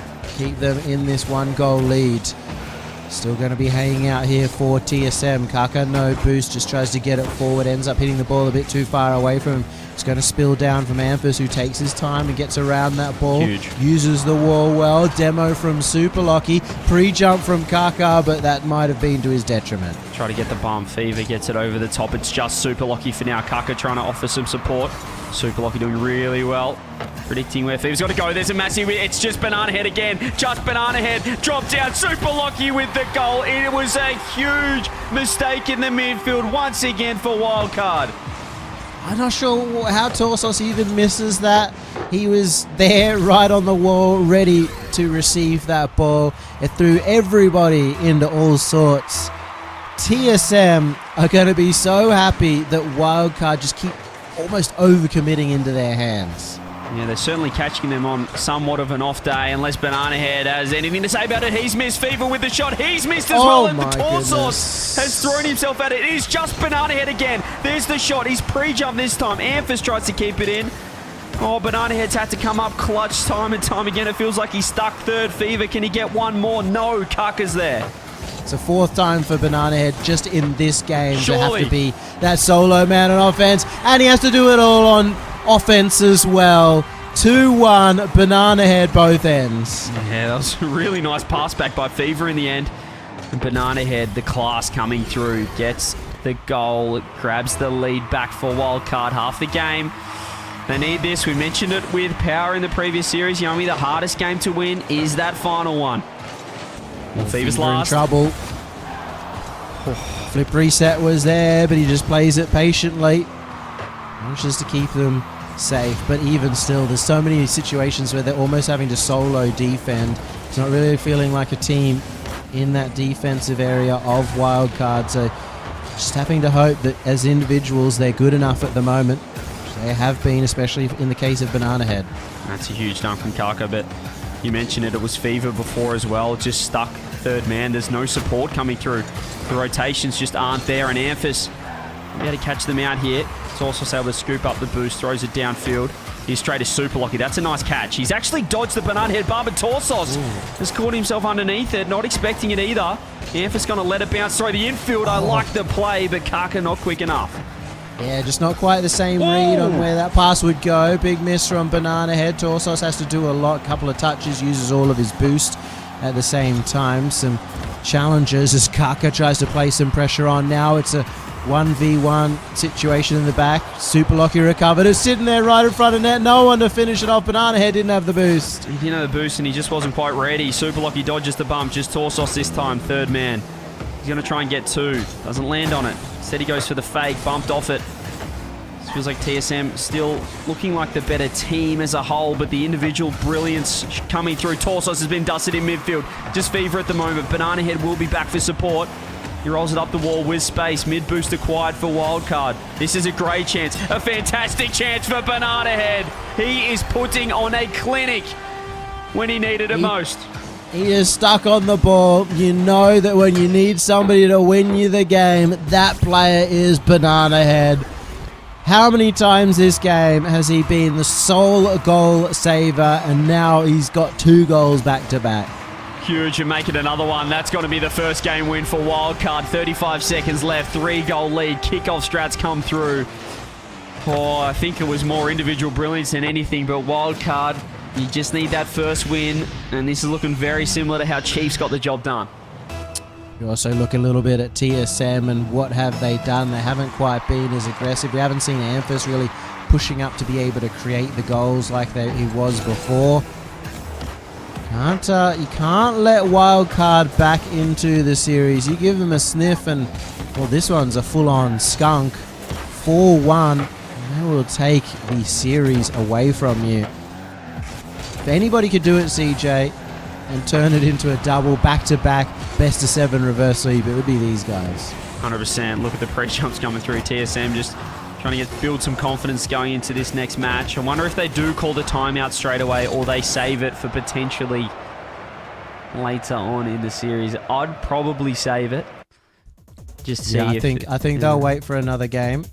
Just see if it's a trend or not. See if they've really come back. But we will have to see. I mean, that was a huge game. Banana Head, it felt like he was on an absolute island. And actually, we are going to get a timeout. TSM looking to halt the momentum right here, right now. I think that's maybe fair. They see a 4-1. They see it completely turn around. And they figure out, okay, let's get it now before it really goes against them. In the last series, it was 2 games before the timeout was called. Maybe by that time, it's in the back of your head, oh my goodness, they're about to get the reverse sweep. But right now, as it is for TSM, they're still in a comfortable 3-1 position. Yeah, they're certainly comfortable, but there you can see the tide kind of turning, and the worrying thing for TSM, I still think Wildcard aren't really playing as a team. We saw how many times it was Banana Head last by himself, it was Fever last by himself. That's unusual for Wildcard, but they still won, and they won 4-1 in the end. They did it in style, so if they can find some team cohesion, if they can play like the Wildcard we saw last split, this could go wrong pretty quickly for TSM. In Wildcard, we know they like to go aggressive, they like to commit hard, and they like to put you under pressure and make the game theirs to control. They did that in the last game. You need to figure out how you're going to stop that. Instead of being reactionary, maybe Chiefs need to, TSM need to be the ones to bring out the demos themselves. So you saw that in the last game from Wildcard to put them on the back foot. Just disrupt them in the defense, because then when you have only one player in the defense, they're that much more susceptible. Yeah, it felt like Wildcard, it wasn't too much of a structural difference. They just went into overdrive, so they just turned up the bumps, they turned up the pace, and it did catch TSM out. You can see how aggressive some of these goals are with the 3-man plays. And yeah, as you said, for TSM, they looked more aggressive in those first few games where they were getting the job done. So I'd love to see the demos. I'd love to see this just turn into an absolute demolition derby. But the timeout has been completed. TSM, what do you got for us? Can they stop this flow? Super Lucky was so good in those first few games, especially in his back half. Now Torso, 0 boost. Kaka, he didn't have any boost in himself, and that makes the shot go a little high. It was a really good opportunity off the kickoff. Still a great chance. Kaka, just you can sit and admire the shot. Nothing that Wildcard could do about it. Look at this. Banana Head, Fever, 0 boost. Torsos is not on the map as he had been demoed. 17 seconds in, 1-0. All that pressure off the kickoff, using the backboard wisely, using the fact that Wildcard hadn't built up their boost reserves just yet. It'll be a kickoff the other way. No, Super Lucky shuts it down, gets a clear out as well with a wall pinch, and Super Lucky's just going to stay on that ball. What a menace. He's playing out of his mind at the moment. There's another big whiff coming through. Torsos has to help out. It's Fever just not getting anything on that ball in the corner, and that's a beautiful pass to Amphis. Read by Torsos and Banana Head. Banana Head's up again, and that's a huge beat. It's just going to be Super Lucky. Low boost as you wait for the shot. Torsos gets an extra touch. Not sure if that helped them out in the end, though. Just bought enough time for TSM to get back. They're trying to play so fast Wildcard, but they're also using all their boosts at the same time. If you can beat them, then they will be on 0 boost. Super Lucky manages to get past it. Torsos tried to fake him out, and he was having none of it. Amphis have got the 100 boost. This is huge. That pinch as well relieves all the pressure. I thought it was for sure a goal. Torsos goes for boost. He's turned on it, but he's lost the 50. It's a free double for Amphis. It's a free double. Huge save, Torsos. Torsos closed off the angle and closed his eyes and just hoped for the best, and he manages to get up to it in time. Even still, it is a great start here for TSM. They're the ones applying the pressure now. They're the ones getting all the shots. They're the ones stealing the boost and getting that one across the goal. Banana Head trying to clear it up to his teammate. But Torsos, of all players, beaten to the ball. Kaka attempts to go for the bumpers. Torsos also trying to be a mischief. Both teams getting physical. They're showing them zero respect here. Look at the challenges. Amphis is on one right now. They are challenging everything. Third man, it looks so risky, but it's working out for now. Fever tries to fake. The 50 doesn't work for him. Banana Head throws it forward. Here is Torsos, but you can see Fever's having to rotate out. There'll be no follow-up here, and that's why it's a free ball for Kaka. Banana Head, nice challenge. Fever up. He's got nowhere near it. It's just Torsos. He's going to bang it forward. Yeah, both teams just trying to challenge as quick as humanly possible. Banana Head is probably just the most well-equipped so far at playing that playstyle for Wildcard, but even still, they haven't been able to get an extra shot in just yet. But there's the demo that opens it up for Fever. Eventually, the dam breaks. Absolutely huge, and it came from this play right here. The first mistake, Kaka trying to help out Amphis. He knew he had zero boost, but they weren't on the same page. 1-1, half the game left. Tied game right now. Halfway in. With all the pressure on Wildcard. They're the ones who can't afford to lose a single game, as Super Lucky has the flip reset. He's got the support of Amphis, tried to create a pinching opportunity. The Torsos had stayed on the backboard because of the number of bumps and demos that had been coming out. Still in boost trouble. It's just Banana Head. Oh, he's walked around everyone. He's absolutely walked around everyone. He's got an open net with Torsos. It is saved. It's very awkward. Fever through himself. Still a great chance for Wildcard. You can see right here, there's no one in net. It has to be Kaka. That might buy him enough time. Wildcard still trying to clamp down. TSM still with zero boost. With a shot come in, it will. There it is. Yep. It's a drop to Tors, and they get the lead. It felt inevitable with the fact that they were forcing TSM to jump left, right, and center. No boost, as you can see on pretty much anyone. Torsos wins the race. Great pass down from Banana Head as well. And they started playing as a team almost out of necessity with their backs against the wall, 3-0 down. At the start, it just looked like they were trying to brute force their way through, but now they're really locked in as a unit. This is a wild card, we know. Challenge now for TSM to get into this. Kaka drags it across. There's Amphis. Oh, they're still ready, though. They're not going to let this one die. This is the one time that Kaka gets room on the ball, and he actually kind of squishes it up against the roof, gets the follow-up touch. That's one of the most difficult plays that even though it looks simple, the fact that he got that straight across is perfect. They want to end this in 5. The timeout highlights that, but they've Oh got to my get goodness. back because that is a huge mistake off the kickoff by Kaka. I'm not exactly sure what he's even thinking, and he just gets in 3 different minds at the same time. Kaka just leaves the ball right in the middle. He just drove the wrong way, like he forgot the left was right. His ball cam caught him in all sorts, and he did not read that ball off the rip. Here's Fever again. Can he put the pressure on, make it 4-2? It's the air drag. He can get the dunk. It's going to be a goal, and it will be a goal. Wildcard, here they come. It's messy, and it works. Fever, wow, he's collected that ball so well. Super Lucky gets 50'd right in front of the net, and what looked to be a very close game has now suddenly started running away for Wildcard. The timeout buff, not looking fantastic right now. Still time, but yeah, this is getting worrying for TSM. You see Super Lucky trying to get the redirect. It actually faked Banana Head. Torsos up.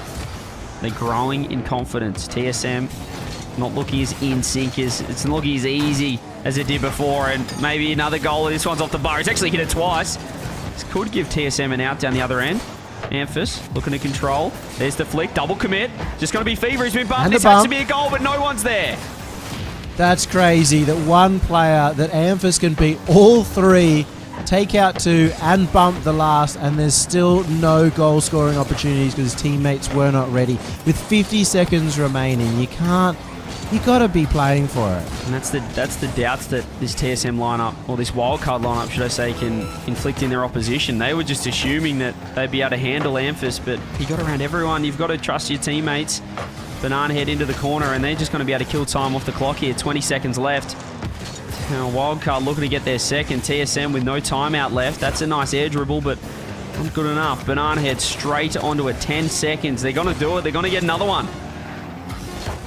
That's 2 in a row, and no timeout left for TSM's. Things start looking dire. Now they start thinking, oh my God, we're going to get reverse swept. We just saw it in the last series. It's going to happen again. We're going to be in the history books, aren't we? It starts getting worrying here for TSM. Yeah, and you're looking at players now to step up. You're looking at leaders. Super Lockie, a leader of this team, TSM, and he's had a poor performance there, just over 200 points. Not really troubling the scorer. Looking for him to step up. This is when they need him. You don't want this thing to go all the way to 7. 3-2, 2 on the board. Momentum all in Wildcard's favour. Banana Head has just gone to another level. Fever, he couldn't hit the ball in the first 2 games, and now he's starting to find the back of the net. Torsos as well getting involved. What have they got here, game 6? I don't know. Banana Head, he's showing why he was the MVP of last season and of last split. He's really gone to another level. He's become the best player on the pitch, at least in the last couple of games. Been instrumental here for Wildcard. TSM need to figure out how to take him out. We go to a game number 6. 2 still in the bank here for TSM. 2 chances to win it, but will it be the first goal? No, Wildcard get denied. Torsos 0 boost. He's going to be last for a moment. Kaka nearly rips an insane angle. So Amphis has been dunked. You can see Torsos still pushing forward. He is 0 boost. Still affects the touch. Oh, this is awkward for Wildcard. A random double commit. Fever came out of nowhere. There are the demos. Torsos still getting involved. Have some more space, but huge win by Amphis.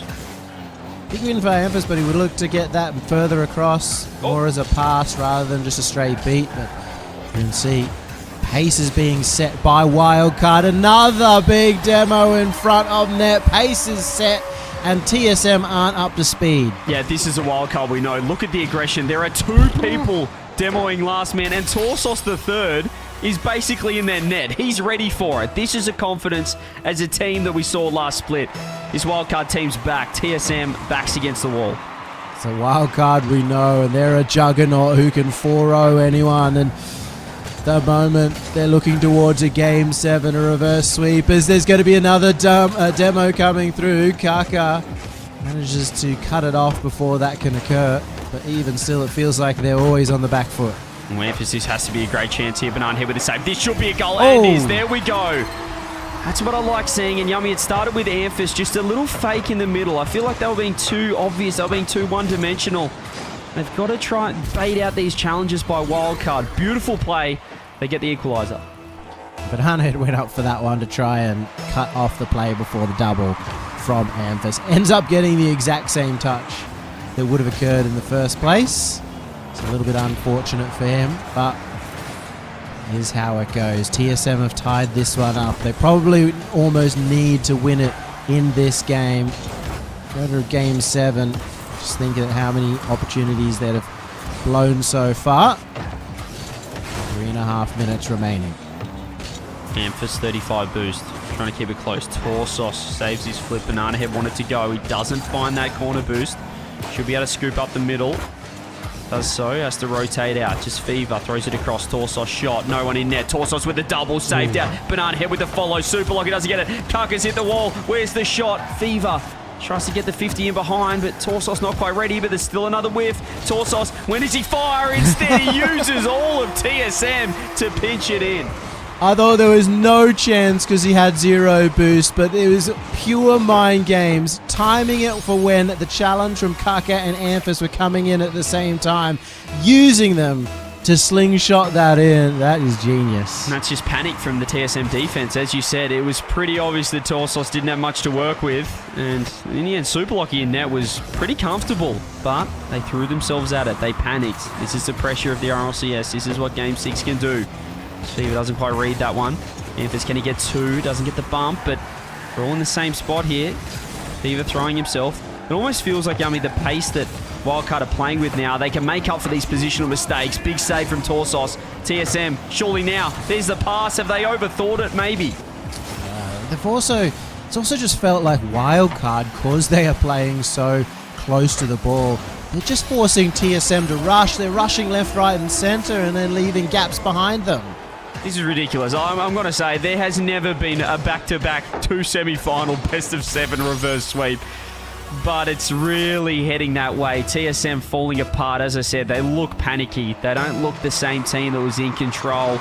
And the aggressors before are in trouble right now. Well, it would be one of the craziest moments in Rocket League history. I think it's happened once in North America, right, where there were 2 best-of-7 reverse sweeps in the same event.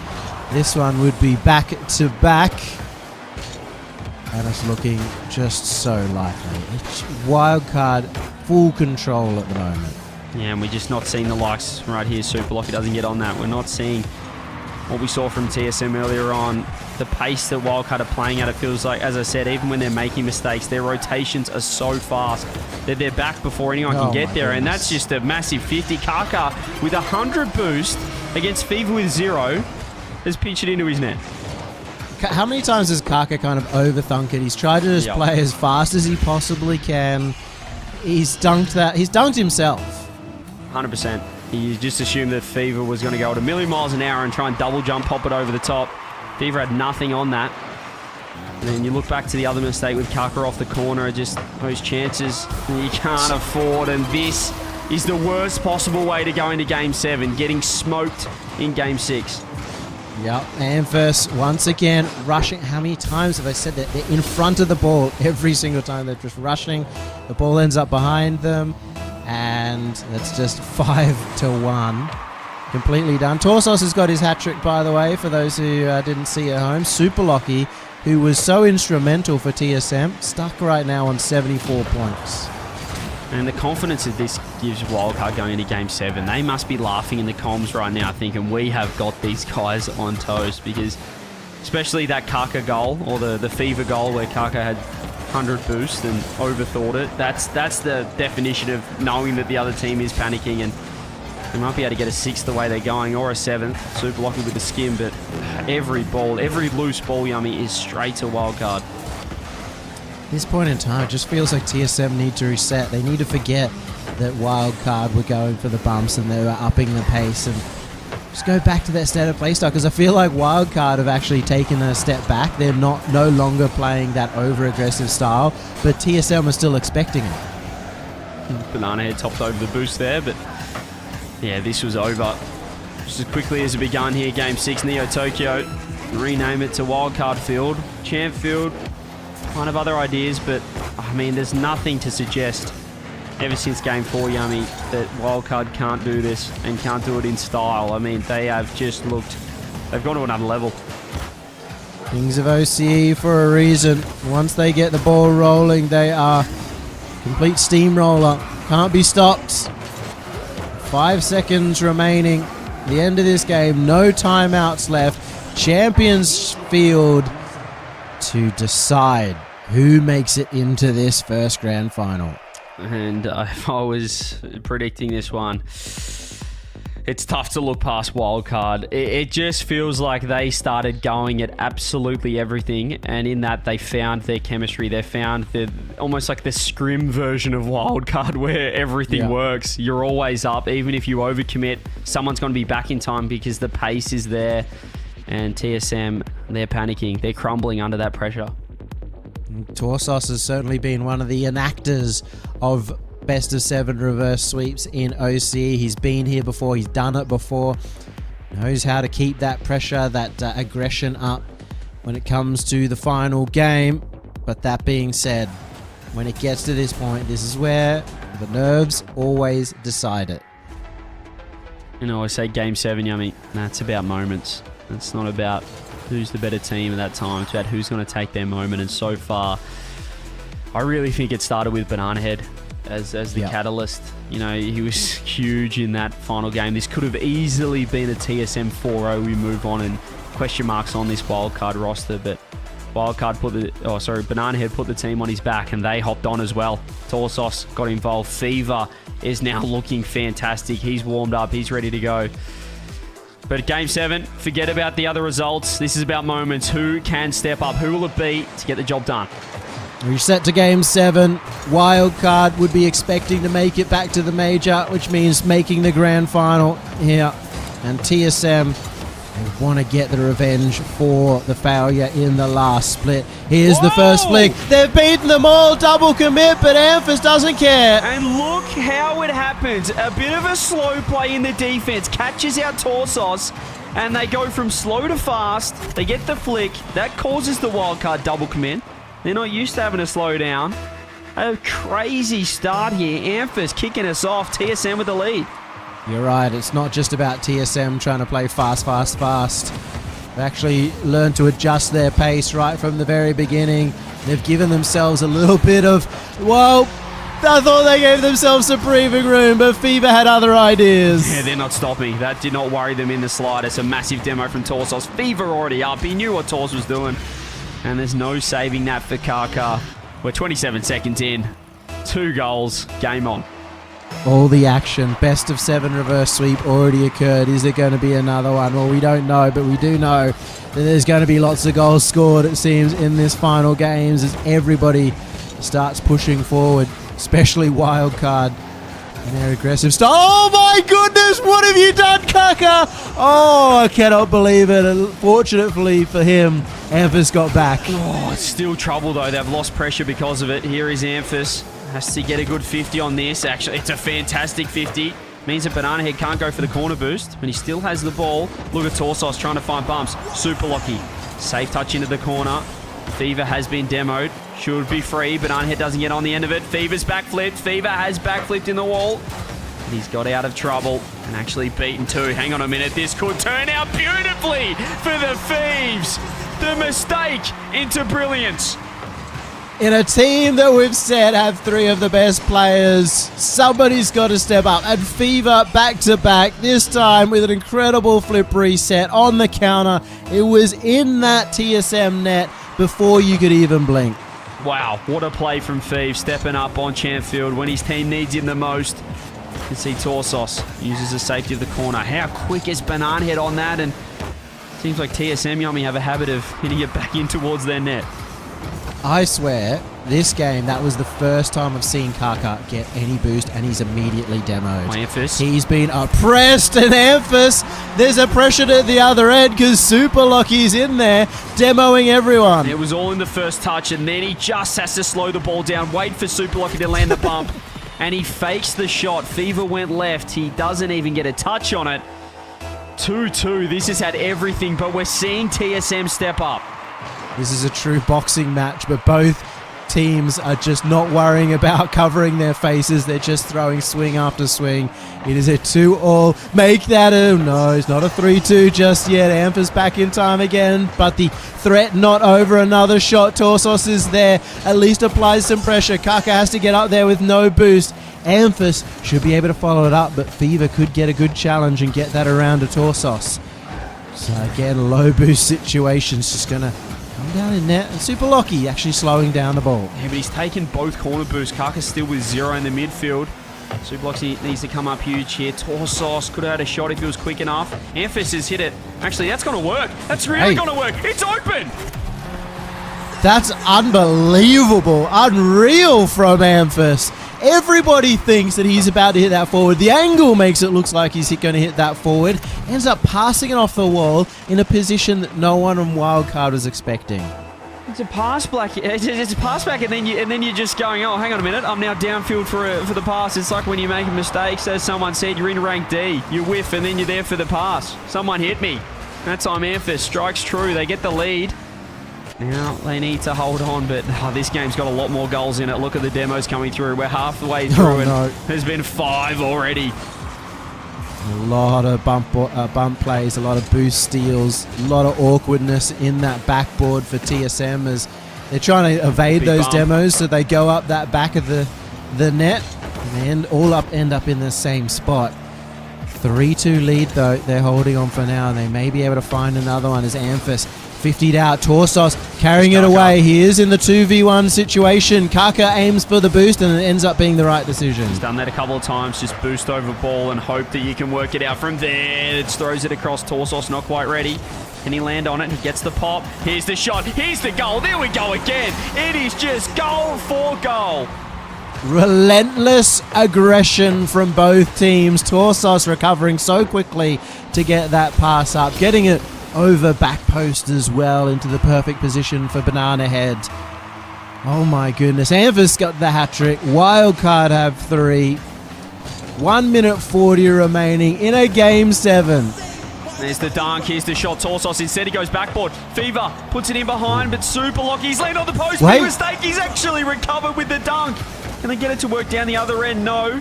Fever still with the pop. Kaka, watch the dunk. Torsos probably doesn't work out in the end as Super Lockie finds the touch, and that won't work. Amphis gets it around. TSM breathe. It's really become a game of boost management as well. Kaka, this is the first time he had boost. He had to use it all to go up for that aerial. It's been a struggle street.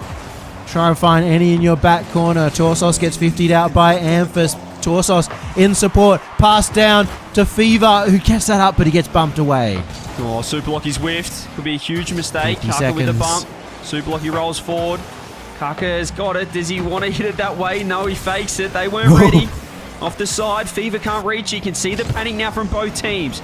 Infield thrown across. Fever there. Super Lockie was ready. Torsos with space. 35 seconds. Feels like it could be next goal wins right here. Off the side.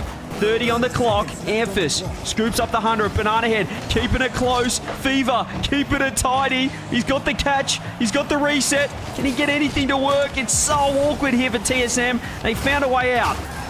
Amphis trying to get that final goal. 15 seconds. It's up to Banana Head. He's got time on the ball. He's got the flip reset. Down to Fever. Blocked out right in front of there. And Super Lockie comes to the save. It's an overcommit. Will Banana Head get back? He does. Oh, that could have been it. That could have been the goal. Torsos threw himself at it. Banana Head's up. Do they want overtime? Do they want to keep it there? Torsos. He flies. Torsos shoots. Oh, Fever had a chance. Game 7 OT. We head to overtime to decide all the marbles to make the grand final, decide whether this is a reverse sweep, and Amphis already taking first shots. So close. Super Lockie keeping it in as well. This is real trouble for Wildcard. They are awkward. Fever has to backpedal. Does TSM track back? They want to worry about his own goal. It's not going to be as fantastic. It's a open! triple whiff. Wildcard have done it. Back-to-back reverse sweeps in OCE. Unreal from Wildcard. What composure, what dominance from the Kings of OCE. I think a lot of teams would have given up after the first 3 games, but not Wildcard. They hold their nerves and they take it in game 7 overtime. Cinema. Absolute cinema. Championship Sunday, it's been delivering, guys. It has been delivering back-to-back reverse sweeps. People thought it'd be different this time. Maybe we'd get a different team. Now it's the same too, but I mean, come on. Fever, Banana Head, Torsos, hats off to them. Banana Head, especially, as CJ said, he was the catalyst for Wildcard. He was the turner, and they got into TSM's heads. Yeah, 100%. I mean, it was, you could see the panic, and did the final goal not epitomize that? It's a double whiff with, you know, they had low boost, but they had more time than they thought. But this is what Wildcard does. As soon as they step up the heat, Yummy, it just makes team panic. They just think, oh, Torsos is going to be here. Banana Head's already going to be up. We have to go. Yeah. And they force mistakes. Especially in those games 5 and 6, I think TSM were just rushing themselves out of position over and over again. I mean, that is the power of Wildcard and the reason why they've been so successful here. It's got to be so frustrating for TSM at the end of that one, too, to finally get the monkey off the back, to get past what has been their biggest obstacle, and then to lose it like that. It's got to hurt. I mean, obviously, we expect them to bounce back, but back-to-back reverse sweeps. Let's actually take a step back in this one and appreciate 2 semifinals, back-to-back reverse sweeps. Yummy, you're the historian. I don't think that's happened in OCE before. It's never happened in OCE. I think there was a team, I think First Killer's team or something, got reverse swept twice or did a reverse sweep twice in an NA event. But I don't think it's even happened internationally. So that's a crazy one for us, but OCE is always the most entertaining region. I've also done all 3 best Game 7s today, both of them. I did the one yesterday as well, so I'm exhausted. I'm looking forward to you guys taking over next time. I want to blame Formal because when he just suddenly ran up and said, I hope I'm not here until 10 o'clock. And we're, Yummy's going, we're not going to be here until 10 p.m., you fool. Like, there's something crazy would have to happen. And here we are, we're 50 minutes away from 10 o'clock. It's going until 10. Yeah, look, all I'm saying, Yummy, is if security kicks me out, you might have to jump back in. I'm sorry. We're going to go to a break, and hopefully it will be a quick one, because when we come back, our grand final, Healthy Chiefs taking on Wildcard.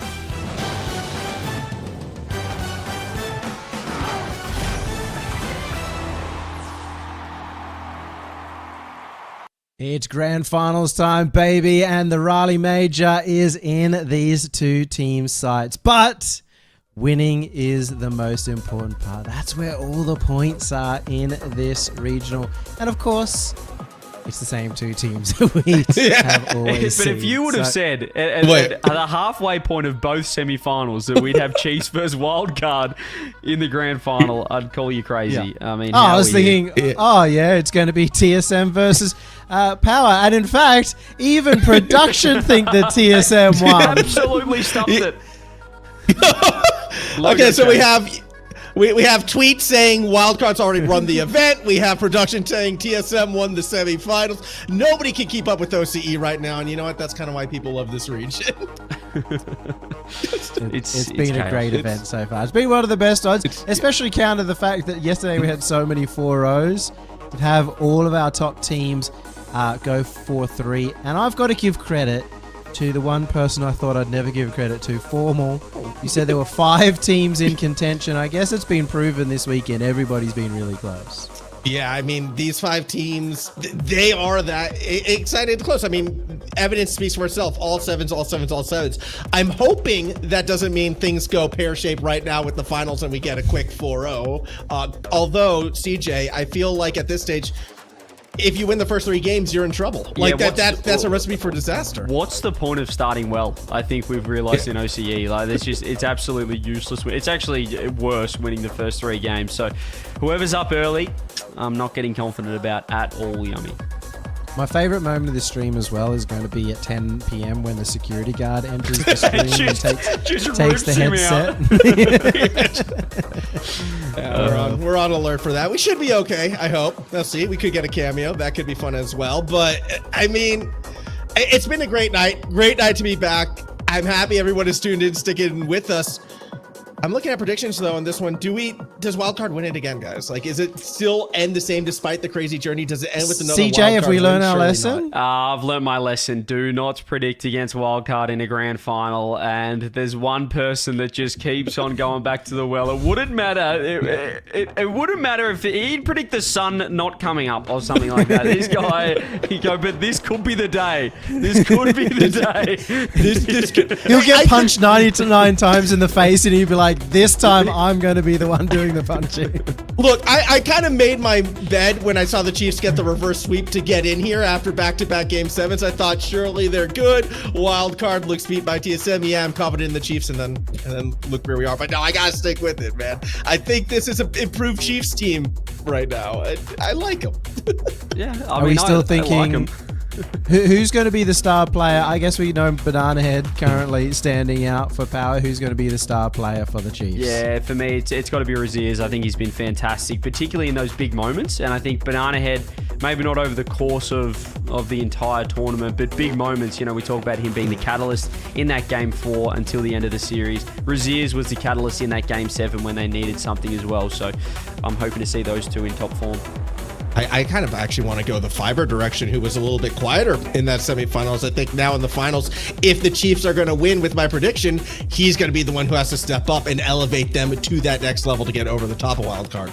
And superstar Australian OCE Rocket League player Volt has predicted Game 7 win for the Chiefs. Let's see if that comes true. We go to the grand finals to determine who is the best in OCE. Come on, give us Game 7 and Formal. If that security guard comes in, I want you to just put the headset on him. I want to cast with the security guard if we do go the distance to Champ Field. But this is going to be a fantastic grand final. Let's get into it. Yeah, I'm really keen for this one. I mean, already an amazing night. How can this grand final disappoint? Don't answer that. I don't even want to know. I want these two to go the distance one more time. I just hope that, again, the quality of play continues to improve right now, because it's been a long night for both these teams. Reverse sweeps, they're mentally taxing. And for the Chiefs, who have already done 2 7s and then giving up goals like that, it's a tough road. Yeah, just a beautiful first goal. Absolutely clinical from Banana Head with 0 boost in the back corner. Raziers had to dodge the bump. He heard Torsos behind him, but you've also got to hit the ball. And that did not happen. 21 seconds in, it is all Wildcard. I mean, the beauty of OCE, Formal, is if this was any other region and one team's 3-0 up, you probably tune out. But not OCE. You're staying around because anything can happen. Yeah, I mean, game to game, anything can happen realistically in this region. We've seen already our fair share of chaotic games, high Mickey games. I think someone put it best as Raziers can't finish that goal. Banana Head, big time save. How has he done that? He had 0 boost. Raziers took the worst possible 50, but Banana Head, there's the combination. There's the head-to-head matchup we talk about. Banana Head 1-0. Oop. Nearly making it 2-0 off the demo right there. To quickly go back to a previous point, I did see someone point out it was the most OC thing ever when you have insane mechanics, great Game 7 for a defensive disaster class in OT to end it. That's why you have to stay tuned. You don't know what's going to happen as a triple commit puts the goal in. And a huge whiff coming out on the backboard. It was a beautiful set play, though. Banana Head. And that's, yeah, Hunter's just got to be better than that in the end. Fever too quick for Raziers for the follow-up. And it is an easy 2 goals for Wildcard. Yeah, Wildcard out in front, continuing off that dominant performance and momentum, I suppose, maybe that we saw in the latter half of that last series. At least form-wise, they're looking good. But even if we go back to the quarterfinals now, CJ, the Chiefs, they've been slow starters all night long. I'm not too surprised to see another slow start here. Yeah, these things can happen. Absolutely. I mean, you can't deny the momentum that Wildcard have right now. There's another shot. Could have been a goal. Probably is still a goal. There's just no one back for the healthy Chiefs. 3-0 in 90 seconds. Yeah, and these are 3 goals as well with, as you said, Hunter being the one player back and just making a poor read, not able to get a touch on the ball. Hunter needs help right now, Chiefs. Wildcard just too much for him to handle. Too much indeed. And a strong start, which probably means Chiefs are your regional champions, ladies and gents. Lock it in as long as they lose game 1 and then the next 2 as well. The way things are going. Raziers, 0 boost. Over to Torsos too quick in that occasion, but Chiefs really yet to threaten anywhere in the offensive end, Formal. No, but then again, Hunter still kind of got a touch on. Fever back there and finds the touch. Now Fiber going, looked like was looking for a psycho, instead finds a teammate instead. Banana Head cross to Fever. We'll slow it down. Hunter's there. Fiber and Raziers eyeing this one up. Torsos, though, gets it to the backboard. It's safe enough until you see Torsos' second touch. Yeah, he kind of baited the shot in there, Torsos, and got a huge dunk. So we're approaching the halfway point. Could it be Wildcard with another? Fever! Almost. Fiber was ready. Banana Head nearly snipes it in still. We do hit 2:30 on the clock, 3-0. It is the perfect possible start for Wildcard.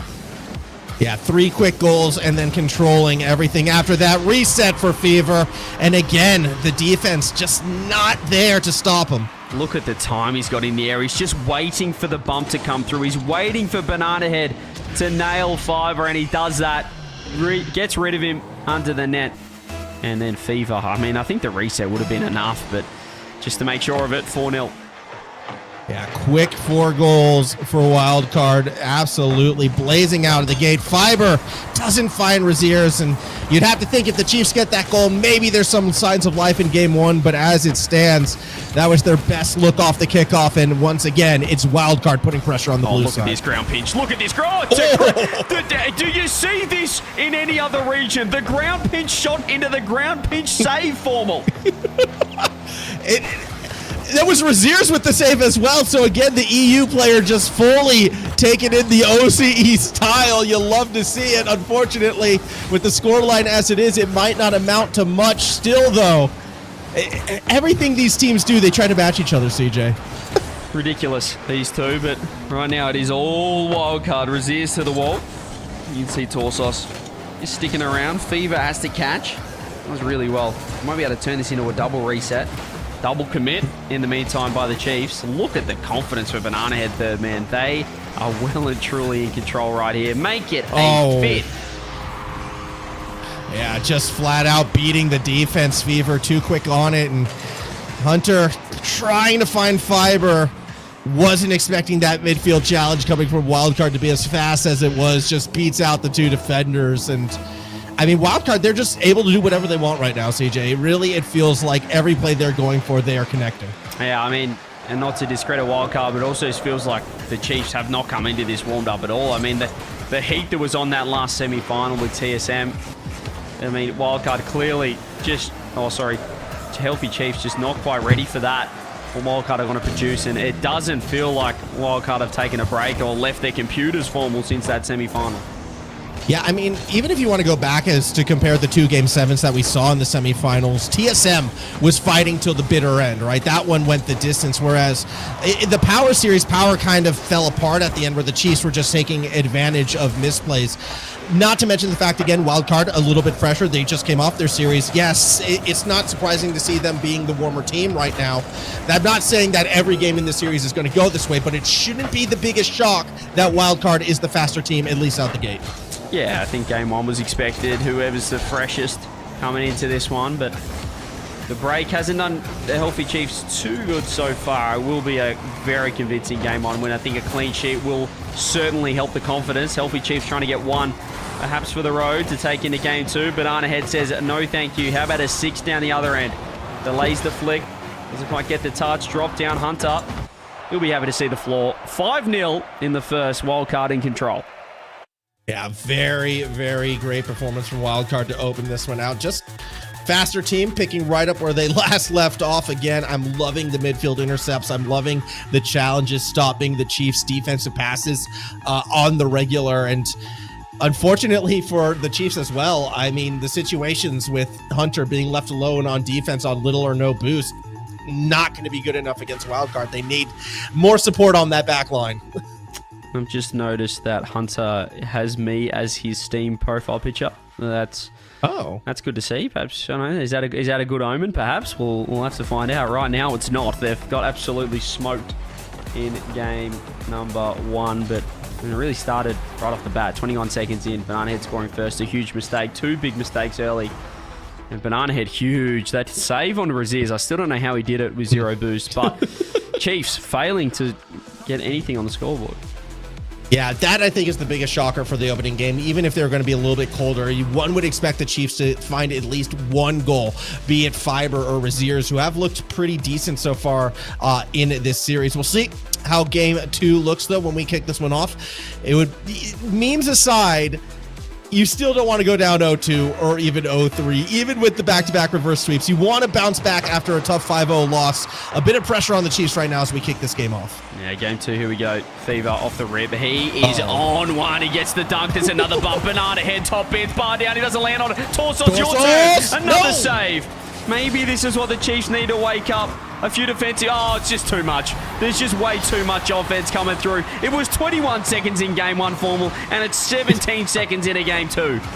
I always feel like we're back in 2024 with how many shots are coming, how frequently they are, and just it's relentless. Shot, shot, shot, shot.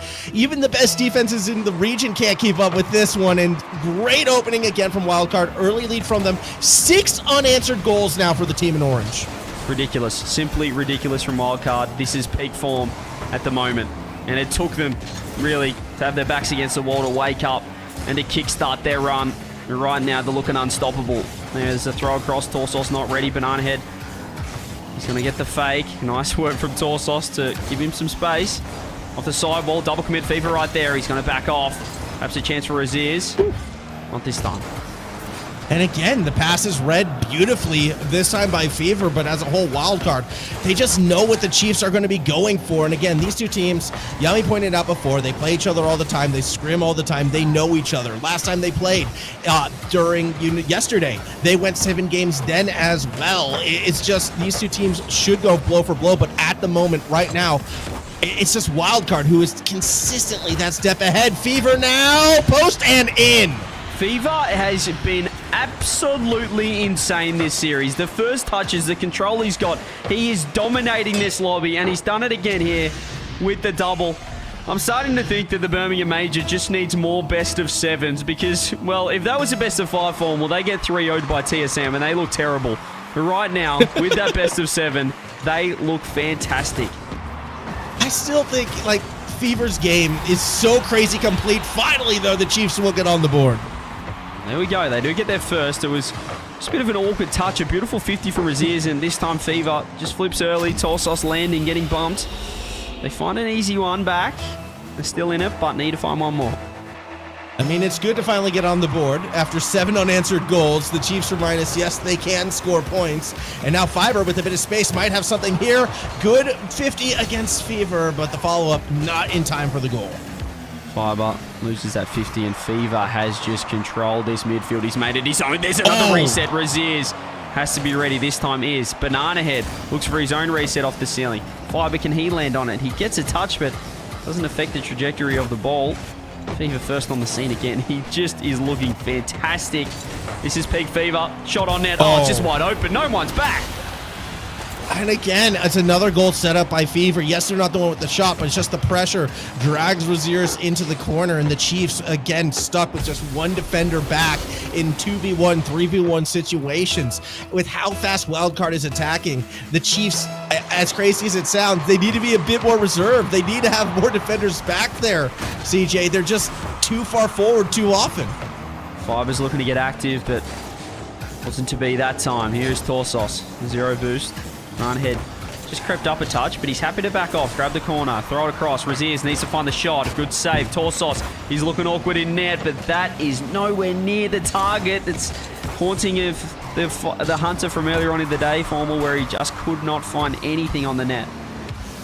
I mean, you say early on in the day, but it's been a reoccurring theme, I think, with Hunter almost throughout his career. Like, some games he is on, other games, all the mechanics, all the setup is there, but never the finishing touch. It's kind of the Dr. Jekyll, Mr. Hyde effect with players like Hunter. Banana Head gets stopped by Hunter, who also makes a save off Fever as well. Here's Torsos. He's going to go for boost instead. Leave it for Banana Head. Hunter throws it across. It's too wide for Fever. Too wide for Raziers. Fiber gets one more. Beautiful setup. Banana Head's ready. That's where you're expecting a Chiefs member to be on it, but they're not quite trusting each other. They're worried about this wildcard pressure and the speed that really broke TSM in the previous match. I mean, they're starting to play a bit more reserved, and it has kind of stopped the smorgasbord of goals and shots that we saw earlier. However, I mean, yeah, it might come at a bit of offensive pressure, which is why you got to hit the shots like that. Razier's so close, but not quite there. One more for Fiber, perhaps. No Fever ready. Hunter drops it to Raziers. He's got boost. Can he get anything on net? He throws it. Torsos is backed all the way up, and in the end doesn't get anything on it. There's one back. There's still plenty of time. Yeah, I'm just trying to watch Torsos right there, and yeah, trying to make the recovery off the back wall was a little bit too slow in that situation. Good heads-up goal coming from the Chiefs, back within striking distance. Game's far from over, CJ. All they need is that one magic touch, and we could be looking at an overtime. Could be into it.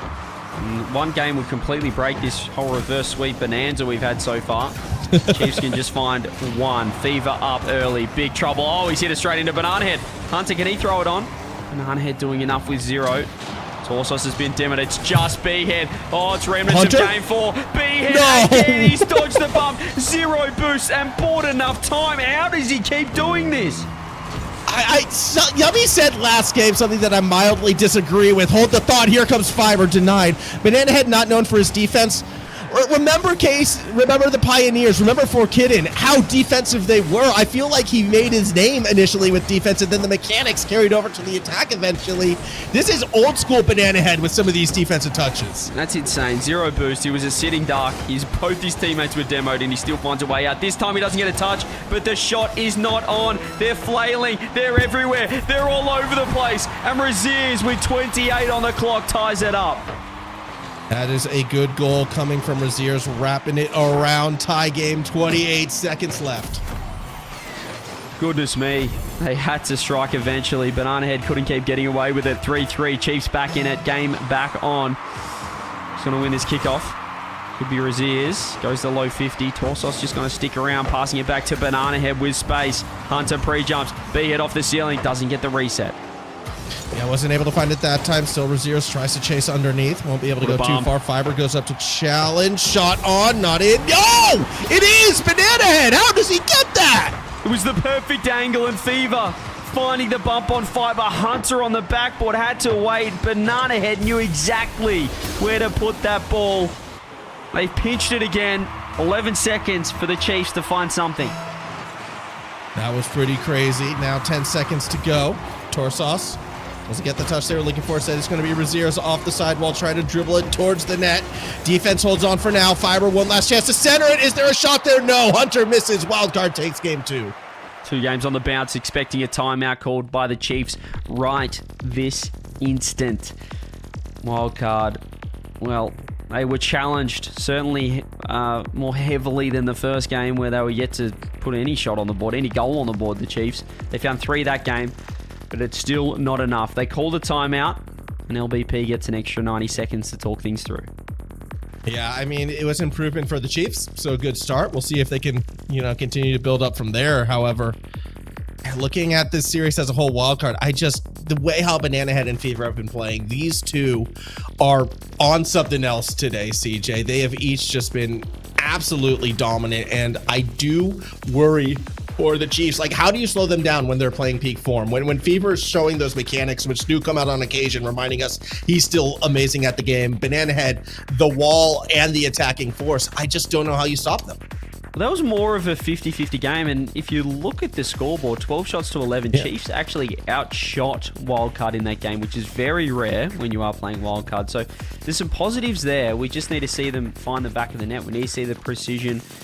We need to see them be a little bit more deadly up front. But that game looked like they were matching them pretty much for the most part. They just had a pretty heavy deficit at the start, 3-1 down. So I don't think there's too much to change. I think they just need to keep their heads in. And for this timeout, it's more about LBP locking the boys in and really instilling confidence in each of them.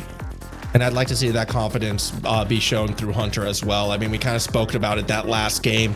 Missed a couple opportunities that were there for him that, when he's playing at his peak, he hits those shots. And if he hits those shots in this game, who knows, maybe a different result. So if Hunter is able to lock in, if Fiber gets some of those big opportunities, this could still turn into a series. But as it stands right now, yes, momentum was with Wildcard. We'll see if they can maintain it after the timeout buff.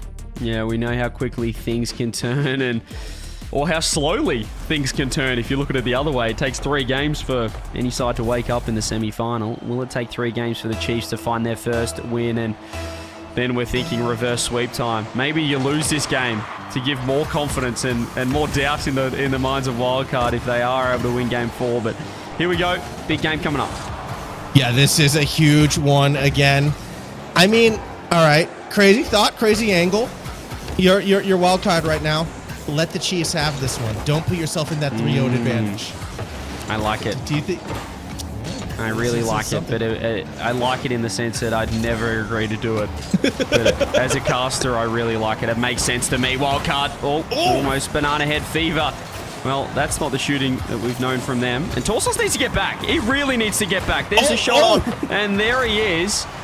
Gee, he took a very wide berth there, and now Fiber's got 0 boost. He could be in trouble. Raziers has to cut rotation, and he's lost his boost. Advantage Wildcard. Advantage Wildcard, and they're turning it to more shots, this time from midfield. Hunter, no boost, gets to save. Fiber, low boost, stuck in an awkward spot. If Wildcard can keep the pressure on, it's Banana Head versus Raziers. He voids the bump, gets the touch to the corner. Fiber waiting, and now Chiefs have to flip this map. They do. Fiber actually looking to go to the net. There's the setup. Raziers' second touch. Is it? No. Couldn't find it. It goes to Fever instead. Now Hunter again on their own and takes the save. Fever's looking like prime Zen out there at the moment. That reset was enormous, but it was set up through Raziers missing that touch. He just put so much pressure on the defense. The bump will help as well, but Torsos went the pass instead of the shot. Could have been a goal, still scoreless. Hunter is making so many incredible touches on this defensive side now on no boost. And it was a chance for the goal. Torsos left it open and Hunter punched it through. This is the first time in 6 or 7 games where Wildcard, a big mistake comes through and Torsos just backflips or side flips off the backboard. First goal due to a freebie. Chiefs will take that. Big 1-0 lead. Chiefs.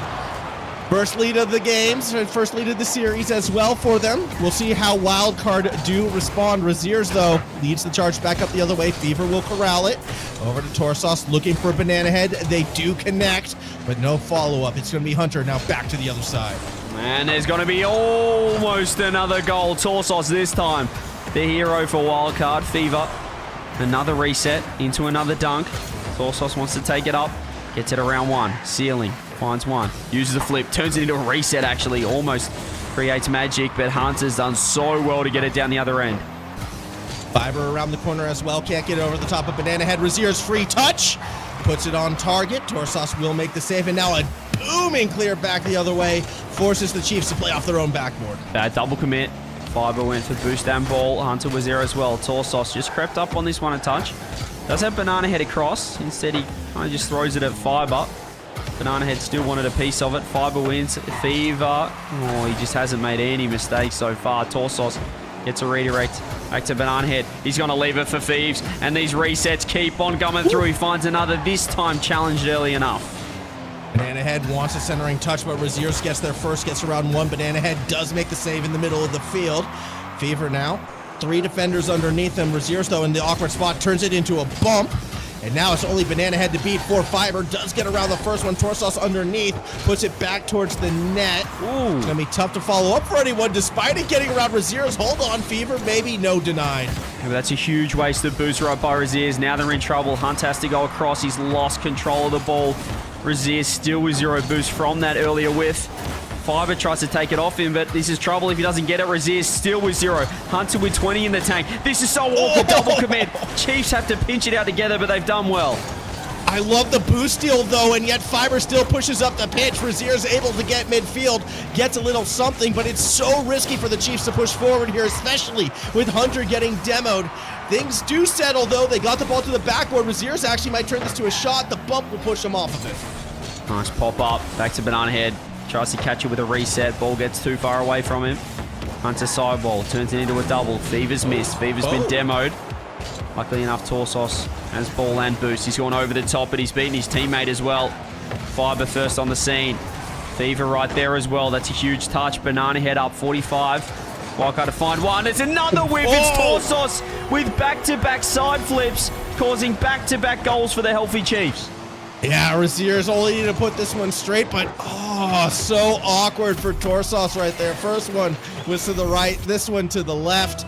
Looking a little bit like Hunter in game 1 here. A couple defensive mistakes is all it takes to get the Chiefs back in this series. Almost get a kickoff goal as well. And this is where it felt like Wildcard were just absolutely in flow state for 6 games, but a couple of side flips can put hesitation, put doubt in the mind, and the hands start getting a little bit more slippery. 30 seconds left. Looks like the healthy Chiefs could well.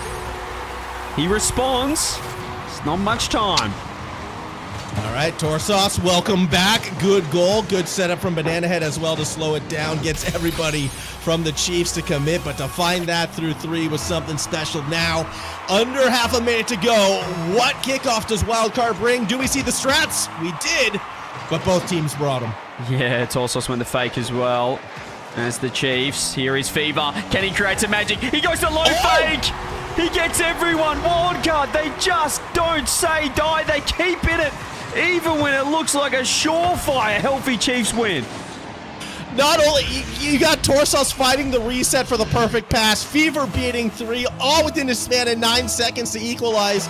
Could be an overtime angle, but CJ, with the way how Wildcard has been playing, I'm not surprised if they end this in regulation. Yeah, people saying rip the reverse sweep. Just wait for this. There's a save by Banana Head. Wildcard want the win. The demos. Raziers is up. Torsos finds the dunk. Wildcard, I'd say, want the ball down. They're in an awkward spot, but Banana Head trying to get around everyone. OT. Had the power from the musty, had the angle, just didn't have the height. A bit unfortunate there.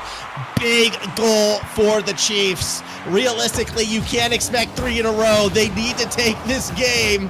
However, it's Wildcard leading the charge. Oh, can't get the pass to Fever, though. Razier's got in the way. Nice challenge, though. And look who's first there. It's Banana Head. Hunter should have a free clear. Fever right there. Fiber redirect. Fever happy to leave it. Knows exactly where Torsos is, but he just made another little blue there. Razier's first up. Not in just yet. He gets one more. Banana Head just puts a body in the way. Oh, great denial from Banana Head, and now we get to possibly see what Wildcard can bring. Deep clear gets the ball to the blue side. Razier's not a lot of boost, stays on the play. Fiber actually harassing Fever to help set something up. Pass back. Razier's no boost, won't get the chance. Yeah, it's Torsos first on it, and that's a beautiful pass to Fever. Hunter just goes for the straight clear. Oh, Fiber's up straight away. Fiber with a shot. Torsos gets it into the corner. Chiefs still looking to attack, but Hunter has no boost, and they know it. Wildcard ready to pounce. Trying to keep it as close as possible. Keep it out of harm's way. I love the respect Torsos showed. Fully aware of how fast the Chiefs can strike. Big 50. Razier's gets a wheel on it. Keeps it alive. Here comes Fever. Fever, though. Only Hunter to beat. Gets underneath, and it's a 3-0 lead in the series for Wildcard. The kid's done it again, and it's another low fake. It's the exact same play, and it's bottom right all day for Fever. 3-2, Wildcard, 3-zip. I know everybody's thinking it, CJ. I know everybody's thinking it, and with how close the Chiefs have been making it, there's no way, though. Surely not. Surely not. I think the way that Wildcard won that, though, if Chiefs were going to mount the reverse sweep, it felt like they needed to mount the late comeback in that game, but it was Wildcard 2-0 down with about 20 seconds left, 27 on the clock, 28 maybe. They get the first goal, Fever ties it up, and then to get the OT winner, they have all the confidence in the world. No timeout for Chiefs either. Surely not. Everything is saying a 4-0. Yeah, which is crazy to think about, right? Like when you consider the way how this night has gone, when you consider the way how this entire event has gone, the top 5 teams all proving to be very tightly matched. But for Championship Sunday Wildcard to rear its ugly head in the grand finals, I mean, some things just feel inevitable. And I do agree with you that it is shaping up to be that way. I'm a believer in narrative, CJ. I'm a believer in chaos, and I don't want to count the Chiefs out. They've gone to Game 7 twice already. I see no reason why they can't do it again. They've reverse swept once today, but they have to do it against the best team in the region, perhaps the best team we've ever seen in OCE history. But I've played with this version of Fever. When he's in this form, he is so hard to stop, and that is the worst possible start for the healthy Chiefs' potential reverse sweep run. They've conceded in the worst possible way. 5 seconds in. I love that. Fever gets bumped. Normal players back away after that, thinking, okay, they're going to get to the play first. Nah.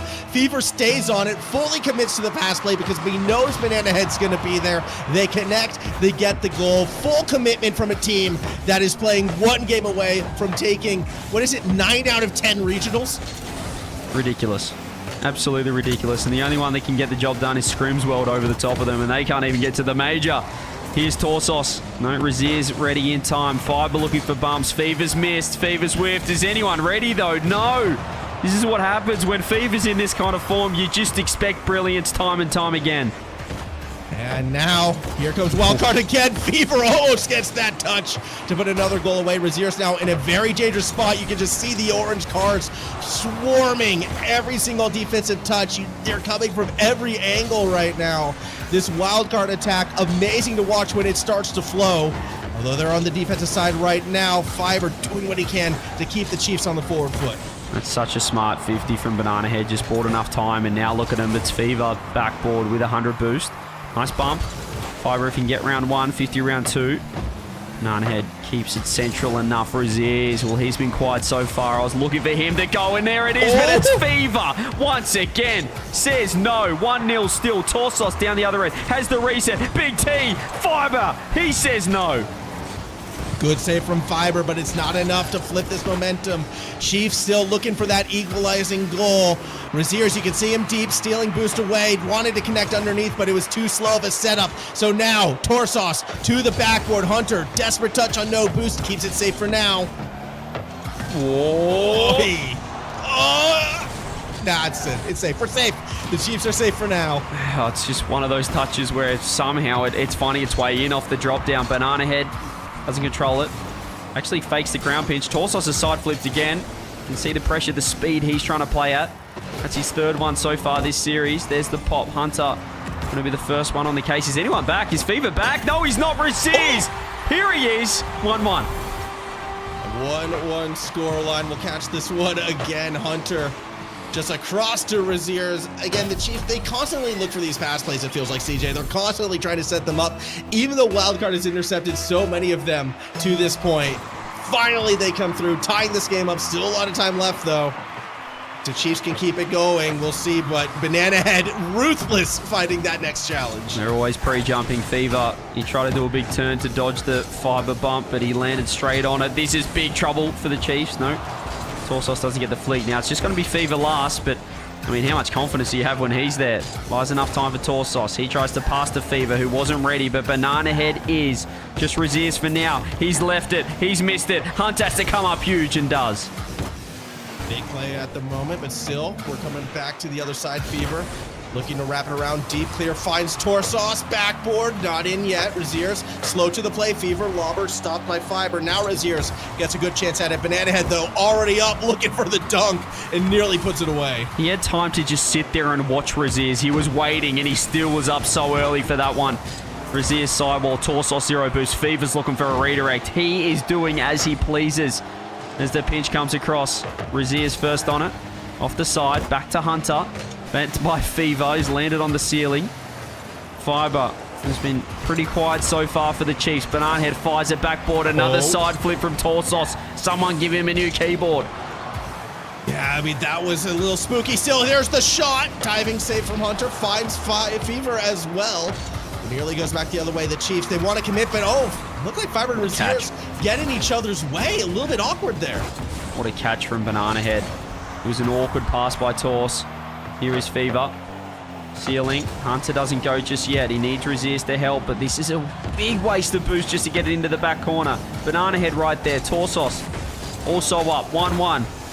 Could be a case of next goal wins right now. Is it going to be Fiber? Here's the space. Banana Head is low. The 50 comes through. Banana Head's 50s have been a lead, but the shooting by Raziers has been even better. Top right, top left, don't matter.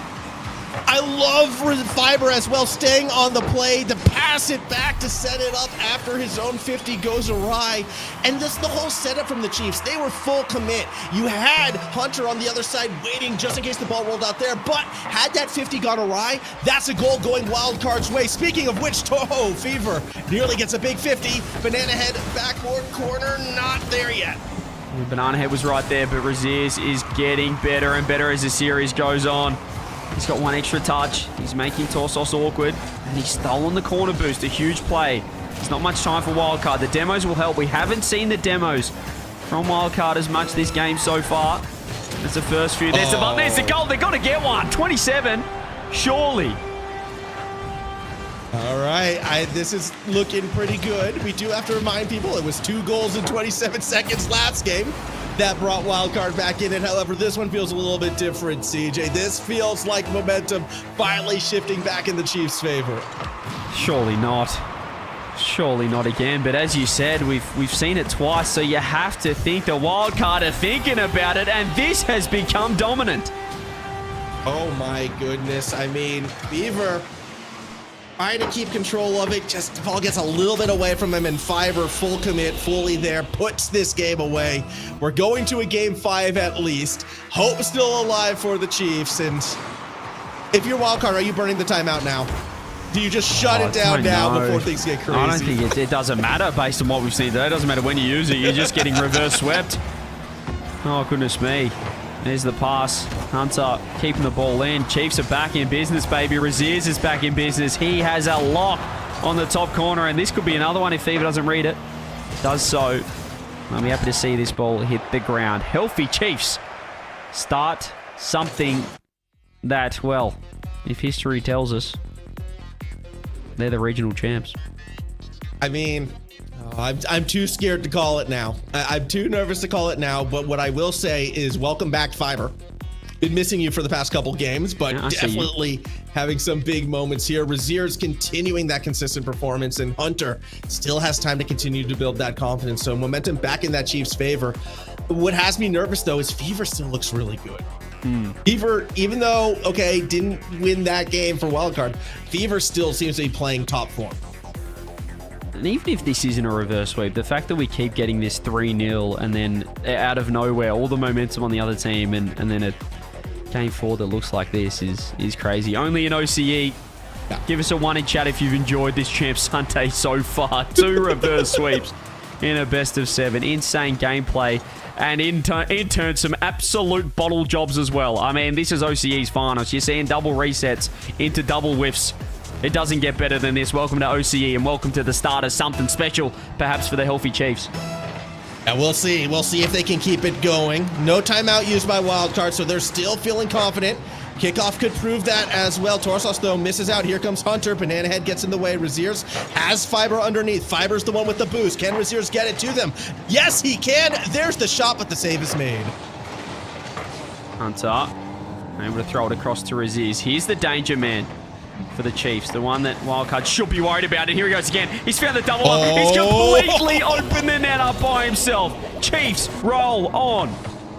Oh my goodness, Raziers, the game sense, the game knowledge, everything he has been doing has been so gold tonight. Fiber there for the cleanup, yes, but that was Raziers keeping the pressure where it needed to be. Early lead for the Chiefs. Massive start by the Chiefs. Kickoff strat works for Wildcard, but oh, that's a great pass. Fiber right there. They're looking one step ahead, the Elfie Chiefs. This is a lot better than the first 3 games. If you think Rocket League's not scripted, if you think this esport isn't scripted, think again. I don't know what's happening, but surely we can't have a three-peat. Banana Head throws it across. That's a nice pass. There's still a skim. I don't know how that happened. Chiefs hanging on.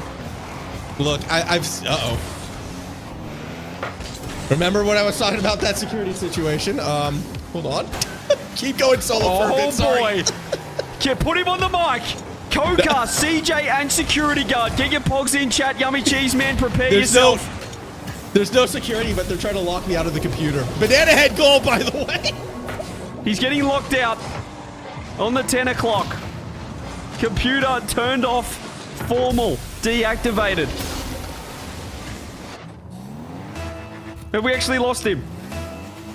I think we've actually lost Formal. Formal's computer has automatically turned off at 10 p.m, ladies and gents. Welcome to the solo cast. It's like I'm doing a Shopify team stream. Raziers takes it upstairs. Reset. Goes low. Over to Fiber. Fever up this time. Torsos able to collect.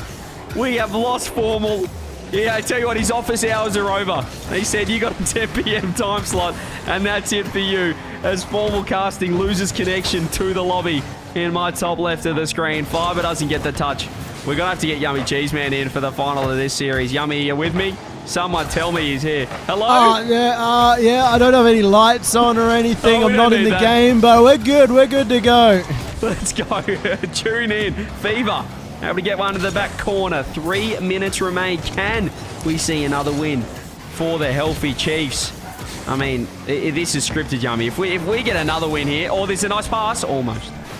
I'm trying to think about how to channel my inner Formal casting right here. I've got to start predicting incorrectly, figure everything out, but good series so far. Chiefs, 2.5 minutes left of this one. We just kind of know that this reverse sweep is inevitable though, right, CJ? It's looking likely. We're starting to see Banana Head's radar just go a little bit off from what we're used to. Fiber looks to control this one. Banana Head gets it across. Do see the shot on. No, Hunter able to catch. Fever, there's the strike. Is Banana Head ready? He's pinched it the wrong way. He tried his best but couldn't quite get it to work. Pop up from Banana Head. Potential chance to get this one into center, but Wildcard's attack is over as soon as it started. Oh! Fiber's found the angle. Oh, ding! And there we go. Hunter finishes it off. They continue towards the reverse sweep. He's done what is that? A triple wall dash into a pre-flip into the corner, into another pre-flip to get it on net. And then he also dodges the ball off the post. I thought he was going to clear it. That was ridiculously mechanical from Fiber. They get the lead. 2 minutes left. In 2 minutes. Chiefs have been so good at holding on throughout this series. Are they able to do it again? Hunter, big clear down. Not going to be a goal just yet. Wildcard, not finding those ways to just apply the pressure to Chiefs anymore. Unable to find a quick goal. There's the pass down. Banana Head shut down by Hunter. Looked threatening. Torsos doesn't want it to end just yet, but there's the clear. Is it an overcommit? No, Fever will get back in time. That's massive from Hunter. We've called him out for his shooting and some positional mistakes, but he is coming up clutch right now. Here he is again. Sidewall rolls it up. Buys enough time. Fiber's low boost. Fever doesn't get the redirect. He doesn't worry out Fiber either, who is also stepping up. Is this going to be another touch? No, Torsos ready. Fiber, he goes. Torsos with a touch. Hunter has to come up huge. Does so. Just over a minute for Wildcard. Torsos right there. Back to Banana Head. Back to Fever. Goes the fake, but you can't do it 3 times in a row. Just 1 minute remaining. Wildcard starting to sweat a little bit here as they try to get that down to the other end. Torsos has the backboard. Banana Head went up early, but then he had to pull out as he's found Fiber up to the challenge. Almost gets it down to the other end. 40 seconds. Hunter with a beautiful 50. Who's on the other side? It's going to be Fiber who takes it up. Throws it across one more. Torsos gets the clear, but there's no Banana Head right there. Wildcard need it down the other end. Nice touch by Hunter. Has he faked out Torsos? No. Is it a big mistake? Perhaps. Fiber both in the same spot. Baraziers, they've got it around. This is going to be another game win, Yummy. They've done it again. Game 6 is on the way, baby. Another reverse sweep on the cards. I've already cast 3 best of Game 7s today. Can we make it a 4th? How do teams look so good up until Game 4? It doesn't matter who it is. Power, TSM. Goodness me. Could it be the wild card? Could it just be the curse of OCE?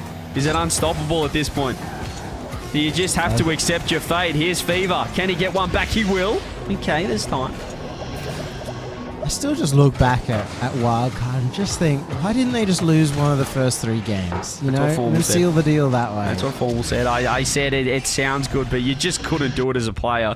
You don't risk losing a game. You don't believe in a curse that much, do you? Well, I don't know. They might be starting to believe in it now, now that they're heading to a Game 6. Unless... Going to be getting a timeout here, almost certainly. We'll see, but... Man, I'll tell you what, CJ, it's quite disorienting joining halfway through a series, halfway between a game, when I was also expecting to have to turn on all my lights. By the way, if production want me on camera, I have no lights on. Maybe just, there we are. Just have me on camera there. We got the timeout confirmed. Hang on, this might look interesting. Hang on. Oh, you're actually on. I thought it was a black screen, but that's actually your camera. No. They've blacked me out. Oh, so here he is. Okay. I don't see it, lovely. We're back in business. I mean, I don't know. Look how dark it is because I don't have my main room light on. I don't know what's happened, Yummy, but we're in this situation again where, as we were in the last series, where we go, surely not. Surely we don't go the distance. This would be... I saw Gen G win a regional last split, which I thought was... I saw GK go 12-0 on a Champ Sunday. But if we see 3 best of 7 reverse sweeps back to back to back, this would have to be the craziest Champ Sunday in RLCS history. Yeah, we'd have to pack up RLCS for good. I think we pack up. There's no beating this. It would be Pete, but, you know... We thought, in the last series, it was Wildcard, and they're coming back, and we're like, okay, Wildcard are going to do it. It feels, in this case, it's Wildcard. At any point in time, they can just have one of those crazy games where the luck goes their way. They make their own luck. They play it so fast, they'll just get a random pinch into a goal, and it'll seal the deal that way. So... feels a little less inevitable than the last series. Yeah, what I miss? Yeah, What I miss, guys? Formal's here. Yeah, look. Talk to me. We hacked around security. We got back. Did you get the auto 10 p.m. show? Oh, welcome. We got the 3 by. Yeah. How about we just try cast for the rest of this? Why not? Let's do it. We're here in Game 7. Get Formal back in the lobby as well, and let's try cast this bad boy because this is ridiculous. Game 6, timeout completed. Wildcard, Chiefs, no excuses. Potentially 3 BO7 reverse sweeps coming up. Do we get it again? Champ Field awaits. And a wildcard timeout buff. That's going to be what they have to rely on Jimmer to see whether he's been able to work the magic. Like we've seen from LBP all day long. Starting off here 20 seconds in, and it's been stuck in the middle as Raziers gets the first opportunity of the game. Formal, tell me you've got something up. You can see the screen. We're all good. That's all I need to know. I mean, I got the V mix up. That's all we need. Go for it. That's all we need right now. Look, I can't miss it. I mean, things are too crazy. Might be breaking a couple laws, but you can't miss, 3 reverse swings in a row. That's all I'm saying right now. Granted, Banana Head out the corner, a little bit slow. It's a bit of a challenge, but nothing there just yet. Raziers down, no. They're collecting it from the back corner. As Razier's in support, there's only one player in defense. Is he up to the task? It's off the crossbar. Fever manages to get the clear out as well. The danger not over just yet as Chiefs want to keep them pinned in, try and drain away their boost. It's going to be a shot on. Torsos this time making the save. Hunter follows it up. And nobody able to break the defense. It's an overcommit. Is it going to be quick enough? Oh, huge. Here's the dump. Torsos, he goes for the fake. Surely Banana Head's there. No, he's going to wait. He's going to get the touch. And now perhaps Wildcard have to play a bit of defense. Fever has been enormous so far this series, Formal, but you've got to do it when it counts. I mean, you would trust Fever to do it when it counts, but my eyes are more on Banana Head. We saw him do it in the last series. Things slipping away right now. Banana Head is that player on Wildcard who's dragged him out of tough situations before. I'm looking for him right now, but it's Raziers who had a chance getting in the way. That was Fever once again. 2 minutes, no goals scored. A rare occurrence between these two teams. The way they like to play aggressively, they like to take their risks. It's the reason why they have been the top two teams in OCE in recent times.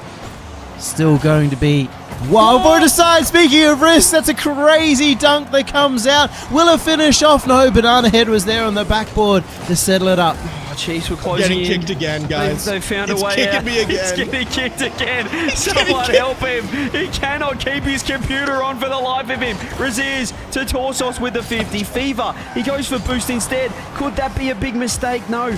He's bought enough time. He finds the flick. Torsos, sidewall. 1, 2. Hunter has to wait. 100 boost. Oh, this feels like it's going to be a one-goal game, Yummy. It's one of those funny ones.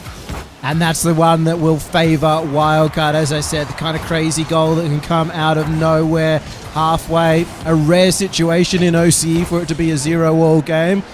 I think that's, a once-in-a-blue-moon type thing. I don't remember them happening, CJ.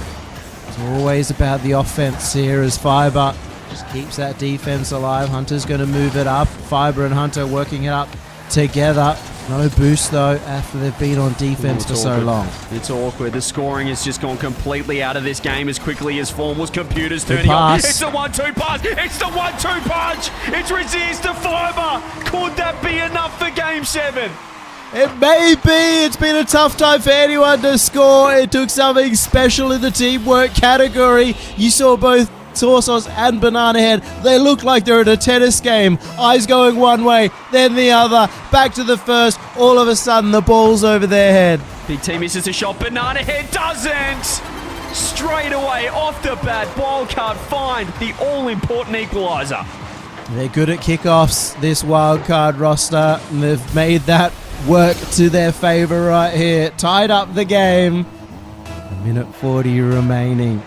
This is tense, not just for the teams playing, but also for everyone watching. I don't know how this is going to end.